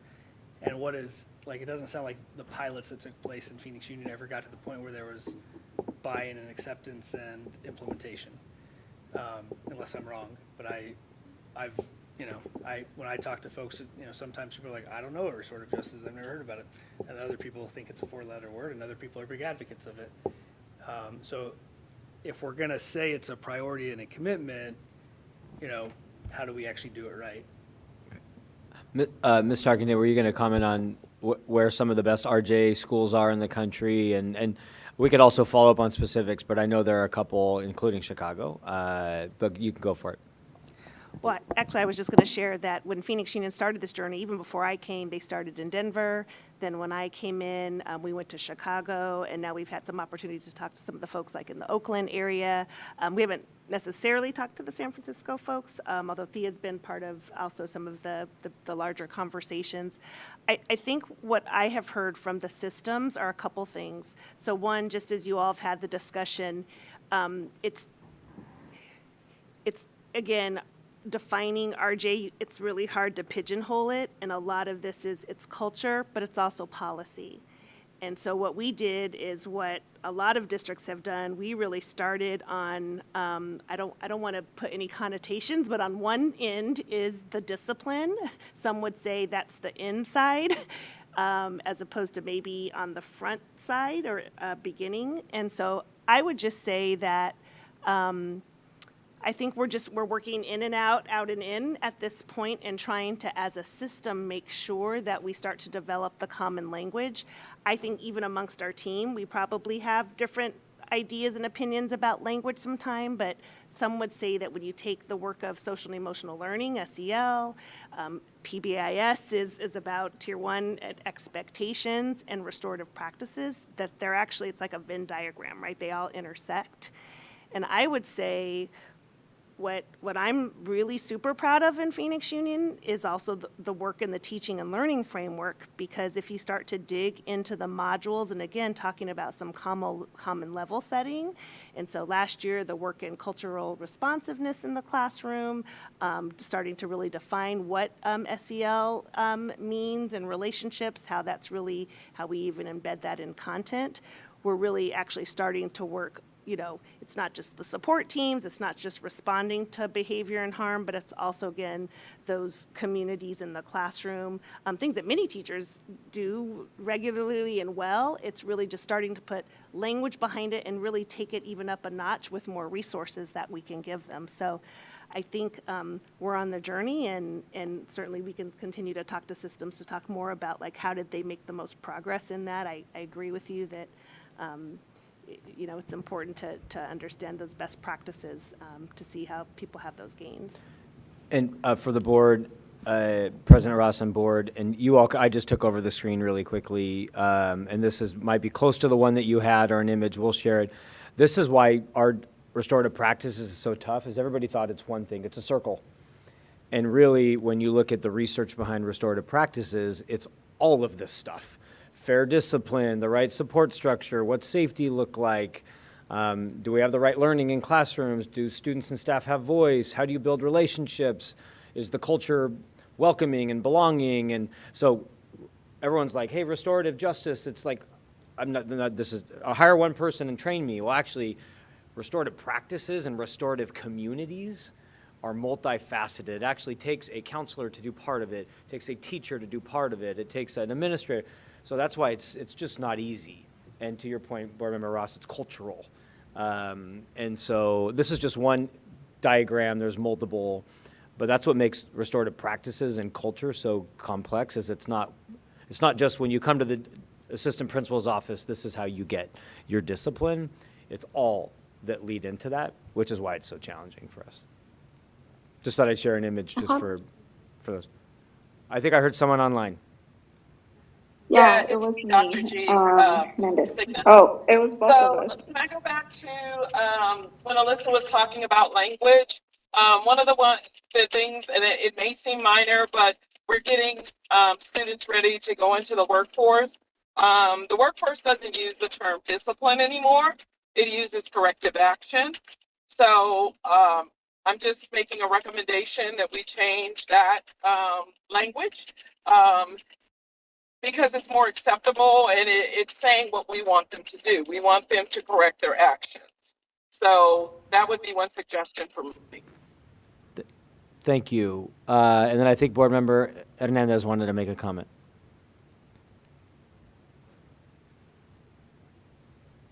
Yeah, hello, can you hear me? Yes, we can. Okay, perfect.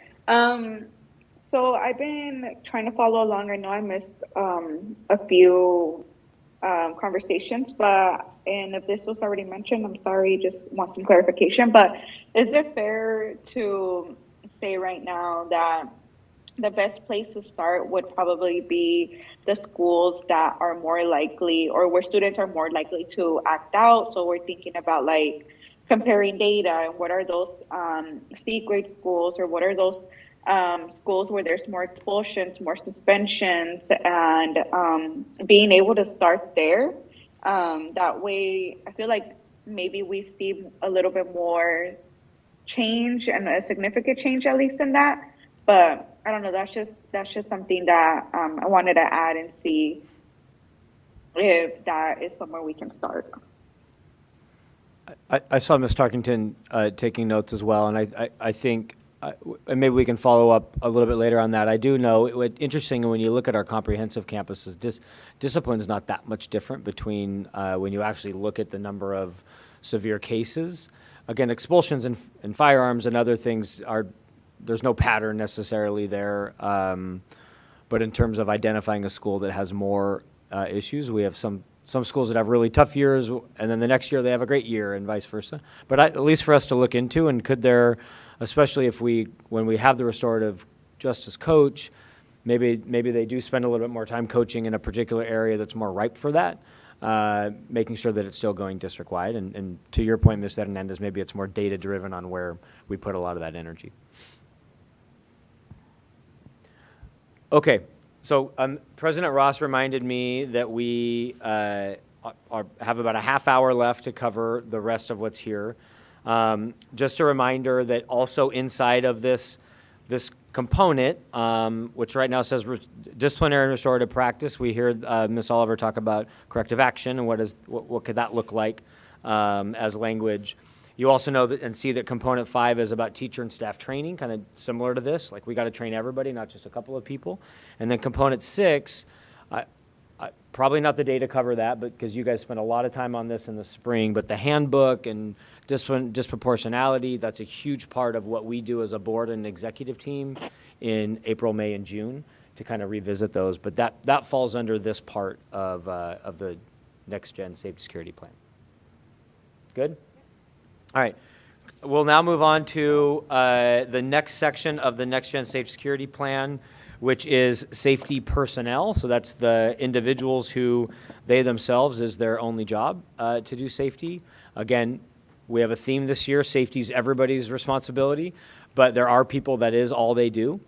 And so I will turn over to Claudio, give a high-level update on safety personnel, which is components 7, 8, and 9. Again, today's not the deep dive into law enforcement, which is component 7, but again, just wanted to highlight that this is component 7, 8, 9, including law enforcement. Claudio. Thank you, Dr. Gaston, and that is my intro, so thank you for doing that so well Yeah. for me. I am passing around a document that is, the first one is called PXU Campus Safety Division Organization Chart.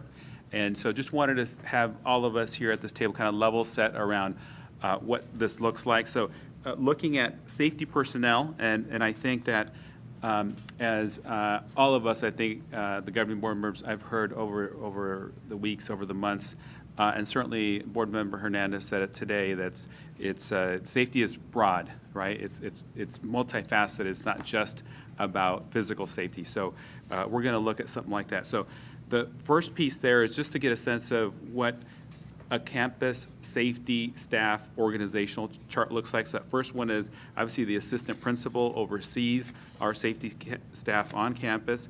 Then obviously the campus safety supervisor, the senior safety assistant, campus safety dispatch, and then the safety assistants associated.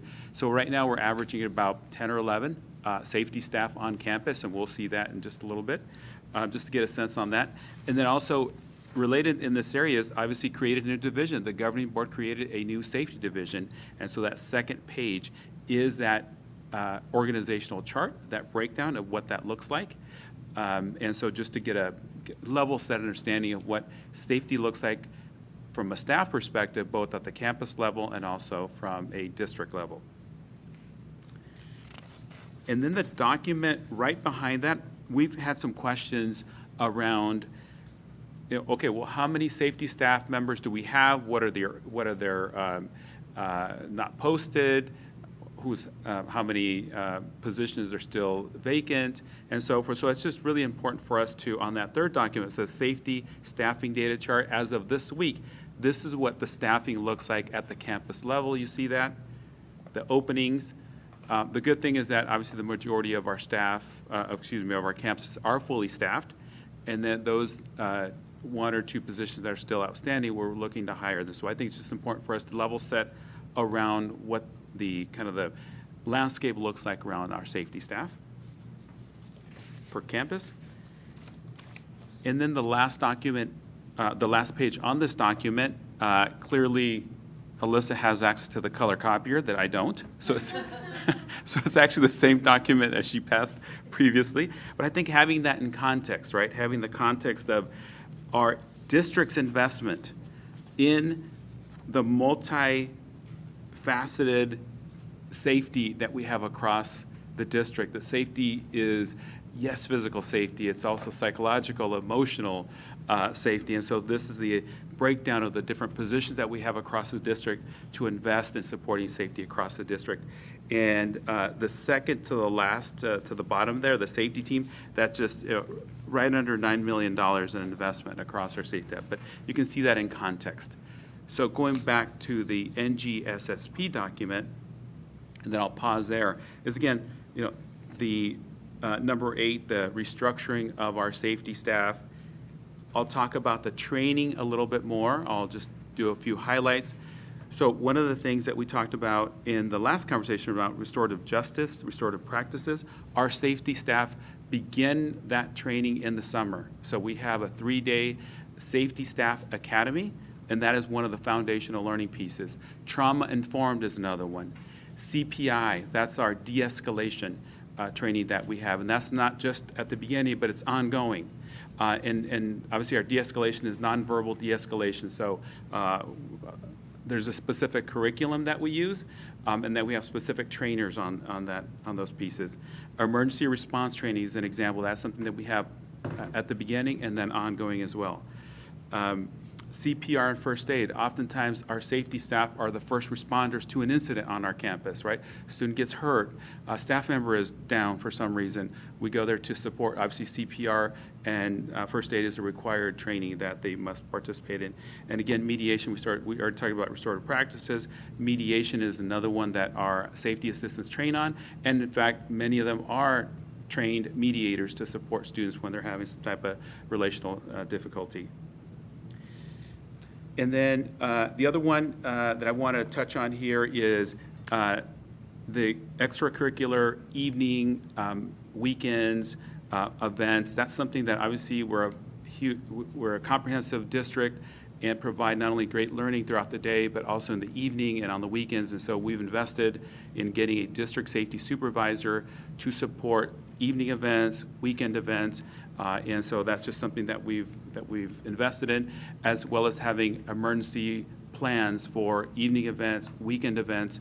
That is something that the NGSP has really driven us to do well. And so I'm just sharing that with you.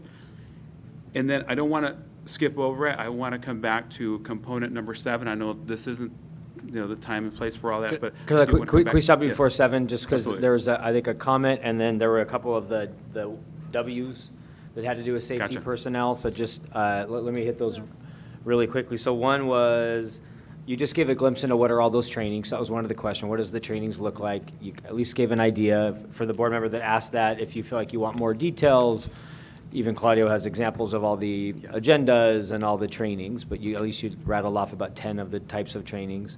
Then the other question was, how much money do we allocate for training? I don't think we have that specific answer today, but we'll make a note to have Gloria and Sherry and Remy go back and, how much did we spend on the safety summit? How much did we spend on, so you have an idea of the safety training budget? And then the other question that was asked is, what does the average safety employee make? We actually have that. We got that last time. And so I can tell you that the average safety employee in Phoenix Union makes $63,000 a year. It's the average. And the range, the lowest paid, this includes benefits, but the lowest paid is right at $50,000. The highest paid is over $104,000. So our range is between 50 and 104. The average is in the mid-60s. Is the overall for the 100 plus safety people, 200 plus safety people we have. That's the average. And that includes medical benefits, but it does not include overtime or other compensation. Yeah. Member Austin?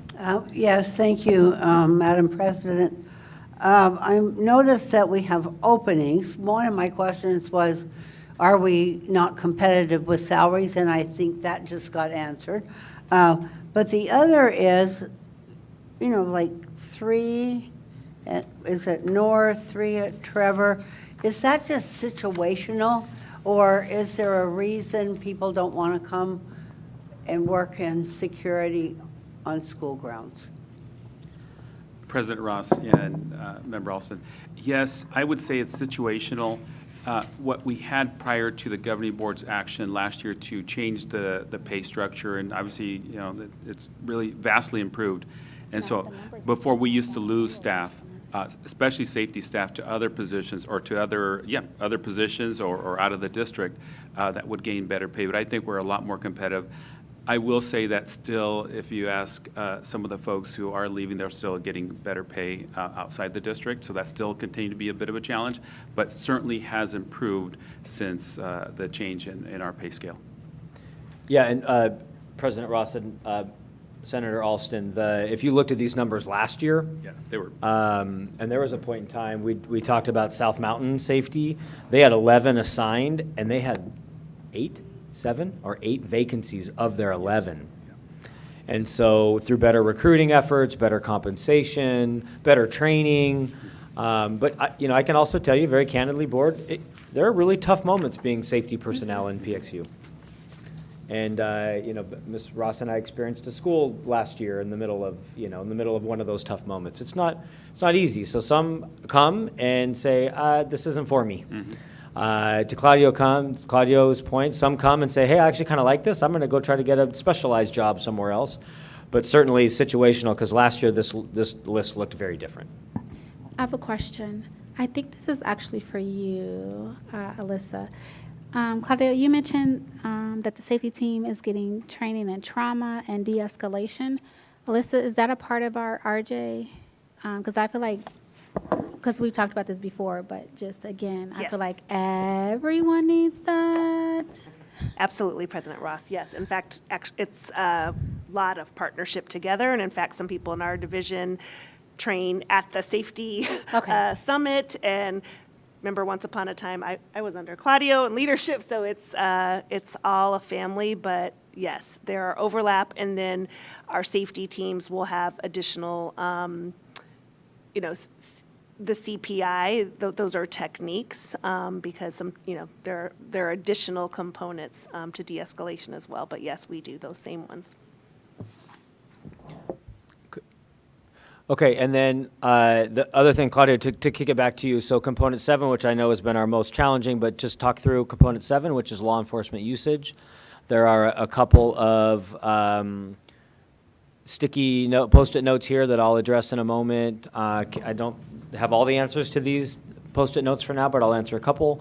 But go for it, Claudio, component 7, which is law enforcement usage. Thank you, Dr. Gaston. And I think just a reminder that the reason or the reasons why we use law enforcement in Phoenix Union are very specific, and we train on them, and they are for mandatory law required incidents and for safety, significant safety concerns. We utilize law enforcement. So we obviously are very thoughtful and very intentional in how we utilize law enforcement. As you know, we bring an update every month to the governing board, but I think it's just really worth repeating. The document that I shared with you is a presentation that was provided to the governing board on August of last year, August of 2022, where we presented 3 models for the governing board's consideration. And so they're before you. I don't need to rehash them, but just wanted to share with you the current model that we have is the off-duty school safety officer model, and that's getting us by because of the required law enforcement pieces and safety concerns that we have to mitigate, but it's just not sufficient. And so just want to be very honest with you about that. The other piece is that obviously the Student Safety Committee is working or tasked to evaluate these proposals and review them, and obviously come to you ultimately and make a recommendation to the governing board. So this is a driver of the work that the Student Safety Committee is managing, and they had an opportunity to review these proposals at the last meeting. So I just think that was important context there to share. And just wanted to, I think, pause there just to get a sense of what you all might have in terms of questions. Not, again, not a presentation, but just an opportunity to dialogue. Yeah, and then I think a couple of things. One, to Claudia's point, the quick reminder for everybody, we used to do IGAs for SROs, had up to 13, went from 12 down to 9 about 3 years ago.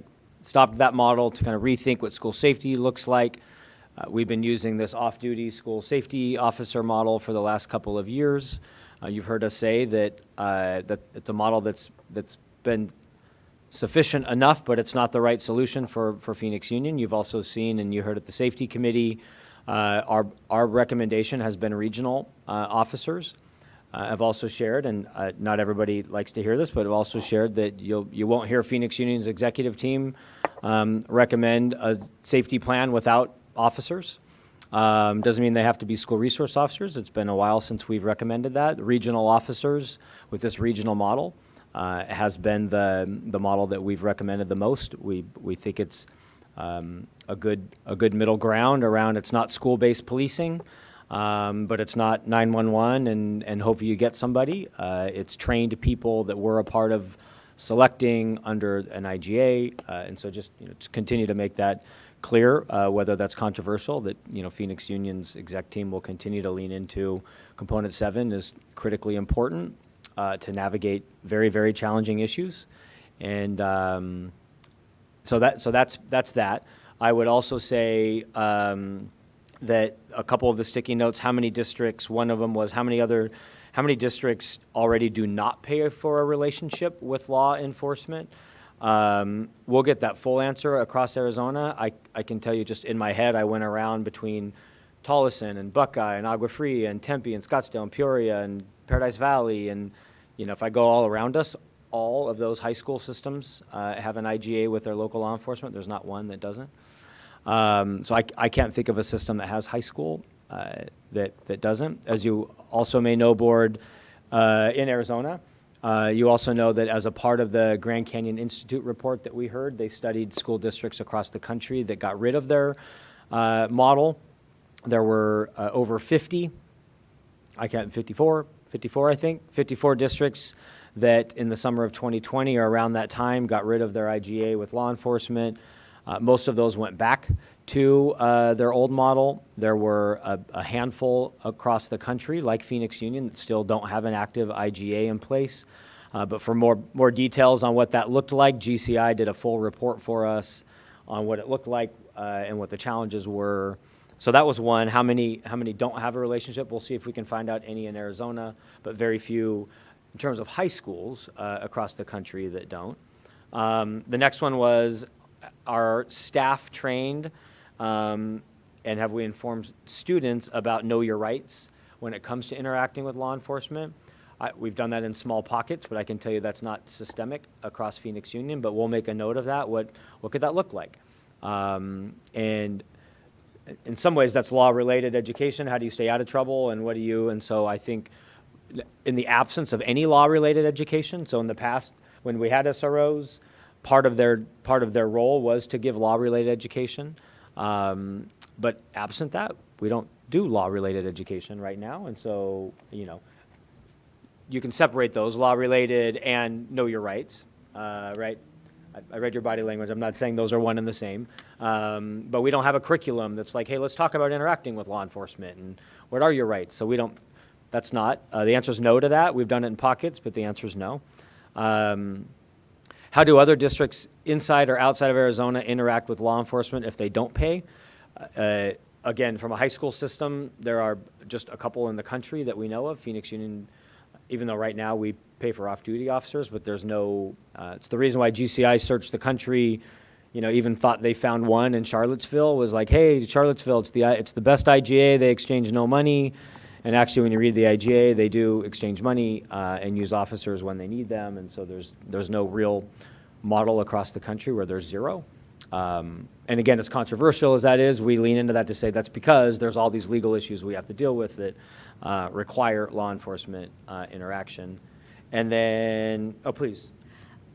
Dr. Gisson, I was just going to say, and even in school districts like Charlottesville, they have 1 or 2 high schools, I believe, because they're unified. Yeah, they're tiny. Right, and not 23 high schools, and that is all they do. Yeah, I think they have one.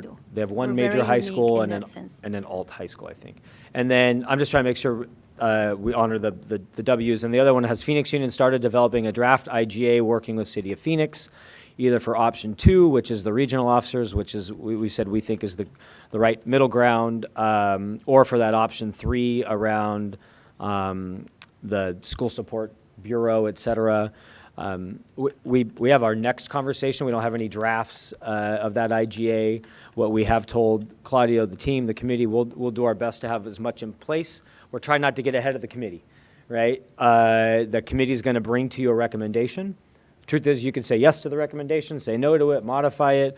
We're trying to be very careful not to create any perception that we're stepping on the committee. We also, at the same time, are trying to be very clear of what we think is needed in Phoenix Union, and so that it's a constant balance for us. We believe very strongly, based on the day-to-day work, that we need officers to help navigate the issues. We're not saying school officers, but officers navigate the issues. And you've got the committee saying, what does that look like? But to try to meet everybody in the middle at the end, we are doing some meetings with the city to say, what are you open to? What could an IGA look like? So that when the committee starts to give forth recommendations, the city's farther along in that conversation. And then as soon as when we put anything on paper, we'll tell the board. We'll do that very, very transparently. Hopefully that answered that question for now. And you have less than 10 minutes. I just want to give you a little warning, sorry. Oh my gosh, okay. I think you've got 7 minutes. Yeah, so I would say this, board, because we have an executive session in just a couple of weeks. We're going to grapple with some of these complex safety issues again. So for some of the more challenging conversations and the safety, the more private ones, we can tackle that there. I would just say for the rest of the NGSSP, and again, we'll make sure you have this if you're Ms. Hernandez and Ms. Oliver. There are several other safety and wellness extra components. Let's not go through those today. The truth is, a lot of those are self-explanatory. Do we have evening school safety plans? Do we have sports safety plans? Are we providing the right resources? What are we doing for staff wellness? So you see those are all pretty self-explanatory. Whatever questions you have, feel free to email them, come to the next board meeting or executive session with them. If you have more questions about our safety plan, the people, this support wheel, how much money we spend, please lean into us. You also see that MTSS is actually a part of the Next Gen Safety Security Plan, because obviously the more well our adults and the more well our students are, the better and more safe our campuses are. And so all that, the safety plan is also a wellness plan in so many ways. Yeah, thank you, President. Board, we're going to stop there, if you're good with that, President Ross, and then we'll move to the next one. Can I ask a question, Dr. G? And it's a procedural question. Yes. Possibly you or the president or probably Lynn can answer it. In executive committee meetings, is there a mechanism where we can have someone come in and talk to the executive committee about safety? Is there a mechanism for that, or is that not allowed? It'd depend on who it is and what they're talking about. We can talk offline, and I can talk with administration. It really has to be something that, again, would jeopardize the safety plans for the district. Okay, thank you. And Ms. Oliver, maybe we can connect quickly and give me an idea. I have an idea of what you're thinking, but give me an idea of what you're thinking, and then we can talk about, would that be possible? I can also say this, that if we want guests to come talk about this issue, we could just do it publicly as well, depending on the most appropriate time. The next Well, item. it's a professional that's specific to what we're dealing with right now, that I have as a resource. They've done it in other cities. And so it would be a professional person that could be kind of like, more of Member Oliver? and listening to us. Member Oliver? Thank you. Yes. Can you share that? And we're down to the last couple of minutes. Okay. And I apologize for cutting you off, but if you could share that with Dr. G, and you all can coordinate, that would be fantastic. I apologize for cutting you off. We're just running really low on time. Yeah, and then we'll follow up with you, Ms. Oliver, and make sure that we loop back together. So, The next item is 6A, the final debrief. Dr. G. yeah, so President Ross and board obviously don't have time to do it all what we thought we would do for a formal debrief, but maybe we can just, for a couple of minutes, what are the 2 to 3 things that kind of resonate? No, you just want to just not do it at all? Do we have to end exactly at 4? Or would you like to just stop? I think if we went 1 or 2 minutes over, the public would know, that would be fine, but I wouldn't go much over that since we gave a hard stop time on our Good. Thank agenda. you. Thank you, Ms. Ross. One thing, what sticks, so from today, we did a lot, we talked about a lot, we did Enneagram, we did our green dots, yellow dots, we grappled with safety. What's your one big takeaway, your one thought, your one question that's really sticking out to you today? Would love to do a quick whip around if you can. Thank you. Member Napa, will you start us off, please?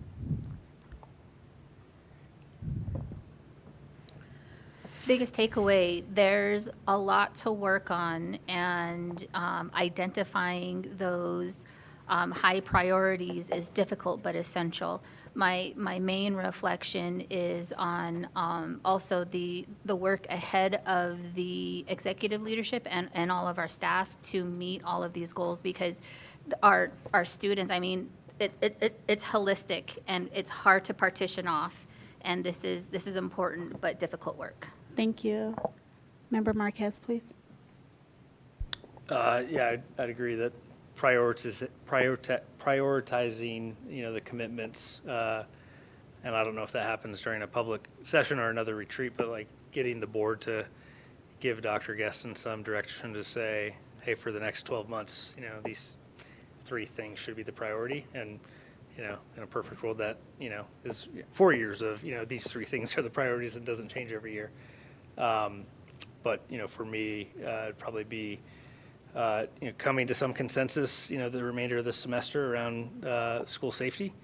And then trying to make a pivot towards student achievement. And Dr. Gueston and Ms. Andrade know that, my priority is focused on freshman success and looking at models like city year and near-peer partnerships to help us get students on track to graduate. Thank you. Member Austin, please. I thought it was a really good, solid day to get to our basics. And also, I was really skeptical of the whole numbers, filling out your personality stuff. I thought that's goofy. But it is interesting, it was fun, and it's beneficial, I believe. So that's my takeaway. I'm glad I have an open mind, and and it was interesting, and I think we've covered a lot of ground, and I hope for our new members, we've given you a good solid basis of what we're about and what we are about. So thank you. Thank you. Member Power, please. Just to echo that, I think the way we started today and doing that exercise of getting to know each other a little bit better, especially because there are 3 new members who I think it's really important for us to have strong relationships if we're going to do hard work together and actually focus on achievement and improving student outcomes at Phoenix Union. And so I thought that was a really great way to start. And then I really appreciated the activity of looking at all of the priorities. It was real eye-opening to see everything that the district is navigating and how we can better support you all in prioritizing and what you need, like what you should be focusing on, again, to improve student outcomes. Thank you. Member Oliver, please. Hi, yes. I think the whole session was good for me. It makes me hopeful that we can move forward and eat this elephant that's before us one bite at a time. So I'm hopeful. Member Hernandez, please.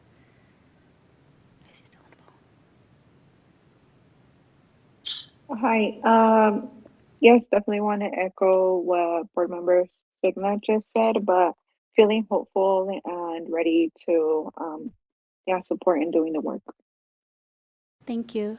My takeaway is the importance of working together, board and leadership, to accomplish these goals. So those are our takeaways, Dr. G. Thank you all for your time. I would agree with that last statement. It's certainly a partnership, and the more we can align on our work and what's most important and the metrics, the better. But extremely grateful to you all. And I agree with Ms. Alston. I hate personality tests too. And Enneagram, when used appropriately, is really transformative, and we will revisit that in the future. Thank you. Item 6B, request for future agenda items. Members, do you have any items that you would like at our next board retreat? Member Napa? A bunch of bullet points. Full explanation of AEL and its impact on PXU budget. Full explanation of expulsion policies with presentation on alternatives to expulsion that are available to PXU. I'll email this to both of you too. A report on safety committee survey and community meeting results. A position description for the parent engagement liaison. We had a little bit of this, but more discussion on the role within safety plan. Option number 2, and then I had very specific asks around dual and concurrent enrollment tracking, basically around achievement, report on final grades, final A's, B's, C's, D's, F's, W's, all of that. Credits attempted, credits earned, average college GPA of students who repeated, and the number of students who repeated a course due to non-passing grade, National Clearinghouse post-secondary tracking of degree attainment. How many semesters did it take for our dual and concurrent enrollment students to earn their degrees, and what degrees were they earned, and how many degrees have they earned? Thank you. Members, does anyone else have? Okay. Perfect. So happy to hear that. Item 6C, motion to adjourn our governing board retreat. Is there a motion? Second. A motion has been made by Member Parra and second by Member Marquez. All in favor? Aye. We are adjourned. Aye.